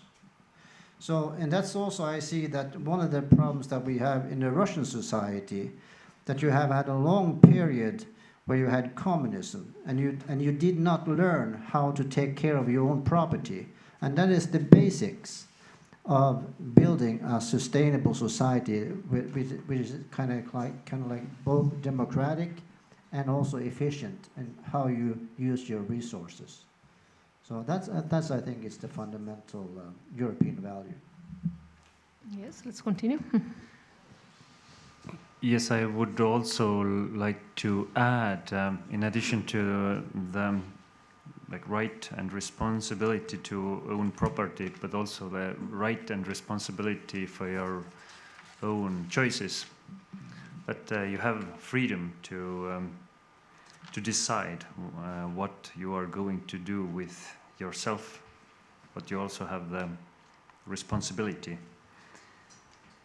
later for your the consequences of your actions. Mm-hmm. And Oliver and Edina, do you want to? No. I agree. Agree everything. You got your answer. You want to follow? Yeah. But the whole European values topic was also mentioned in terms of finding common values with Russia. I don't know if those values are like core to Russian culture, or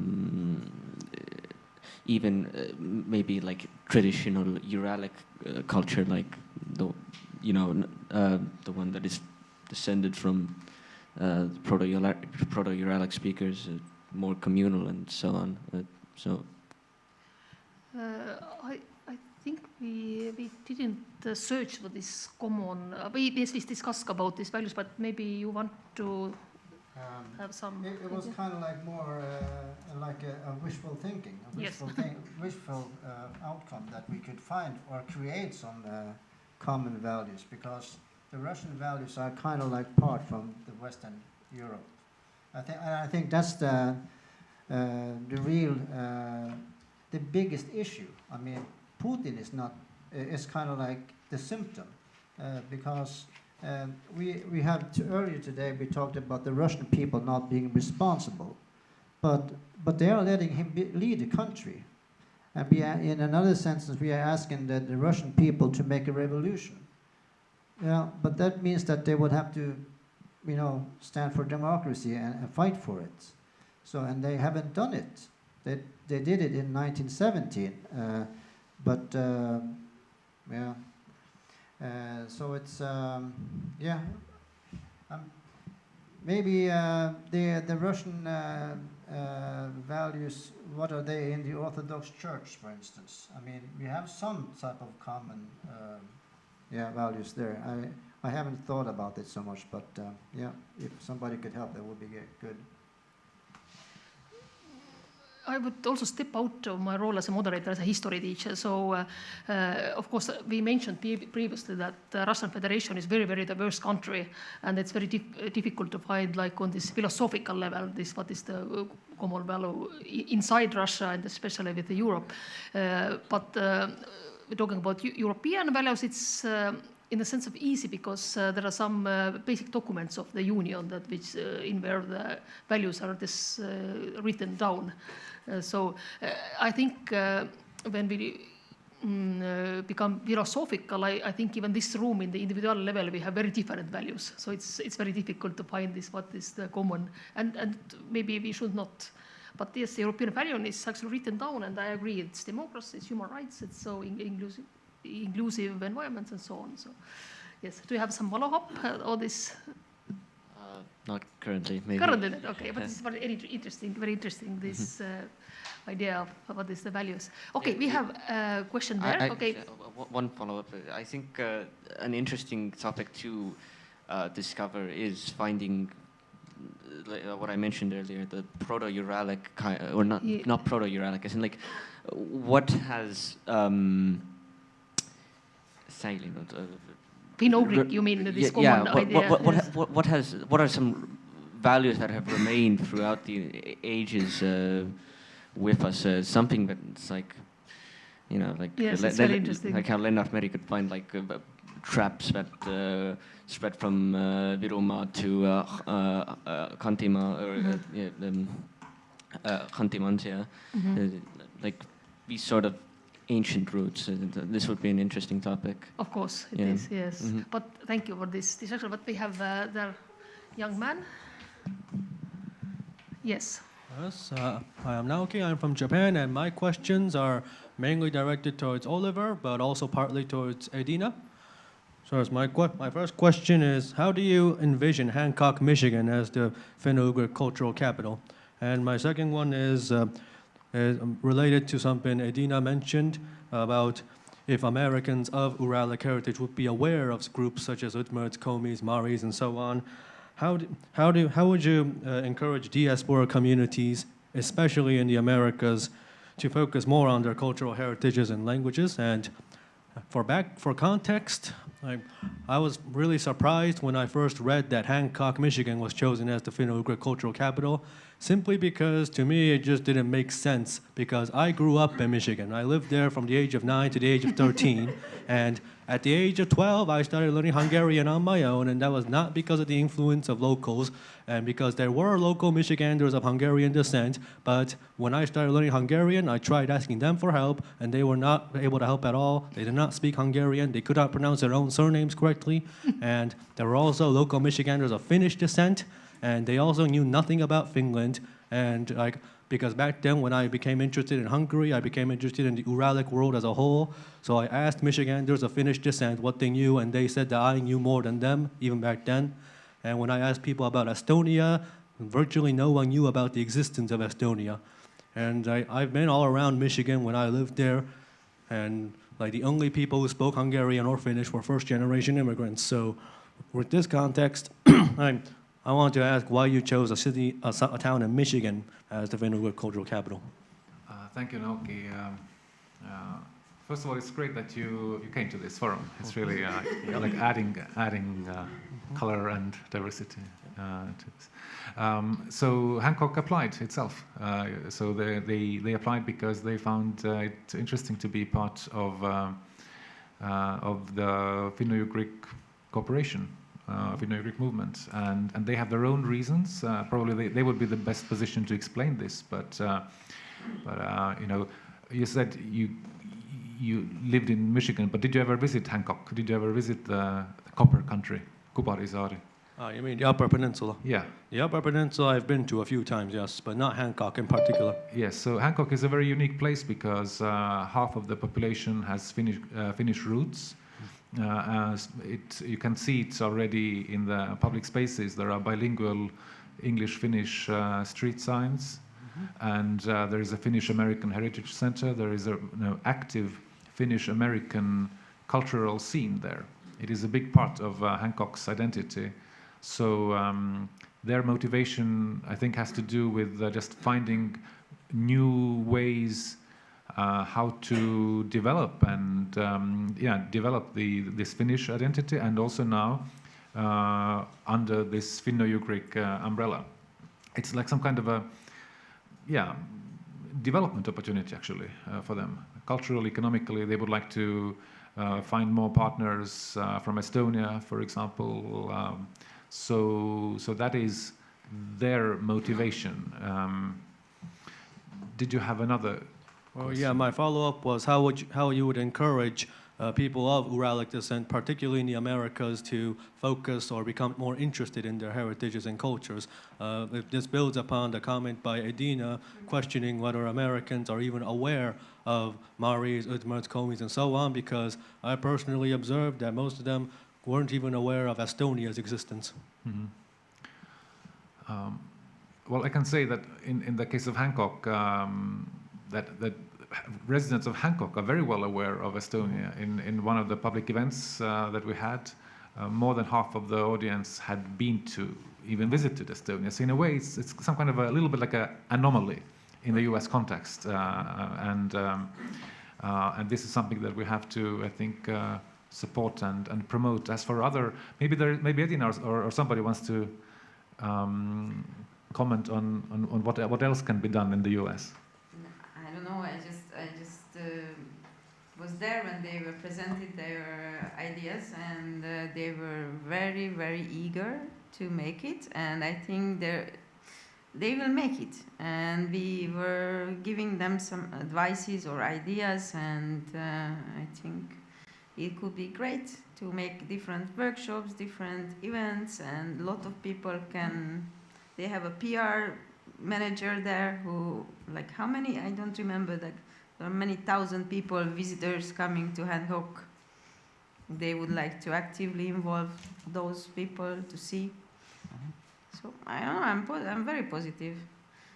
Maybe something happens. All right. Well, thank you. I would like to say a few words too, because I'm also, besides being a Kven, I'm also American. So I studied in Indiana, and and in Michigan they know about Illinois, Indiana, maybe Pennsylvania, but that's where the world ends. So that the Americans does not know Estonia or Finland, that's like common. I mean, when they have the baseball championship, they call it the World Series. So, and the world champions are the team winning the NBA. So it's a big country. So yeah, I lived in Indiana they too. They don't have so much knowledge about the rest of the world among the people. So, and I think that I wouldn't be worried about if the society in Hancock does not know about Mari and Hanti Marsisk and because they have enough to take care of their Finnish heritage. And I think that's very great, because there are possibly just as many Finnish people in America, the United States, as there are in Finland, because I know that's the case for Norway also. So I think it's a wonderful thing, and America is a wonderful country in many ways. And one of the things that we have is that there are very many nationalities in America, and they love different nationalities. And Ronald Reagan, the president, he said when he ended his period as a president, he said that the United States is the only country where you can come from Japan and from Norway and from Estonia or Russia and become an American. You don't do that in other countries. If you go to France, you're not going to be a French Japanese. You're not going to be a French Norwegian. So it's a very open society, and that's their culture. And I think that it will be a very interesting thing to have this capital in Hancock. I'm looking forward to it. So yeah, Okay. I think it's a wonderful thing. Dear participants, I make proposal to have this discussion maybe for informal way, to just, since we have already half an hour after the, but we can, we have one more question in Zoom. Okay, maybe we have the last question from Zoom, then we can have more informal discussion, and you can also have, okay, one more question in Zoom, and then we finish this panel. Okay, we have, yes, we hear you. Yes, thank you very much for this big conversation. It was very interesting. And I have a comment and maybe a question after that. I think you cannot answer, but I will ask anyway. It is all a question about money, because, for example, I am now interpreter of Ukrainian language because I have no other way to get money. And for example, before that, I was teacher of Finnish as foreign language. And of course, I'm happy now to help Ukrainian people, but I cannot do anything for Finno-Ugric peoples because there are no money, no finances, not to get money from nowhere. Of course, there are some funds where you can get money if you are lucky. About 5% of people get money from there. So my question is, why is it so bad situation? Because I think that our war is mainly also for Finno-Ugric peoples, but there's no financiation. For example, we finance defend of Ukraine financially, also Finland and Estonia and other countries, but we can't find nothing to help Finno-Ugric peoples. And what should be done to get money? That is all we need. Thank you. Well, who knows? Thank you. I love this question. Yes, I don't know the answer. But do you know the answer? No? Somebody knows the answer? Oliver knows. I think investment bankers usually say there is no shortage of money in the world. There is more like a shortage of good projects, to invest in. So, so maybe we should, rather than expect somebody else to hand this money for Finno-Ugric projects, to just come up with better projects, and then look for donors. In addition to states and governments, there are also private foundations that sometimes can support also, why not, Finno-Ugric projects, especially in Finland.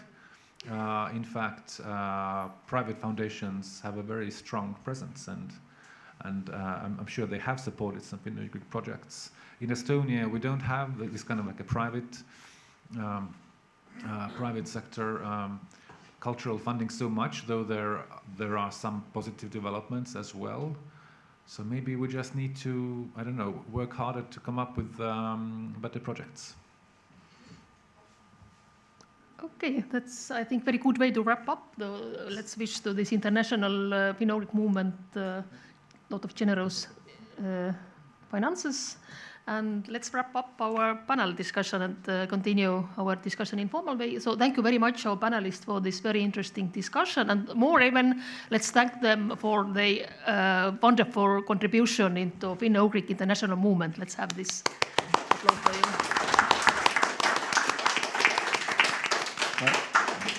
Okay, thank you. Thank you. But Oliver, you wanted to make an announcement. Right. Dinner. Yes, there will be some kind of a mini after party in the Roro Club at 8 o'clock, and those who want to join, then we will take off at 7:30 from here, and there will be some snacks offered there, I think. So it'll be a good time. It's a local, and popular, informal spot. Conversation, which is probably much more important even than these panels. Yeah. Thank you. Thank you, everyone. Thank you for, I think we have very good discussion. So I'm glad we made it. And enjoy your evening. One more thing. I forgot something else. But I believe that according to the program, we also have this open mic, right? And we do have some time for that. Oh, we definitely have some time. But so maybe this is actually an opportunity for anybody who has anything to say to use this opportunity and to. Hence, I was thinking just about common Finno-Ugric values, and it's a little bit different probably with Hungary. I'm not really aware of how they are, but here I think this decolonial thing is very important because like Finland and Estonia, they were once colonized by Swedes and by Germans. So, and that's why I think Finland and Estonia have so much to teach these nations who are now very harshly colonized by Russia. And that is really part of, I think, of our Uralic identity. Because like we were growing, getting rid of this Swedish and German influence. Thank you.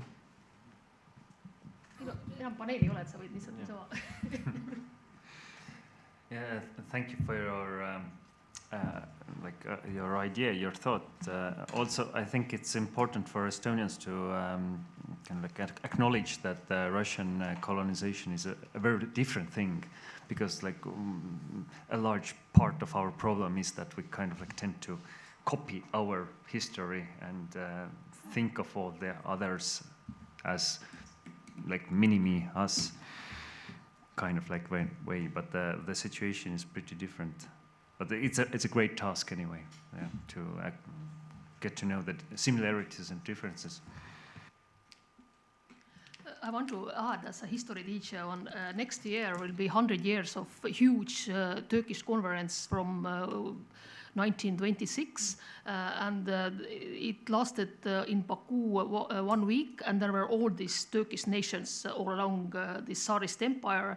And it's very interesting to read this material because this political self-awareness we discussed also here, it started from language policies, because a lot of nations still didn't have this time this written language, and also about this cultural identity. All this, we talked about this film festival, all these cultural activities supported so much this political awareness, and it was issue this time that it was very liberal event, very surprisingly. Unfortunately, less than then, in 1930s, there were Stalinist repressions and most of these people were killed. But it was interesting to see the starting point of this awareness. And I think that all these cultural activities, even though we don't have this contact or this colonizer power of Russia, I think they in small ways support all of this political awareness.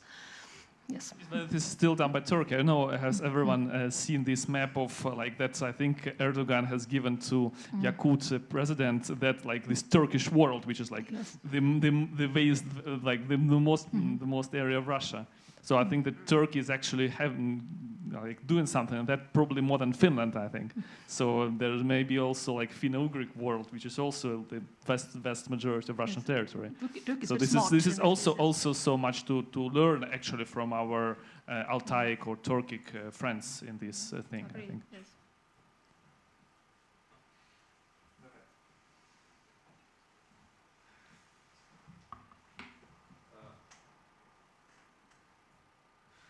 Ei tööta.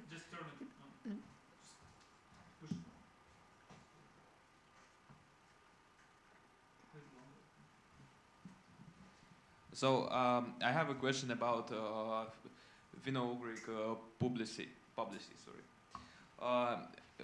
For example, in Finland, we can see the situation with Russia at this moment. So it's very hard to learn something in Russia. For example, some Karelian sources or web sources or Ijorian, Ingrian sources were all closed for 3 years. So why this Finno-Ugric publicity, for example, in Finland, is still so poor? So if I see some book in Karelian, it's like something exclusive, not something basic what I can get. But it's this. We are talking how important to learn and remember Finno-Ugric culture because it's close to others' culture. But still, I can't learn my culture because I don't have any books, any alphabets, nothing. That's my question. To make them. Yes. That's my answer. But I need to learn a language first. Yeah. It's too. There's no almost sources in Finland, for example. What we can do about it? Yeah, Karelian language. There's no not so much sources. Like we're all the same. But get in touch with Tomo Kontia, our online I'm speaker. here. I can answer that question. And I'm sure he will tell you how he learned Karelian in Finland. Okay, thanks. Oh, microphone, maybe pass the microphone here.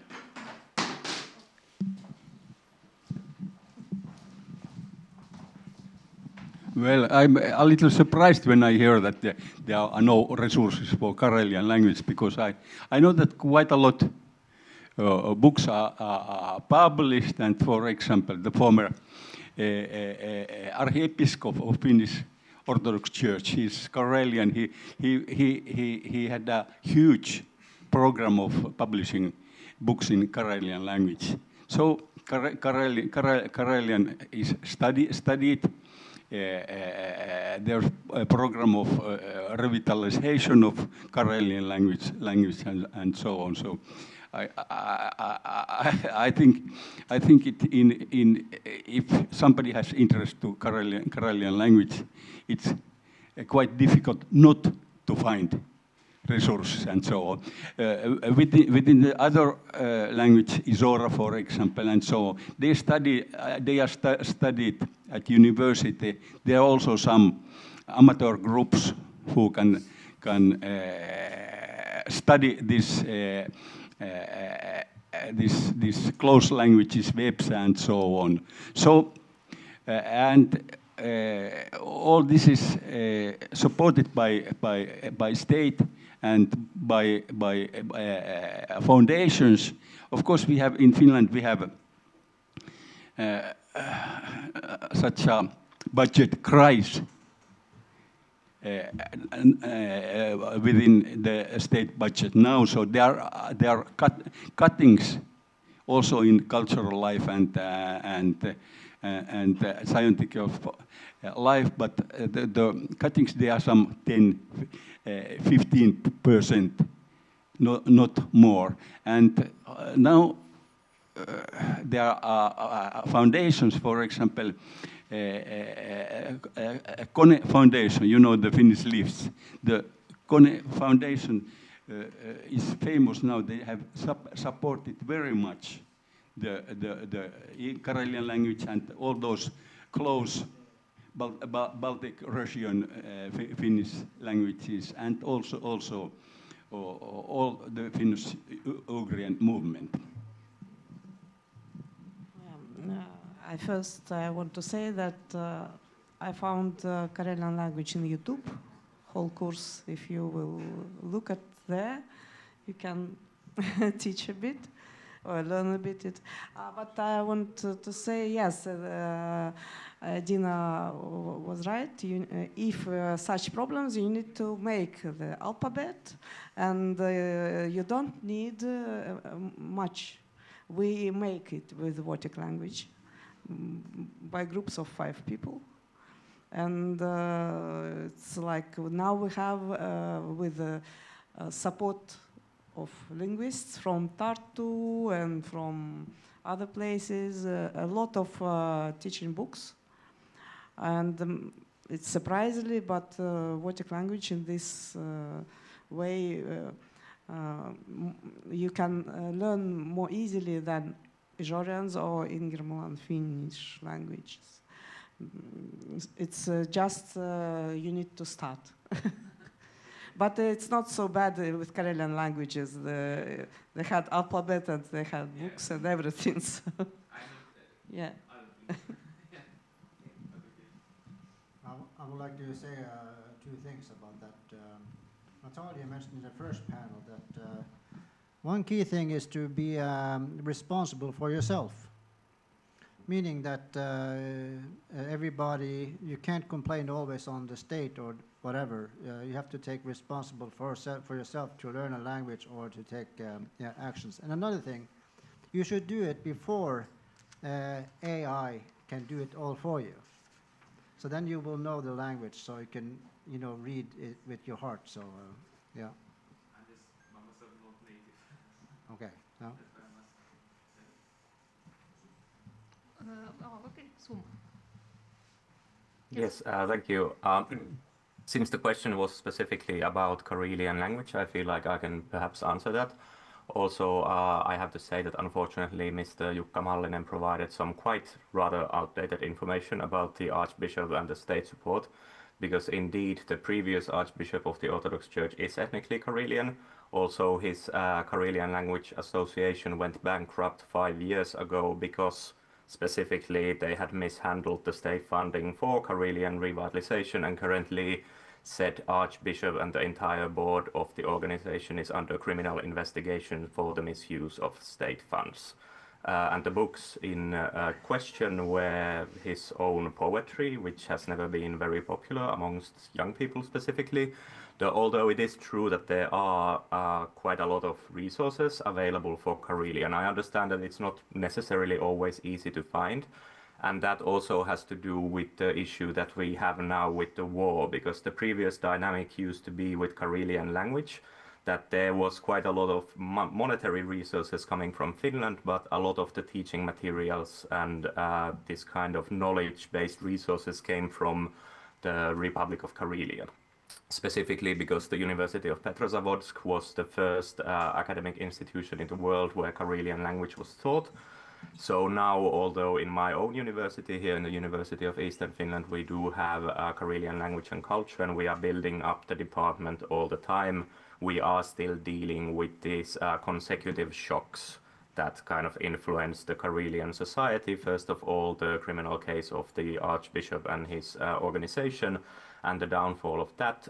There is another Karelian organization which is much better run that has now taken up the mantle, and they do quite a lot of publishing. But of course these things take time, and then there's a revitalization program that is part of the University of Eastern Finland, and we have our own kind of teaching resources for that as well. So there are materials. I'll be happy to help you personally. If you email me, it's my name, tuomo.kondie@gmail.com. I can recommend you and tell you where to find these kind of materials, but we are still dealing with the kind of aftermath of this shock with the civil society, and then the shock that came when all of the cross-border collaboration, which was quite an integral part of the Karelian community, was cut short in 2022.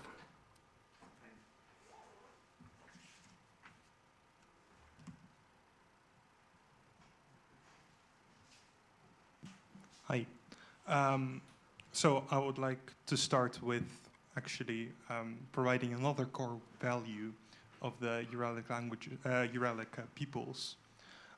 In my opinion, the most core value is better the family. And I think we kind of forgot about it, but it's important to discuss if we're talking about trying to connect people, trying to revitalize languages, trying to revitalize cultures. We shouldn't start with cross-country collaboration, right? We should start with actual work. And where should we do this work? Should we do first children's books? Should we start with board games? Should we start with TV commentary on sports tournaments? What? Because I'm trying to work with languages. I'm trying to make materials, but I don't know where to start. There's too much work to be done. So, what is, in your opinion, and in the opinion of everyone in this room, what is the first thing we should be focusing on? Well, where is it?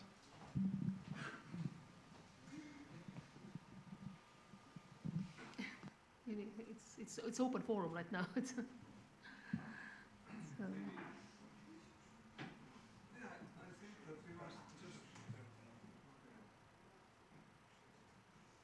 Yes, we must just do real things, because very often in that kind of meetings we ask question what should be done, and actually that is a final phase of every event. That stories and the ideas became more and more theoretical. So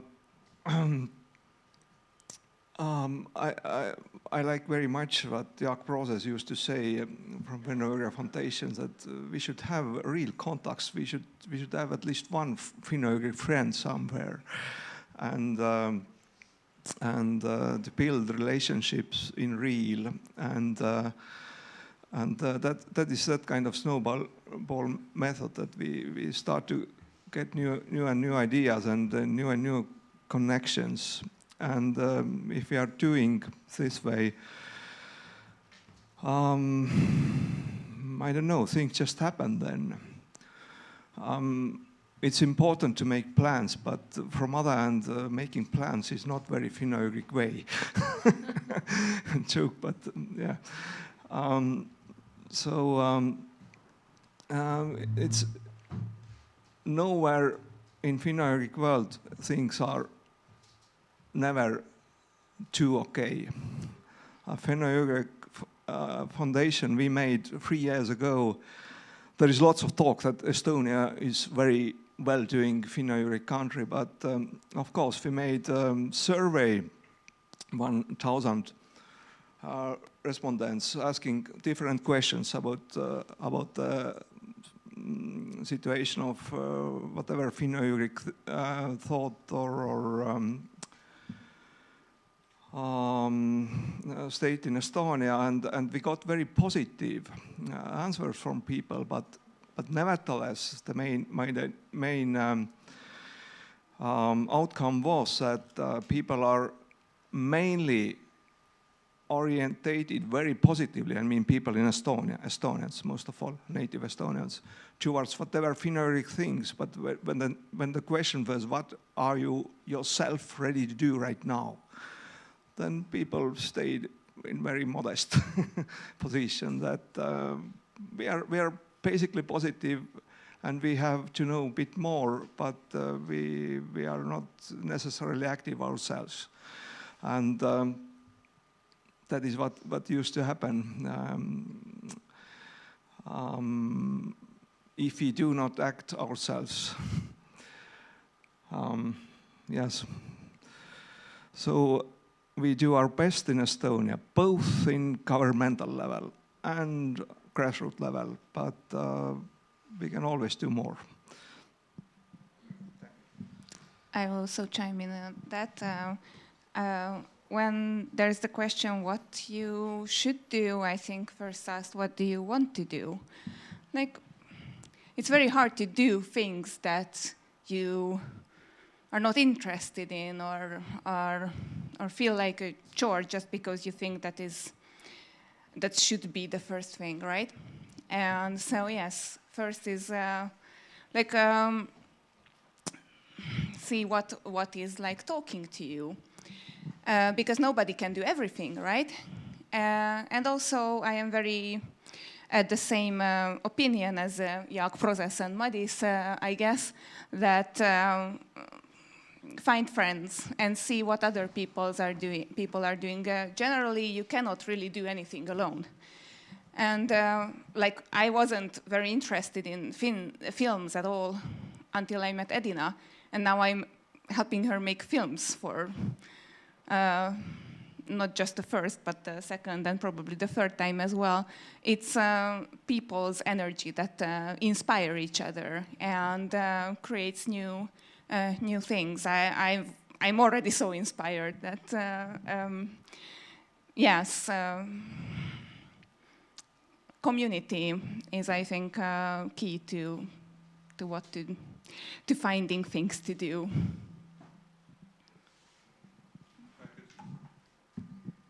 I'm sorry, but the problem is when you have a group of people who all don't know what to do, which is the problem which we are facing actually, then you cannot do anything.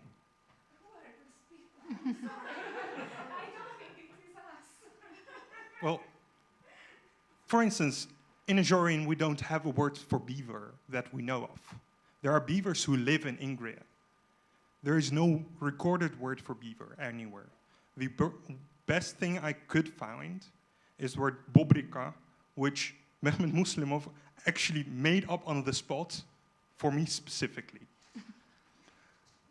Which is a borrowing, you know. We need to make a plan in order to progressively create something that is worth having.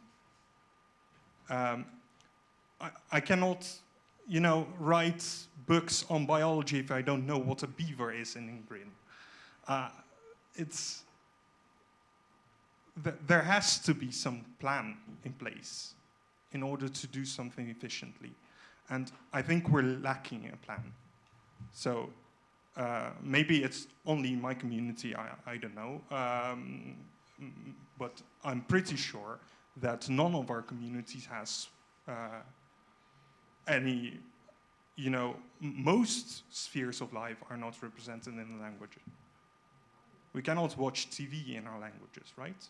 We have some films maybe, but we don't have live commentary on any events. We don't have, we have very little books. We have almost no books which are written originally in the language. Usually we have translations. Most of the translations are from Soviet times, not from now.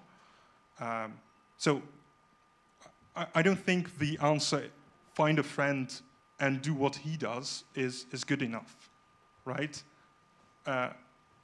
Other than finding a friend, we need to actually think of what we need. I think in this regard, there are like programs of language revitalization, especially popular as far as I know in Canada and the United States of America, where like they do revitalize well, almost died native languages.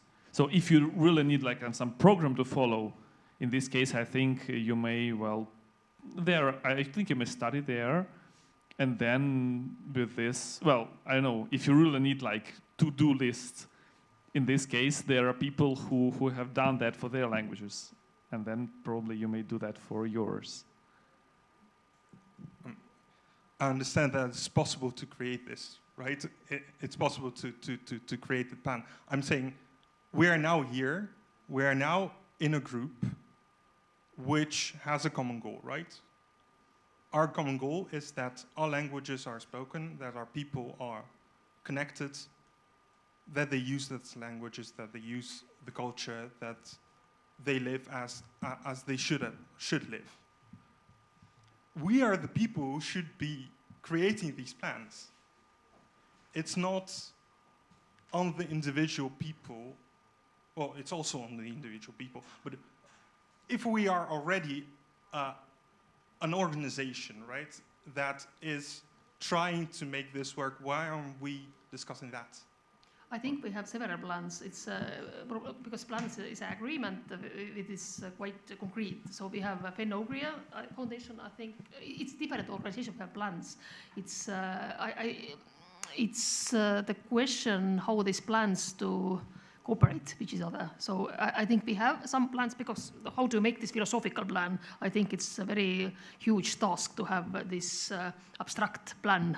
So because people have very different understandings, but we discussed that it's very difficult to grasp together what is the common identity, maybe the common goal. But I think we have plans. Maybe what I learned today is maybe we must have more communication. And actually I agree very much. Also we have more allies for our plans, not only within Finno-Ugric world, but also outside maybe. Some Americans maybe who also understand us. And, but I agree that the family and the roots are important. So if you ask what is the first thing to do, I think everybody who feels himself or herself as a Finno-Ugric representative, we can start from family to do something. Teach our children, teach younger generation, talk about our roots, talk about maybe some folklore. So this is very easy starting point. But I think we have plans, but it's like different organizations. It's different if you ask Estonian what to do with the language. Well, it's not well. In the television, there are a bunch of literature, so there is just different on different stages. You know, for Estonians and for Finns, it's not like the question of how revitalize the language. Well, it is alive, like, and there are also a word for beaver, so it's different for Ijorian. So there is no there. I think there may not be common plan for Estonian and Ijorian because that they are on different stages. Yeah, they are just different. So after Ingria will be free and we have Ijorian like as a local language, then yes, then it will be different. But now it's just it's Finno-Ugric, but it's different. It just may not be common plan for Estonian and Ijorian, I think. Yeah, sorry. I'm going to go back and forth. My main point is we're now gathered here together. Many of us are in a similar situation. It's possible that, indeed, Estonian language is in a different situation than Estonian is, than Ijorian is. But we can still create a plan. What do we want? And how do we go there?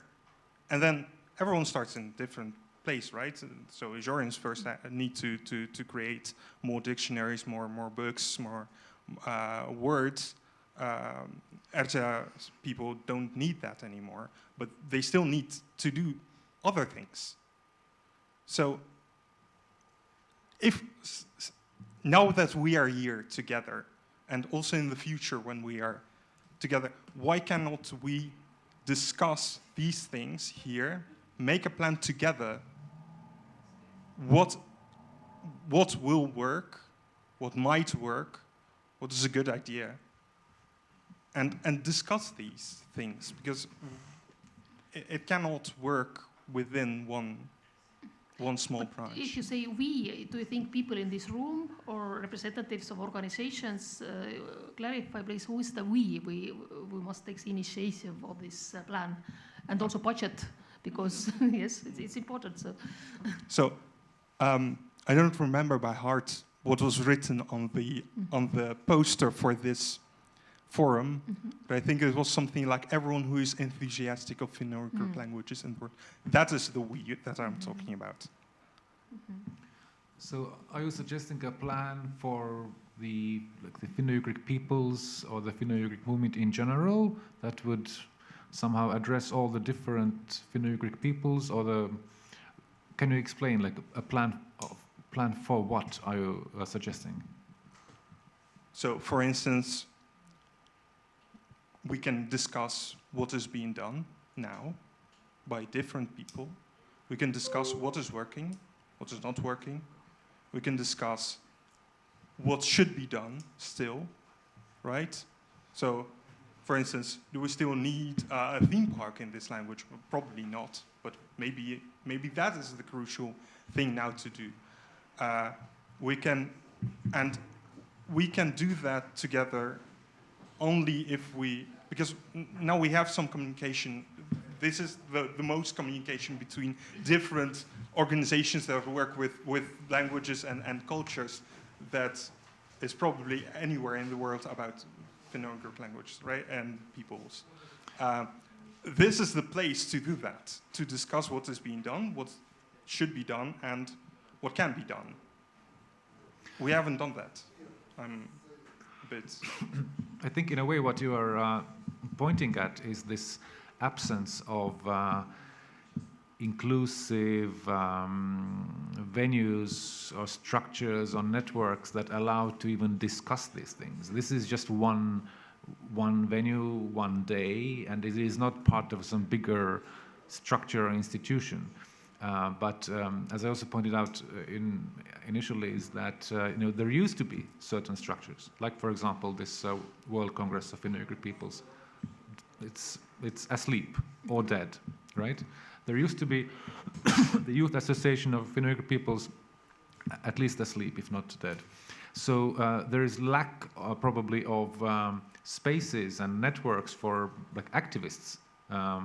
Language revitalization activists, political activists, cultural activists to share experiences, to do something together. I think for academics the situation is better. I mean, just last week there was a congress of Finno-Ugrists in Tartu, and academics have their venue, and the young Finno-Ugrists have IFUSCO.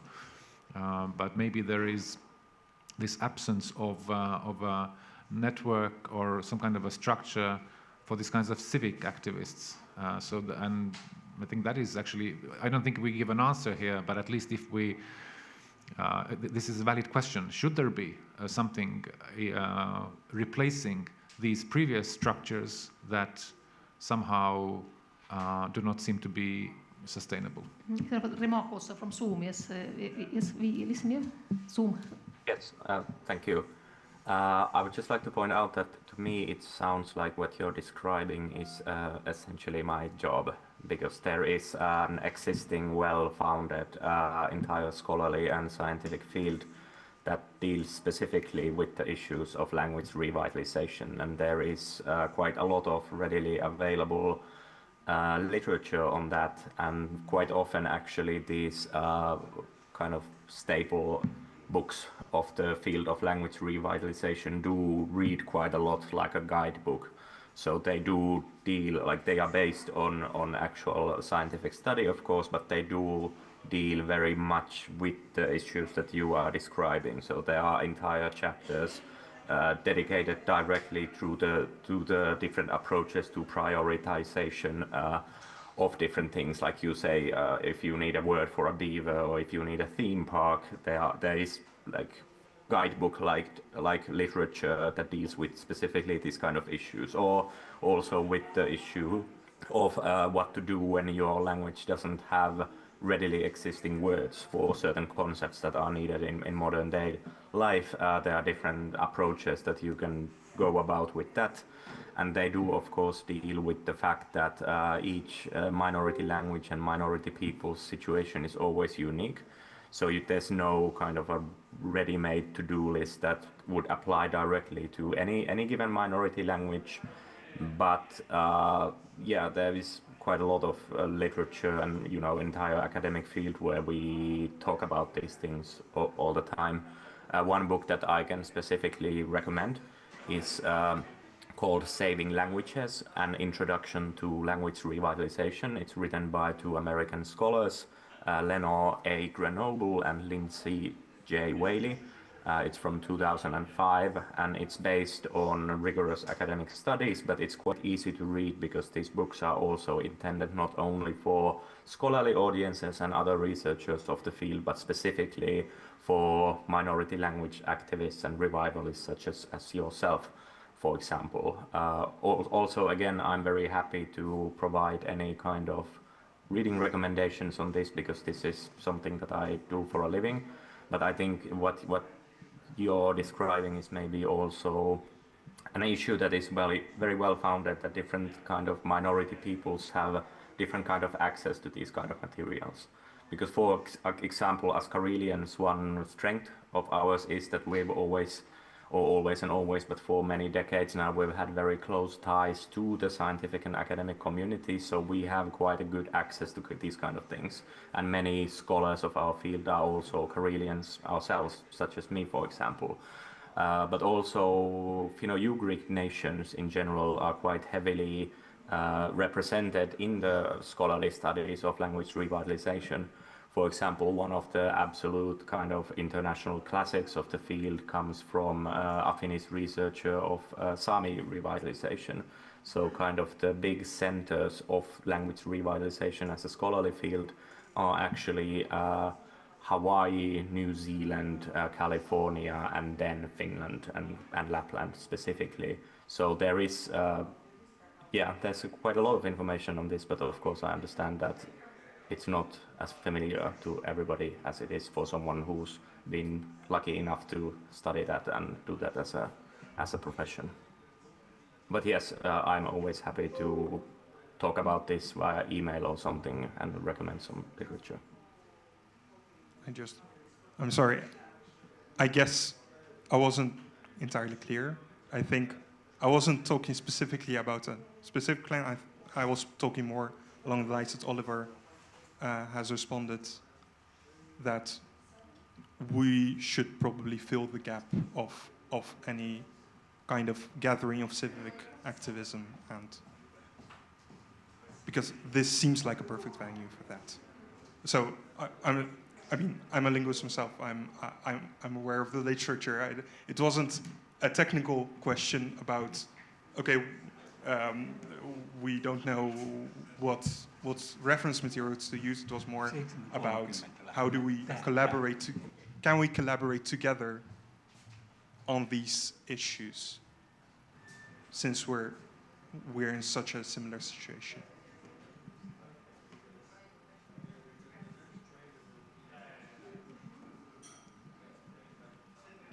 I think it's an open question because we obviously don't have a very good answer for you, but it's, I think the issue that we need to have more this, as you said, that some venues maybe, and we had previously this Maailma Congress, this World Congress, which maybe was this general platform where all this representative came together. I think it may be.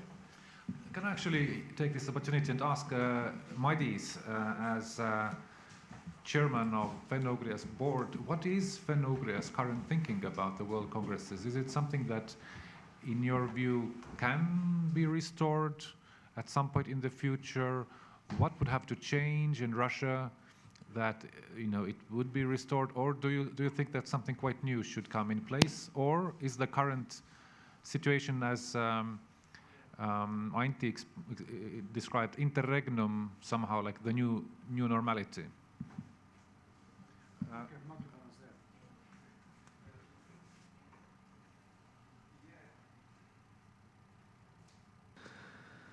It rather looks like interregnum, because whatever we think about this Finno-Ugric Congress, it had or has its routines, its traditions. People came together.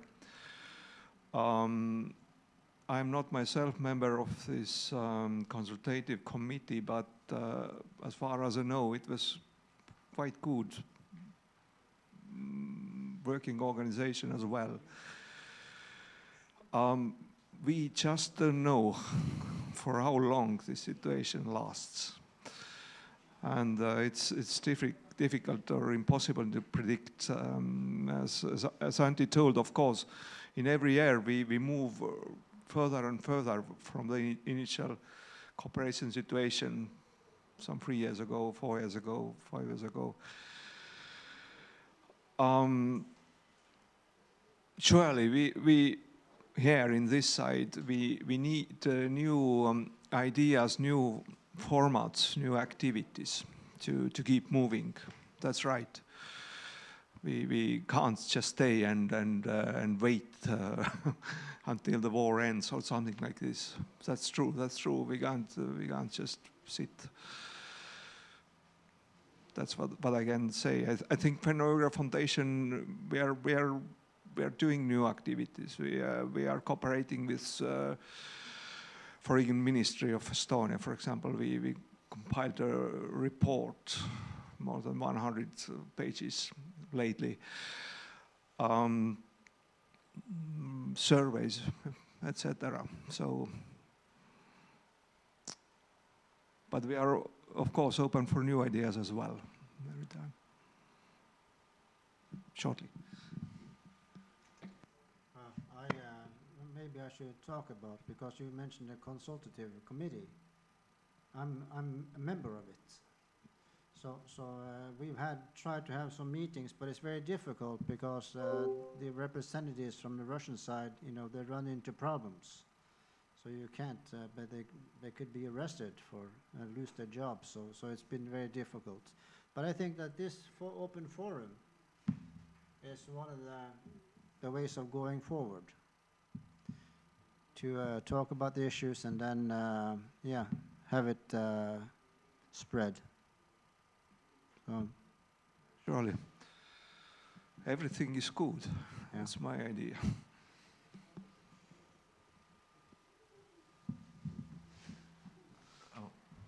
I don't know. Does anybody have any concluding remarks? We do not have like an official. Maybe Pavel is the most official organizer here. He's in the other room, but I think this is a time to start wrapping up. So if anybody has any final concluding words, please. I have just to thank some persons. First of all, the godfather of Finno-Ugric Cultural Capital movement, Oliver, and I'm lucky to present you the Hõimu calendar. That's a calendar of kindred peoples. Finno-Ugric Foundation has long tradition to make that kinds of calendars. That's part of popularization work in Estonia, and for next year the calendar comprises of 12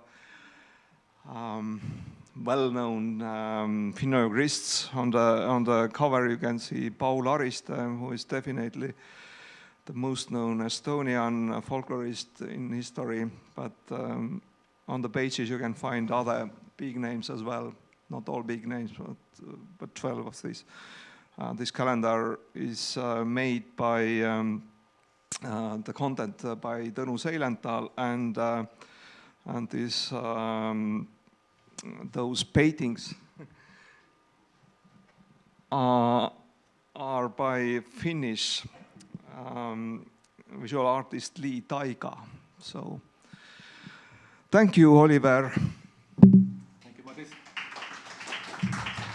And another calendar goes to Katja. Where is Katja, the main organizer of project manager? So, Katja, jäta vaš kalendar. Thank you for everything what you have done.